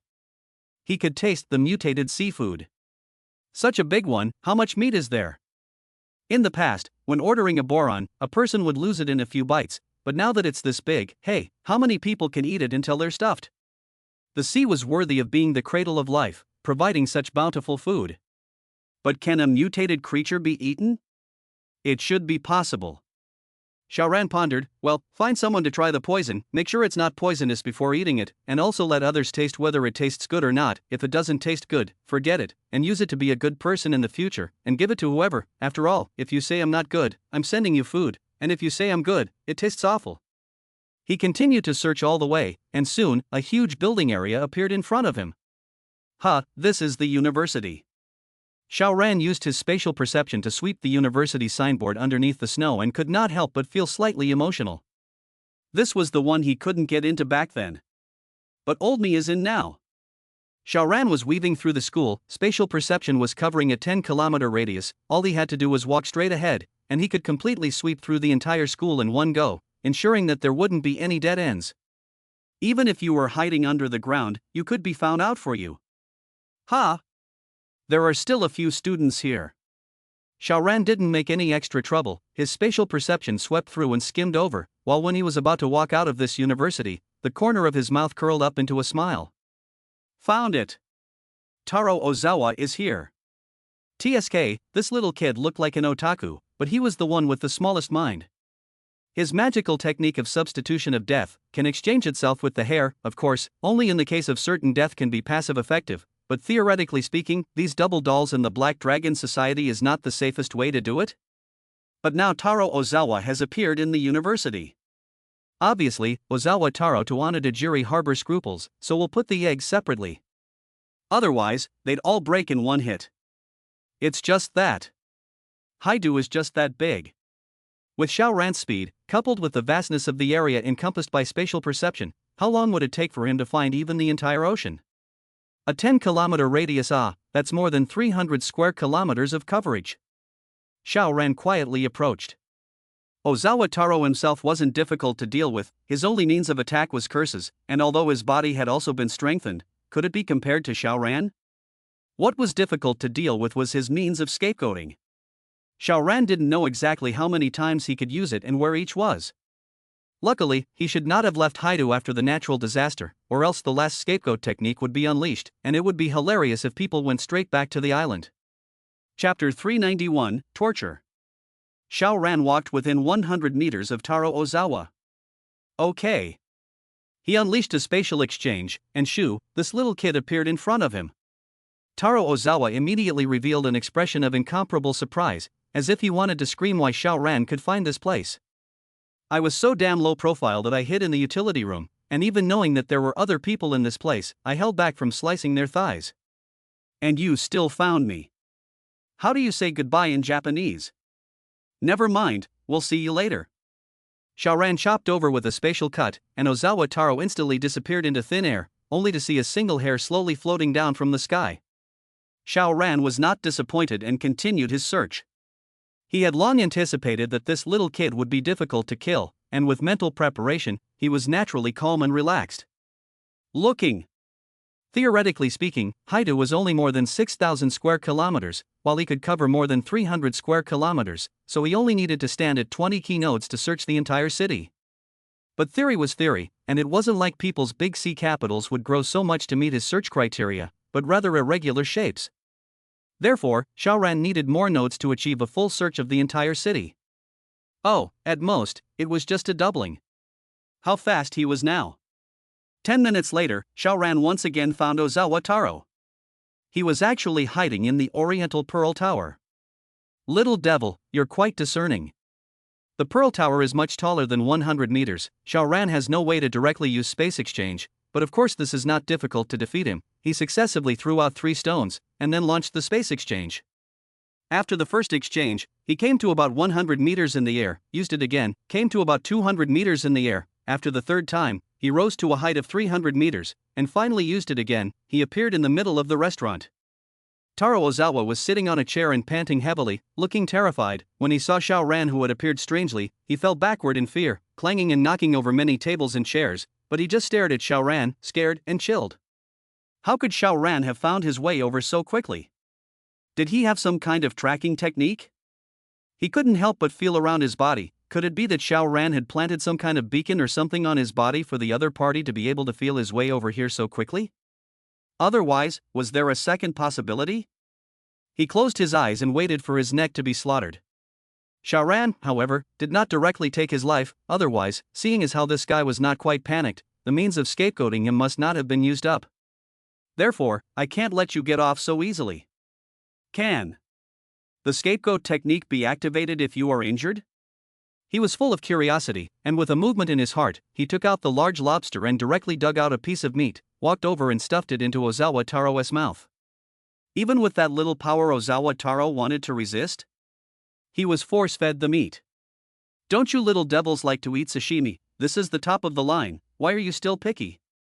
Xiao Ran laughed, force-feeding the lobster meat and seeing what adverse reaction the other party had before he decided whether he would eat it or not. Then, he took out a kitchen knife.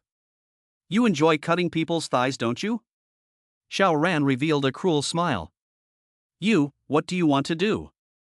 Taro Ozawa understood Chinese and could speak it, only his accent was too heavy. Ha! Xiao Ran did not answer, he just chopped down with a knife. Ha! A knife went down, but it failed to cut off Ozawa Taro's leg, and even just cut his pants, not even breaking the skin. Instead, the blade of the kitchen knife rolled. Shit!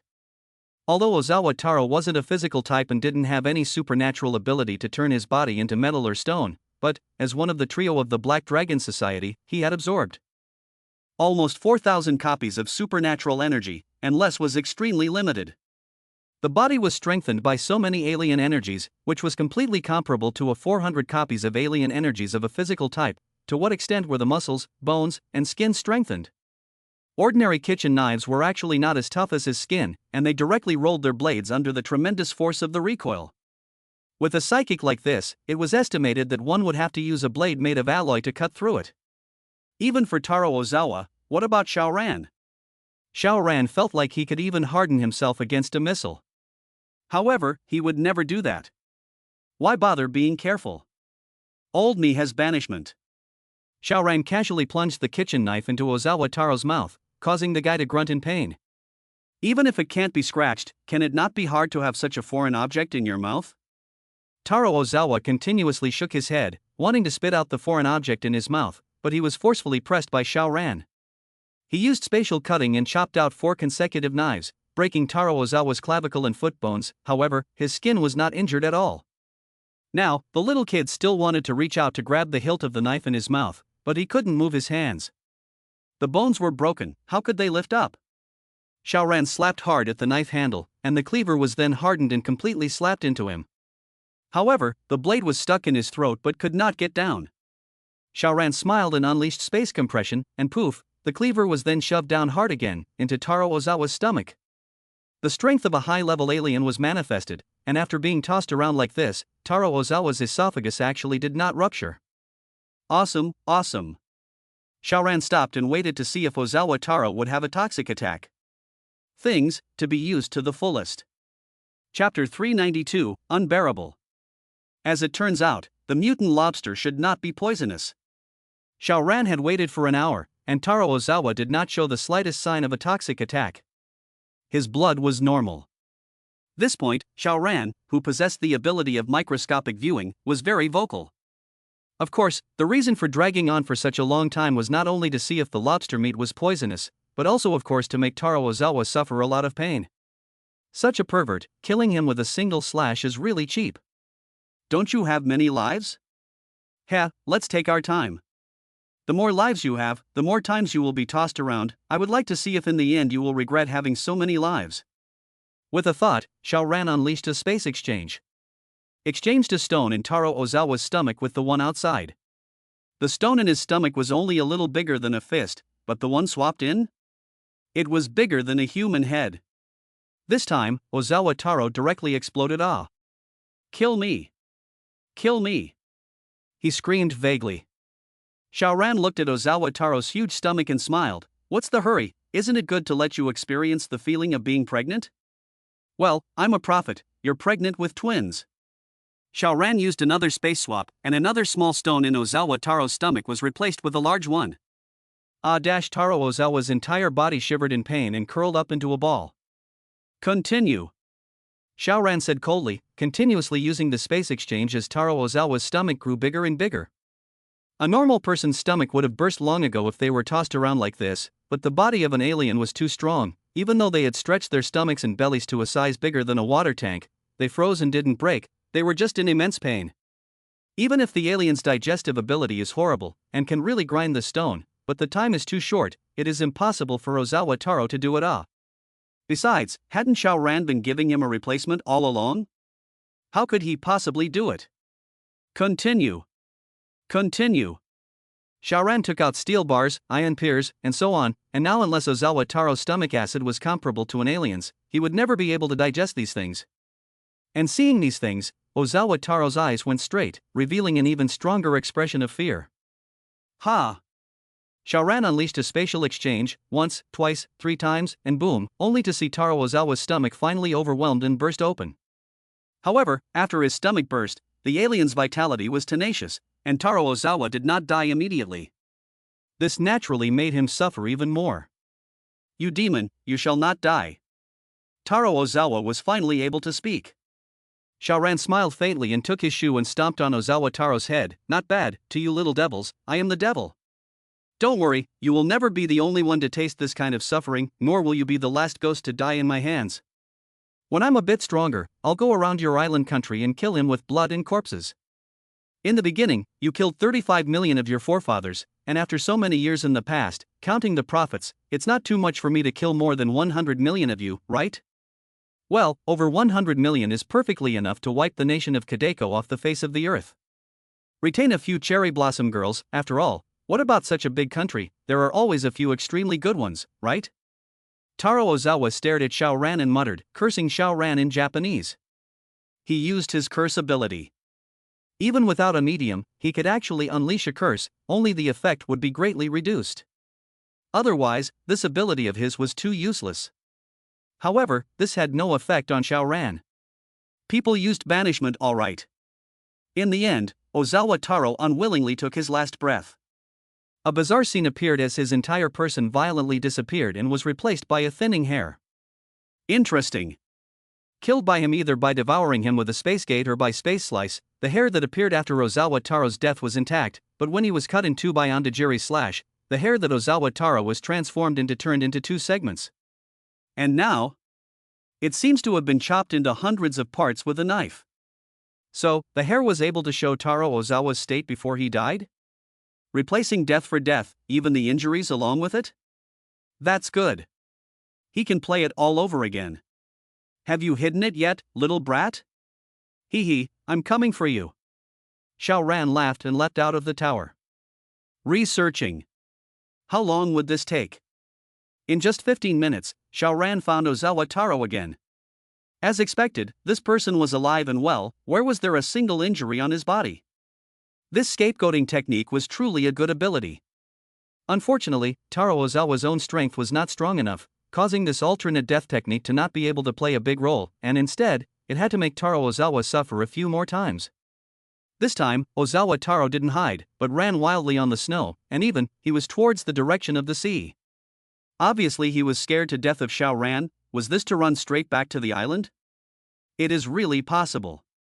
The temperature is so cold that the sea is frozen, and from the sea capital to the island, it is only more than 1,000 kilometers, right? With the strong physical strength of the alien, running this distance by the body is not a problem at all, and it can even be completed within a day. He was really scared to death of Xiao Ran and only thought of escaping. Swoosh, Xiao Ran's figure flickered and appeared in front of Ozawa Taro in a weird, abrupt manner. You are also too inadequate. We were having a good time, how could you run away by yourself? Xiao Ran had a very angry look. Are we not good friends anymore? Ozawa Taro was trembling. Although he had recovered from all his injuries, the psychological shadow was bigger than the moon, and even he had completely lost the courage to even fight back. Facing such a terrifying enemy, did he have any other way but to wash his neck clean and wait for death? This time, Ozawa Taro died quickly. But the pain could not be reduced at all. To put it simply, Xiao Ran first inserted a chopstick into Ozawa Taro's chrysanthemum area, and then successively exchanged it for a screwdriver, a steel bar, a stone lion, and a tank. Well, the final picture was spectacular. Tank bursting chrysanthemum, TSK. With the strength of Xiao Ran's current alien ability, not to mention tanks, even aircraft carriers, he probably can carry out exchanges.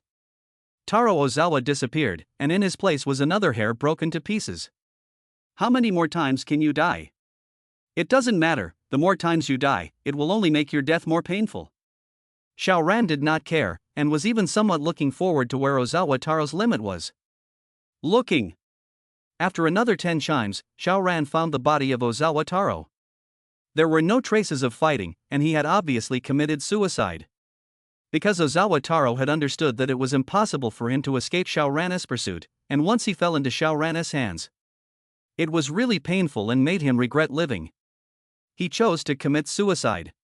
He should have also used up the number of times he had to die. There was no way to survive, and it was too painful to be captured by Xiao Ran, so he was really at the end of his rope.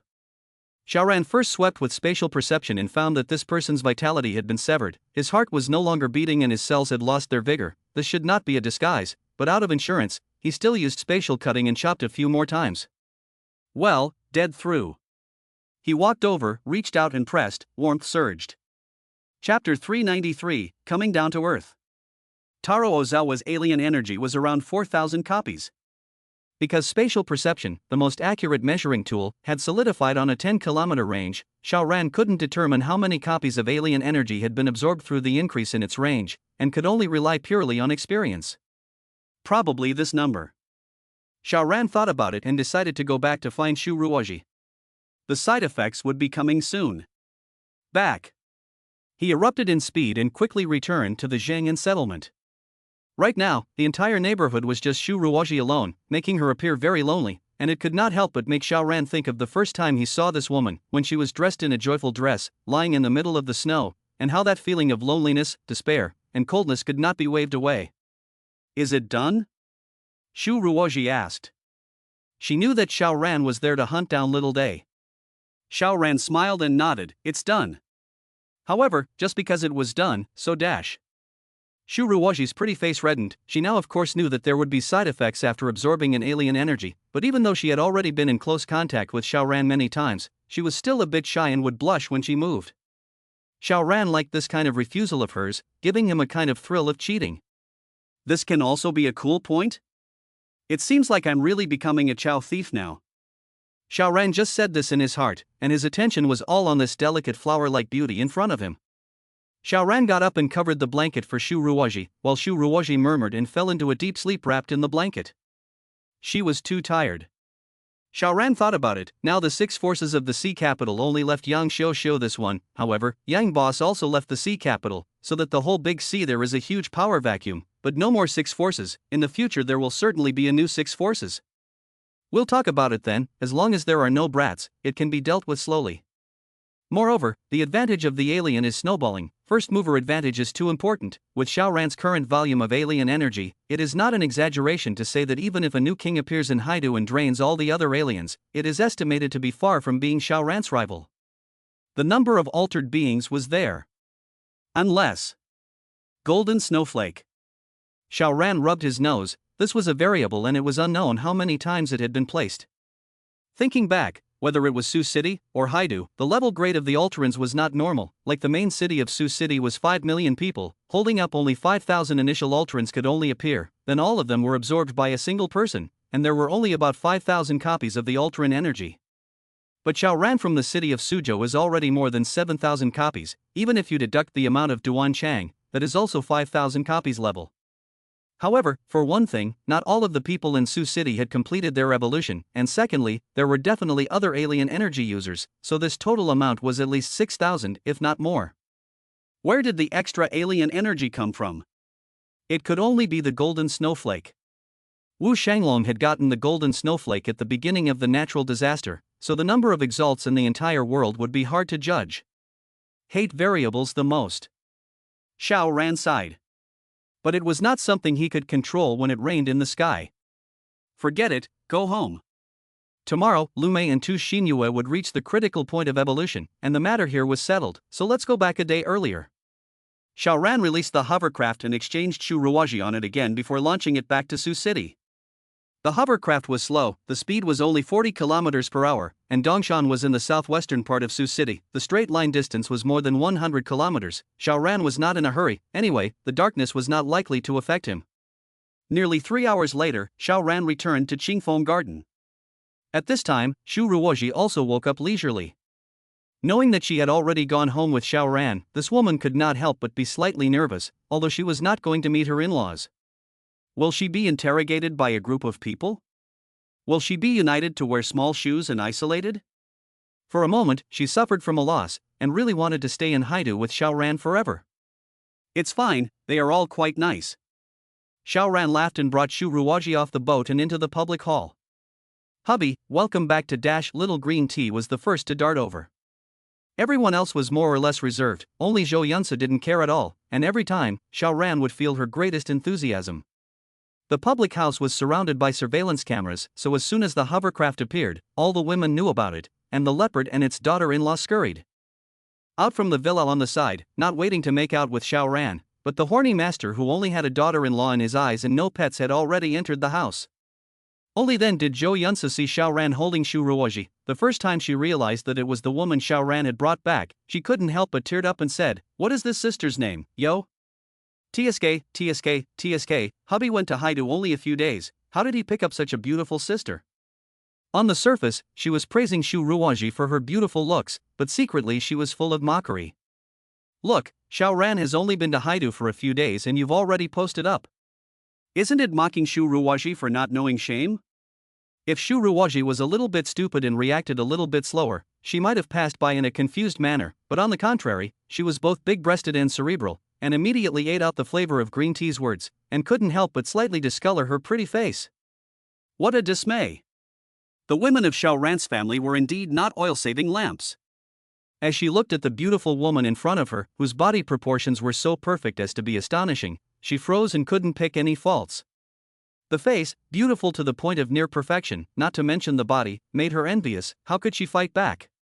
People were indeed in front of her. Wasn't this behavior of hers placed before the natural disaster a mistress? But by now, she can't even be a junior, but a junior 9, no, junior 10? No, 10? That group of maid-suited beauties hadn't been counted. The ladies, on the other hand, were all smiling. When they were fighting with Zhou Yunsu, they would only feel that this little bitch was so teary-eyed that she could poke people to death with every word, but when they used it on their enemies, it actually made them feel very happy. Since the person was brought back by Xiao Ran, they naturally could not oppose it, nor could they intentionally squeeze, exclude, and drive the person out. However, giving Shu Ruoji a downward spiral, killing her wind is still quite necessary, lest she become arrogant and arrogant. Here, everyone is Xiao Ran's woman. Su Qingmei smiled and walked out, pulling up Shu Ruoji's hand, smiling. Come, I'll take you to choose a room, there are still many empty rooms here. Shu Ruoji just followed in a daze. Being held. Chapter 394, Mutated Fish, 4000 plus. Xiao Ran sked. Zhou Yunsu was more teared up and disliked people first class, but it was also the fact that she offended so many people that she couldn't possibly be the leader of the harem. Can't convince the masses. But Su Qingmei is different, she is the most atmospheric, and there is also a kind of heroic spirit, doing things impartially, so her age is obviously not the oldest, but people like Han Yun and Yunuantong are also willing to take her as the main one. Well, having Su Qingmei as the head of the harem, the family should be very peaceful. Otherwise, if it's little green tea then. She should be miserable as the Lord of the Barebones, no one will listen to her at all, they will only sing the opposite tune together. Very good, very good. Xiao Ran did not even need to go upstairs, spatial perception sweep, he was sure that Lu Mei 2 women are still in the evolution. If they haven't changed, they should still be due tomorrow.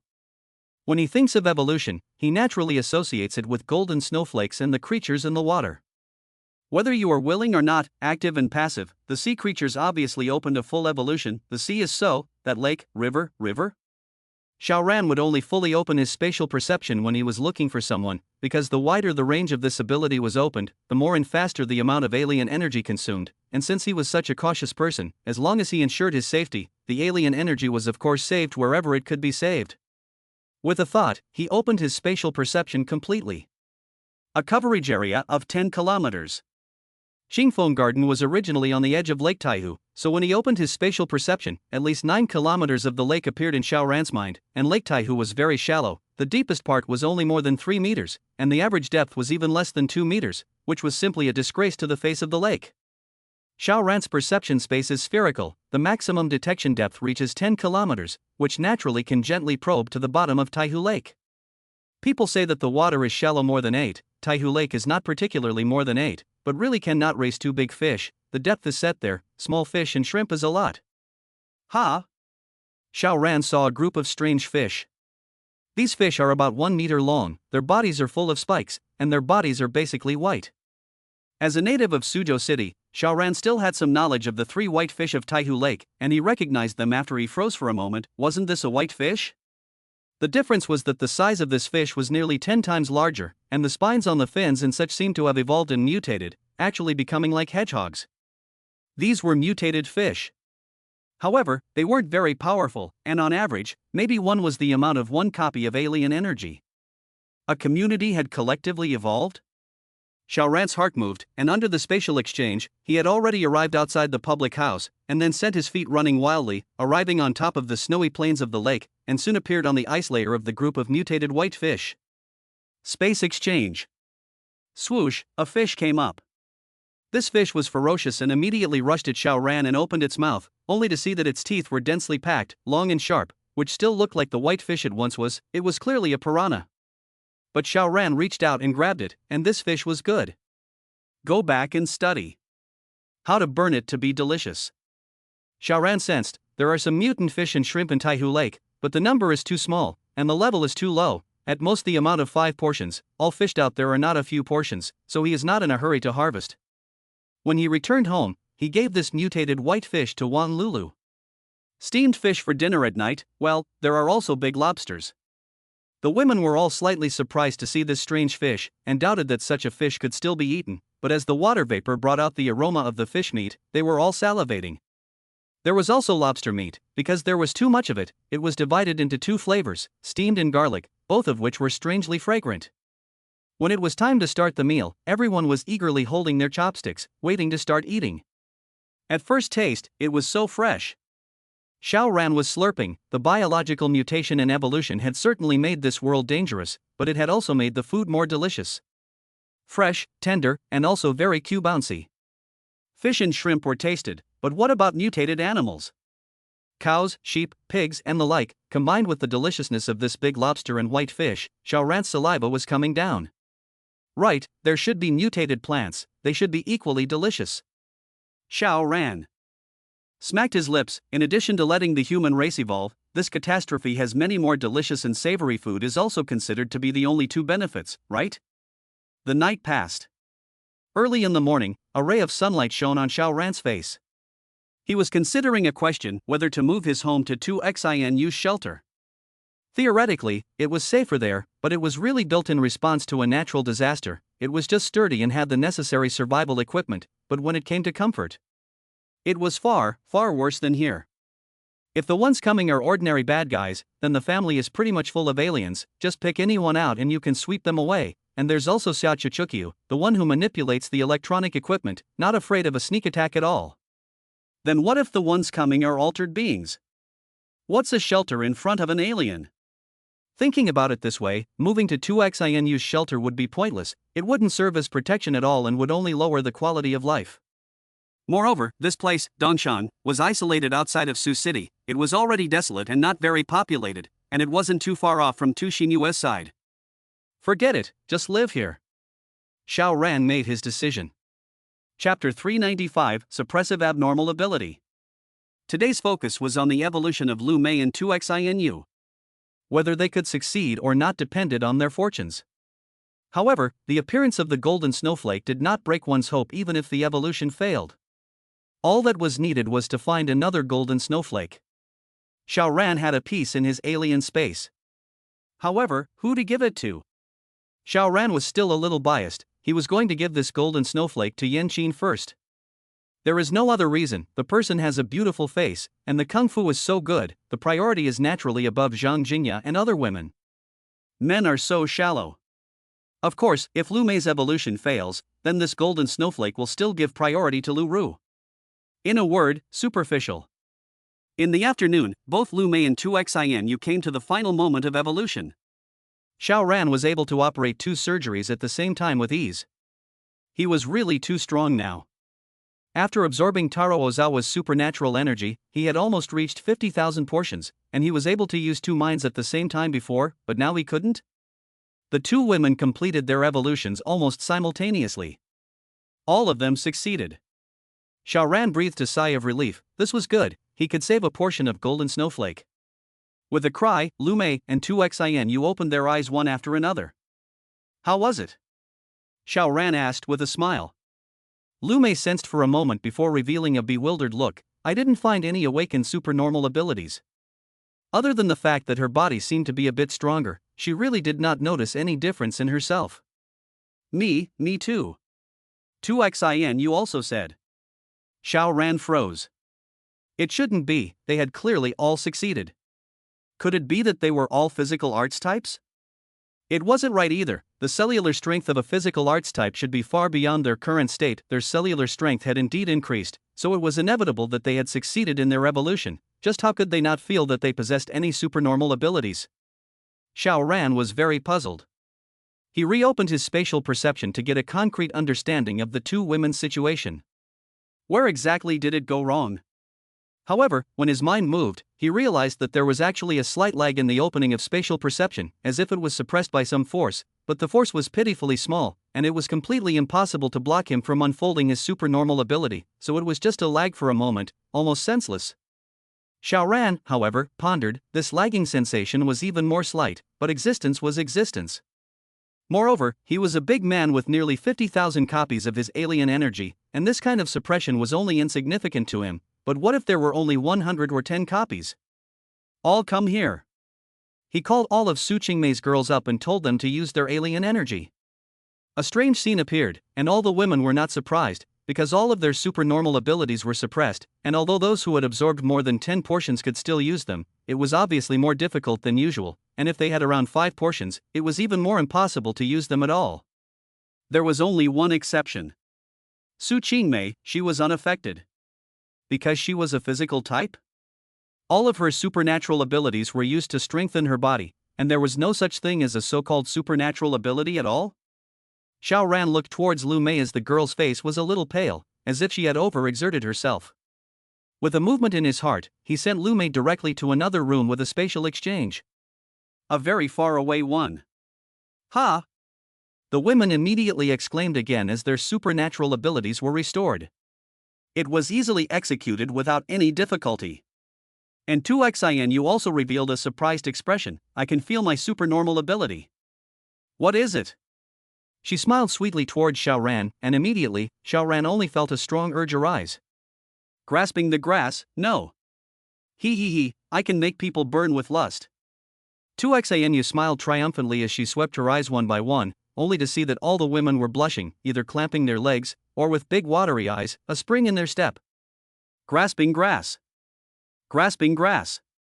Grass. Xiaoran can't help but shiver. A teacher you is already scary enough. A sentence Xiaoran stand up can make him uncontrollable, can only do the tired old cow. Now Tu Xin Yue are not disguised, directly transformed into a charm? My waist. My kidney. My little life He. At that moment, all the women laughed. Very devilish. Vanished. Vanished. Xiaoran's figure flashed and appeared in Lu Mei's room. Your supernormal ability is very odd. Xiaoran said, causing Lu Mei's gaze to flare. I guess that your supernormal ability should be suppressing the others' supernormal abilities, making them unable to utilize their supernormal abilities. Therefore, among the women, only Su Qingmei was unaffected. People didn't have any supernormal abilities at all. Does being physically strong count as an alien ability? Lu Mei first showed joy, then sighed dismally. What's the use of this kind of supernormal ability? She was so envious of the other ladies' abilities. Xiaoran didn't think so and said solemnly, you can use this alien ability well. To have a flipping effect. However, you are too weak now, you need to cultivate it properly. And you also need to practice a bit, so that this suppression ability becomes directional, instead of being indistinguishable from the enemy. If it was not directional, then her ability would have to be greatly reduced, and if she was able to do it. This ability was not to be missed. One must know that even a great man like Xiaoran was affected a bit, albeit extremely slightly, but what about Lu Mei being a bit more powerful? No, in fact, several of the women's supernatural abilities were extremely bullish. For example, Mr. Yu's words as law, the key time to come to a so-and-so stand up, just need to produce a tiny bit of influence in the master of the duel, is not it can be divided into winners and losers? It's just that Ms. Yu is too weak right now, she doesn't even need to be deliberately targeted, just a random battle aftermath can make her die. The same goes for Lu Mei. But if using a large amount of supernatural energy made them strong, this would naturally divide Xiaoran's share. There existed a trade-off, a point of balance. Xiaoran rubbed his nose. Forget it, it's better to consider it later. Because Lu Mei two women are smoothly awake in supernormal ability, Xiaoran gave the golden snowflake to Yan Qin. Sure enough, once used Yan Qin entered the fever state. The body is also in the middle of strengthening. Because there have been 2 cases, Xiaoran is very relieved, should not need him to intervene. Haidu's brats have been resolved, what's next? Xiaoran was somewhat unable to sit still. He was originally a very homely person, and also likes to squat at home, because there are wives and children at home, but now let him stay here every day? But now let him stay here every day again? Playing poker with girls all the time? As the old saying goes, a little jerk is good for the heart, a big jerk hurts the body, a strong jerk is ashes and smoke, and play with the girls is the same. Although Xiaoran was an alien and his physical quality was already incomparably strong, he still felt the need to take it easy. The point was, now that the globe was full of altered beings, the competition was incomparably fierce. You are standing still, but others are steadily advancing, and with unexpected factors like golden snowflakes, it's easy to run out of a group of powerful Xenos, so when the time comes, will you kneel down and beg to be spared? Of course, the truth shouldn't be so exaggerated. After all, Xiaoran is now a big man with close to 50,000 copies of alien energy. No one should be able to surpass him for a long time. Xiaoran went to Taihu Lake to catch another mutated white fish, and this time, he found a problem. Chapter 396: Hammering Method in Water. The space gate actually could not be opened in water. Why was this? Xiaoran felt puzzled. He knew that the door of space would stop when it encountered an obstacle, so the door of space could not be opened in the middle of an object, such as in a wall, such as inside the human body. However, water was something so soft that it would paddle when pushed, so why couldn't it open in water? Just because water is solid? Then, theoretically speaking, air is not a vacuum, the same gas, there is even dust it. How can the door of space be opened in the air? No, how can I open the space gate in more places? Xiaoran came to the poolside and started to try it out. Sure enough, the door of space could not be opened in the Taihu Lake, and it was just as bad in the pool. But this time Xiaoran did not give up, but continued to try. Open for me. Open. He should still go to the sea to hunt mutated sea beasts in the future, so if he couldn't use the door of space, then there would undoubtedly be one less great killing weapon. No, it must succeed. He forced the door of space open, and instantly, water gushed in, but the edges of the door of space were squeezed, and Xiaoran immediately suffered a backlash. Pain. This pain was not physical, but mental, only to feel that it was hot between his nose. He reached out to touch it, and actually got a nosebleed. This damned backlash. However, Xiaoran revealed a joyful expression instead. He had just opened the space gate.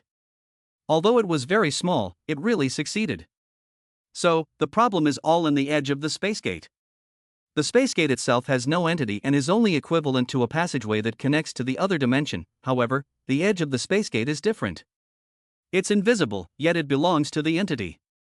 Earlier, I was punched on the edge of the space gate by Sakurada Hoshiko, which almost made me faint on the spot, and the backlash was still tremendous. But as long as I overcome this, won't I be even more awesome? If the door of space can be forced within objects, such as the human body, I'll collect all your blood and see if you die. Or else, I'll throw something out of the alien space, and then with the space exchange. How terrifying would this be to use to shade people? Then, my direction is clear now. Continue hammering the space gate, even if it can't be turned into a sphere, as long as it can be opened within an object. It's a huge battle power boost for me. Begin. Xiaoran didn't even need to use a stone to smash it. The water environment was the best way to exercise. Strangely enough, how much water was in the pool, how much pressure could there be? But for Xiaoran, the squeezing sensation he received from opening the space gate underwater was more than that of blasting it with a falling rock. It was still really duh. Just because it was opened inside an object? No matter, my purpose is to improve the pressure resistance of the space gate, and my ultimate goal is to make it spherical. Xiaoran opened the space gate underwater, and this time it lasted a bit longer. It was only after half a minute that he closed the space gate. Hubby, why do you have a nosebleed? Zhou Yunsu walked over and saw that Xiaoran's nose was covered in blood underneath. She couldn't help but feel concerned and strange. It's not right. It's not like I put more wolfberry ginseng in you today. I shouldn't have supplemented too much. Xiaoran could not help but blush and said, I'm very energetic, not to the point where I need to use wolfberries. Yes. Zhou Yunsu was submissive and did not argue with Xiaoran at all, but clearly did not take it to heart. These female goblins are really ruthless. If they are afraid that they don't have enough energy, then just don't squeeze him so much at night. Give him a goji berry supplement? Isn't this drying up the water? Little Green Tea carefully examined Xiaoran to make sure that he was not too weak or overcompensated, and only then did he leave with peace of mind. Xiaoran continued to train. Today, he did not go anywhere and practiced at home. As long as the space gate could be successfully transformed, he would not say that he was invincible, but at least he would be invincible forever. He practiced until the evening. One couldn't skip dinner. After eating dinner, he continued practicing. Wasting sleep and food. Looting supernormal abilities still required running out to look for them, but hammering the space gate didn't need to be so troublesome. It could be done at home, and you could still find a girl to play with when you were tired of practicing. This was called Zhang Ji Yudao. However, when it came to more than 9 o'clock, he was still practicing tirelessly, only to see Su Qingmei and the others all running over, either in swimsuits, or in nurses, doctors, and stewardesses. Then there were several more mermaids in the water, and they were surrounded by a variety of colors. Xiao Ran's fixation only lasted for 3 seconds. "You goblins!" He gritted his teeth. The women all laughed delicately, looking like they had succeeded in their trickery. As the night passed, Xiao Ran regained his vigor. After having breakfast, he continued to hammer the space gate. At noon, Yan Qin completed her evolution. She was a physical type, so there were no more strange abilities. After Xiao Ran confirmed it, he went back to practicing. This time, how could he make a name for himself? In a flash, 5 days passed. Interestingly, on the third and fourth day, there were actually 2 snowfalls in a row in the vicinity of Dongshan. One snowfall brought Xiao Ran about 5 copies of the supernatural ability, and the other was about 8 copies. Seeking but not being able to get it, but getting it was all for nothing. This meant that there were 2 more Xenos in the family. One was Zhang Jingya, and the other was called Yang Nuanua, one of the 12 women in the Qinghong mansion. However, Zhang Jingya and Yang Nuanua were both physical type, making the family's physical type alterants to 4 at once. And Xiao Ran had also made substantial progress in the hammering of the space gate. Chapter 397, 10 times the speed of sound. Xiao Ran's polishing of the door of space had finally begun to bear fruit. The door now had a very obvious curvature. Of course, this obviousness was relative to the past, and the true inclination would not be greater than 1 degree. However, this was already a huge improvement. The benefit of this was that the border of the space gate was greatly improved in terms of force. Xiao Ran could now easily open the space gate in the water. However, when opening and maintaining the space gate in the air, he did not need to consume any of his supernatural energy, but not in the water. His supernatural energy was being consumed at all times, just not at a fast rate, and it was completely within Xiao Ran's reach. Close to 50,000 copies of the Big Brother, small matter. However, now the door of space can be opened in the water, but still can't be opened in the wall. Take your time, there's no rush. Not bad, I can go to the sea. Xiao Ran revealed a smile. Now he had one more big killer weapon when he went to the sea waves. Isn't it going to take a look?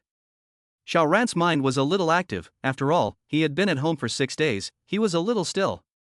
Home is too boring, it's time to go out for a walk. And these 5 days Xiao Ran wasn't always hammering the space gate, he was also drilling other abilities. For example, spatial compression. His spatial perception but reached a range of 10 kilometers, which has the eagle eye skill. He actually does not have a super awesome long-range sniping ability. No way. He then hit the idea to the space compression, which can hit the air bomb, and as his super normal ability is getting stronger, the power of space compression is also getting bigger and bigger. Xiao Ran then combined space compression with sonic steel. 10 kilometers of precision strikes, and with the air bomb generated by space compression pushing it, a Mach 2 steel bar could be accelerated to Mach 10. Students who have studied physics know that a 1x increase in speed is 4x the kinetic energy of the original. Therefore, a Mach 10 steel bar is 100 times the kinetic energy of a sonic steel bar. Even if the limit is 10 kilometers away, how many seconds does it take to shoot a Mach 10 steel bar? Less than 3 seconds. At such high speeds, even sharpened steel bars will burn from intense friction with the air, instantly reaching extremely high temperatures, which gives the bars the added killing effect of high temperatures. As in the middle of a certain anime, the burning fruit grabbed all the heads in the beginning, and the dogs didn't even want it in the later stages. Per capita flame ability person. Right now it's Mach 10, later on when I'm a bit stronger, I can totally reach Mach 20, or even more terrifying. At that time, I will directly catalyze a stone to hit the past, which is no less than a missile bombardment. The distance was short, and it was impossible for atmospheric friction to burn a large rock cleanly, so this move was completely feasible. I am the humanoid missile launcher. Suddenly, the intercom rang. Xiao Ran, I'm hungry, can you give me something to eat? A charming and melodious voice rang out. It was Gua Meiyao, the over-the-top big star from the neighborhood. Xiao Ran just replied in a nasal voice. Give me something to eat, okay? She asked in a petulant tone. Even though she was now starving to death, an actor was an actor after all, she still got into the mood as if she had become an actor on stage again. I've also come up with a couple of really fun plays, would you like to play the male lead? Yo, this is quite fresh. Xiao Ran thought about the beauty of this actress. Although she was slightly older, she was still gorgeous. Okay. Okay, I'm coming. Xiao Ran used space exchange to go out unnoticed and entered Guomeyao's villa 2 times later. A few hours later, the script discussion was over. Guomeyao also successfully got a week's worth of food and water. In addition, Xiao Ran also helped her fill up the generator's oil so that it could completely last for 7 days. In fact, he can bring Guomeyao back to the public house, but as we all know, the family flower is not as fragrant as the wild flower. Moreover, if he leaves this woman here, she will have a sense of crisis, and she will try her best to conceptualize the script so that he can play out the flowers. Chapter 398 Incoming Call. Collecting energy belonged to the daily routine in the past, but since he had crossed paths with Sister Qin's gang, Xiao Ran had put down this task, and once so many days had passed, he had some sense of crisis again, in case he ran out of energy. Born in sorrow, can die in peace. I'm going to do it. Xiao Ran then went out to collect oil. Since all the nearby gas stations had been patronized by him, Xiao Ran came directly to Kuan City and started his search from here. As soon as his spatial perception opened, within 300 square kilometers, where there were survivors, where there were supermarkets, and where there were gas stations, all of them were in his mind. It was too easy to collect the gasoline now. As soon as the spatial exchange was used, the door of space opened, and a can of gasoline went straight into the foreign space. After collecting the 2 gas stations, Xiao Ran also took care of the 2 Alterans who were doing wrong. Xiao Ran turned around and walked away, hiding his accomplishments deeply. His current speed was too fast, collecting fuel was convenient, there was no need to dig for snow, precise positioning plus spatial exchange, the efficiency was awesome, and it actually took only a mere half an hour to patronize all the large and small gas stations in Kuan City. Unfortunately, most of the gas stations had already taken all the oil. Sparingly, his oil reserves had instantly increased from 2 years to 3 years. Continue. It was still early, and he'd had enough for one day, so he didn't want to go back and get squeezed by a bunch of pussies.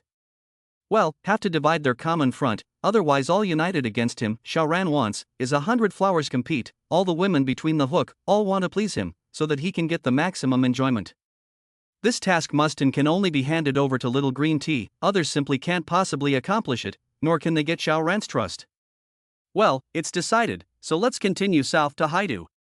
Xiao Ran collected fuel all the way to Haidu. It's right next door, close enough. Kuan City should have been swept by Duan Chang, there were no powerful aliens, just a few scattered ones, and the strongest ones were only about 10 copies of the amount, because they did not do any evil. Xiao Ran did not pay attention to them. He entered Haidu. After not coming for a few days, everything here was as usual. There were tall buildings but no sign of people, and there was not even a single flying bird in the sky. Xiao Ran walked through the steel forest as fast as a shock. He collected a few more gas stations, just that there were 6 major forces in Haidu before, and they weren't idle. Energy was naturally the target they focused on collecting. Most of the gas stations here were naturally patronized, and they were bound to be emptied as soon as they were patronized. Xiao Ran immediately moved, ran to a residential building. He used the space exchange. The original standing place will be more than a chair. He is into a room. There was only one corpse in the room. Xiao Ran's face was a bit ugly because the owner of this corpse was a child less than 10 years old, and crucially, he had been violated during his lifetime. Which animal did it? These days, 9 out of 10 people are bad, morals have fallen, the law has lost its binding force, and the evils of human nature will be endlessly amplified. But to do it to a child less than 10 years old? Xiao Ran's murderous temper. Don't let him catch, or certainly to the death. Hey, he saw someone. Spatial perception, only to see a person is walking on the snow. He is obviously an alien, clothing is not thick, but not the slightest sign of freezing, the face is rosy, breathing steadily, not the slightest trembling. This was a man around 50 years old, with a very elegant look, giving people a feeling of high knowledge. Of course, Xiao Ran would not judge people by their appearance, because there were clothed animals. This man was dragging a crow's nest boat. The blacktop boat was not big, about 7 meters long, both ends were covered with thick quilts, which had a good effect of preventing the wind and the cold. Because there were 7 other people on the boat, it should be 3 pairs of couples, plus a single dog. Because those 3 pairs of men and women sat together, hugging each other to keep warm. Having seen Duan Chang's fake saint appearance, Xiao Ran was naturally suspicious of this man first. The key was, he had just discovered that there was a boy's body here, and as a result, this alien was dragging a boat full of people out. Could he not be suspicious? Could this person be the beast? It's just that nowadays, once a person dies, they freeze, and it's extremely hard to tell exactly how long they've been dead. So the boy could have been killed 3 days ago, but it could have been an hour ago. Trying out a wave. Xiao Ran came downstairs in a space swap and was about to walk out when he heard his cell phone ring suddenly. Awkward. Because the man apparently heard it and looked over towards where Xiao Ran was, with suspicion on his face and a hint of wariness. He should be a physical type, otherwise. Judging from the cellular strength, he would have to be a big man of around 2,000 copies. Unlikely. So a somatic type would make sense, something like 200 copies. Did something happen at home? Xiao Ran had to take out his cell phone and connect it. The reason why he didn't put it in the alien space was that he was afraid that he wouldn't be able to contact him in case something happened at home. However, only once the cell phone was connected, a strange voice came out from inside. Is it Comrade Xiao Ran?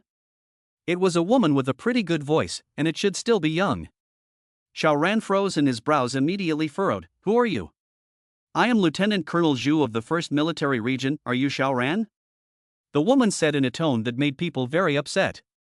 The 1st Military Region? Xiao Ran's brows tightened some more. There were 4 major military regions in Huaxia, each of which held terrifying high-end weapons, and now a woman who claimed to be from the 1st Military Region actually appeared, and called out her name in one mouthful.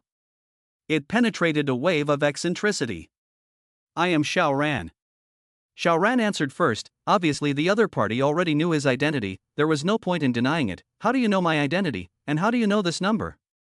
The other party was obviously a little bit proud. His voice was raised a step higher. As a national force, we naturally have a lot of talent. What's the difficulty in finding you?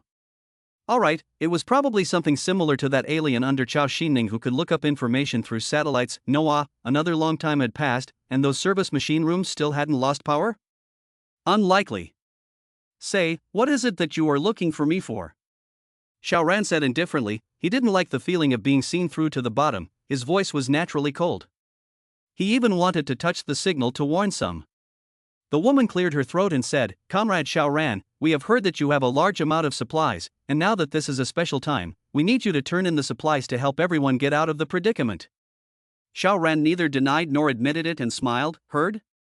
Heard from who? Chapter 399, Li Xuanqi. Comrade Xiao Ran, we have a reliable source of information, so I hope you won't pull away from the topic. The woman, who claimed to be Lieutenant Colonel Zhu, said. Xiao Ran remained breezy and smiled. How reliable? The woman seemed a bit helpless and said offhandedly, It's Gao Liang's men. Gao Liang personally told them that you stocked up on a large amount of supplies in advance before the natural disaster. Holy shit. Chao Xinning, you bastard, I really want to resurrect you and kill you 100 times again. Xiao Ran originally thought that he had been probed again in a hacker-like manner, turning over the record of hoarding a large amount of goods before the disaster, but it turned out that it was actually Gao Liang's henchmen who ratted him out? After all, isn't it Chao Xinning's fault? Lao Chao, it's not in vain that I always take your name and use it as a disguise. It's not unfair that you've been scolded. Nonsense, pure nonsense. Xiao Ran immediately pushed it clean. I say this, Comrade Zhu, you can't listen to the wind as rain. Where do I come up with any supplies? It's the hard work of collecting them after the natural disaster. It's just barely enough to make ends meet. Oh, you don't need to act. The woman had a tone of contempt. After receiving the intelligence, we have purposely verified that you did have a large amount of hoarding behavior before the natural disaster, and the amount was extremely considerable. Comrade Xiao Ran, this is an extraordinary time. We can use extraordinary means. Please cooperate, otherwise dash. Shit. Since you've already checked my bottom, you're still saying this on purpose. Are you kidding me? Xiao Ran stayed polite because he didn't want to turn the other cheek yet, but you came up and asked me to hand over the supplies, and you brought threats with you. Do you really think I'm made of clay? He changed to a hangdog tone and laughed. Don't, I'm a person who hates being threatened. I say, Lieutenant Colonel Zhu, I paid for the things, I don't steal, I don't rob, and now you want to forcibly conscript them? Oh, that would be banditry. In my opinion. What did we say in that sentence? That's right, friends come with good wine, and when robbers come, we have guns. Want to make a move? Be my guest. The opposite side obviously did not expect Xiao Ran to actually refuse and dare to refuse. They both froze for a moment before saying, You have to think clearly, we are the 1st Military Region dash. Don't, you can't represent a military region yet. Besides, what time is it now? I doubt that you guys are embracing the military and have long since stopped being a national organization, but a tool controlled by ambitious people. Xiaoran stopped her words. I've put my words here, don't mess with me. Don't mess with me, then everyone is good to talk, otherwise. Who still doesn't have 2 brushes? Snap. Xiaoran then hung up the phone while his face was covered with frost. It's all because of Chao Xining, this asshole. He had been living a good life, picking up girls and girls. Who did he invite and who did he piss off? As he said, he didn't steal, or coincidentally, he paid for the supplies, so why should he hand them over if someone else says something? Are you all robbers? Xiaoran's expression is cold. The big deal is to fight. Who is he afraid of? What is the purpose of improving strength? Isn't it to protect himself, his women, and his property? Do you want to change your residence? Xiaoran thought about it and decided not to make a big fuss for the time being. Ever since the clouds dispersed and the sun came out, he would be very careful every time he traveled, either using space exchange himself to run out at a very far distance or using a hovercraft, but also painting the hovercraft in white. To find the hovercraft out in such a white snowfield by satellite? That's too difficult, isn't it? So, being able to know his phone number was one thing, but finding where he lived was another. Suddenly, the cell phone rang again. Still not dead in the water? This time Xiaoran didn't even answer it and directly pressed it off, but he still didn't put the cell phone into the alien space. He was afraid that something happened at home and he couldn't find himself. In addition, if that so-called Lieutenant Colonel Zhu was tracking this phone, it would also point the other party to Haidu. In the future, when he returned to Qingfeng Garden, he would throw his cell phone into the alien space, so who would be able to track the signal? It was all out of this dimension. Then, he walked out of the house. The elegant man outside had been waiting for him for a while. As expected, when he saw Xiaoran walk out, the man's expression remained unchanged, but he smiled and asked, "Finished the call?" "Yes." Xiaoran also smiled, "Long time waiting." "It's okay, the most worthless thing now is time." The elegant man said, "My name is Li Xuanqi, I used to be the principal of the school, now, well, I'm trying hard to save more people. Fortunately, if your name is changed by one word, I have to reflect on whether I have worked hard, and whether my salary has increased over the years." Principal? That's a lot of contact with children, will it slowly pervert? Xiaoran nodded. "My name is Xiao Yan, the burning of burning." Xiao, I'm sorry, I'm used to calling it that with young people." Li Xuanqi had just opened his mouth and hurriedly greeted Xiaoran. "It's okay, just call me Xiao. Xiaoran said, it didn't matter what the name calling was originally, and since he was over 50 years old, it was reasonable to call him Xiao. Li Xuanqi nodded. "You are an alien, right?" Xiaoran was covered in thick clothing. It was actually a bit difficult to tell if he was an alien. Unlike him, he just wore a sweater. There was no way to hide the identity of an alien. Aha! Xiaoran did not deny it and asked, "What is Principal Li doing here?" He pointed at the crow's nest boat, which was a knowing question. "There are a few survivors inside, but they are not altered beings. I found them and intend to bring them to my colony. There are many people, i.e., there is a way to take care of them." Li Xuanqi replied, with a natural look, not at all like he was telling a lie. But back then, Duan Chang also had a sincere face, making Sister Qin, the old fox, fall for it. "Isn't it good to live here? There are supermarkets all around, it's convenient to look for supplies." Xiaoran deliberately said so. Li Xuanqi shook his head. "This place is close to the territory of the Black Dragon Society, very dangerous." Black Dragon Society? Xiaoran spiked his acting skills with a blank expression. "You don't know about the Black Dragon Society?" Li Xuanqi was curious. "Could it be that you are not from Haidu?" Xiaoran shook his head. "I came from Zhejiang City." "No wonder." Li Xuanqi nodded. "Let's talk as we walk. I'm afraid that the Black Dragon Society's people will look for them." So, the two of them walked side by side. Li Xuanqi was still dragging the crow's nest boat. His physical strength was amazing, dragging the boat and carrying people, but it was easy as if he was just holding a rope. On the way, Li Xuanqi introduced Xiaoran to the Black Dragon Society, and also mentioned several other forces in Haidu, but he obviously had little understanding of the overall situation. Not only did he not know that the 6 major forces had all withdrawn from the Haidu, but he was also not clear about the total of 6 major forces, and only said that there were several major forces. Is this really not knowing, or is he pretending to be stupid? Xiaoran is also on the sidelines. Is this Principal Li really a good person, or is he a hypocrite? The two chatted all the way. Eek, Xiaoran was surprised to find that they actually came to the beach.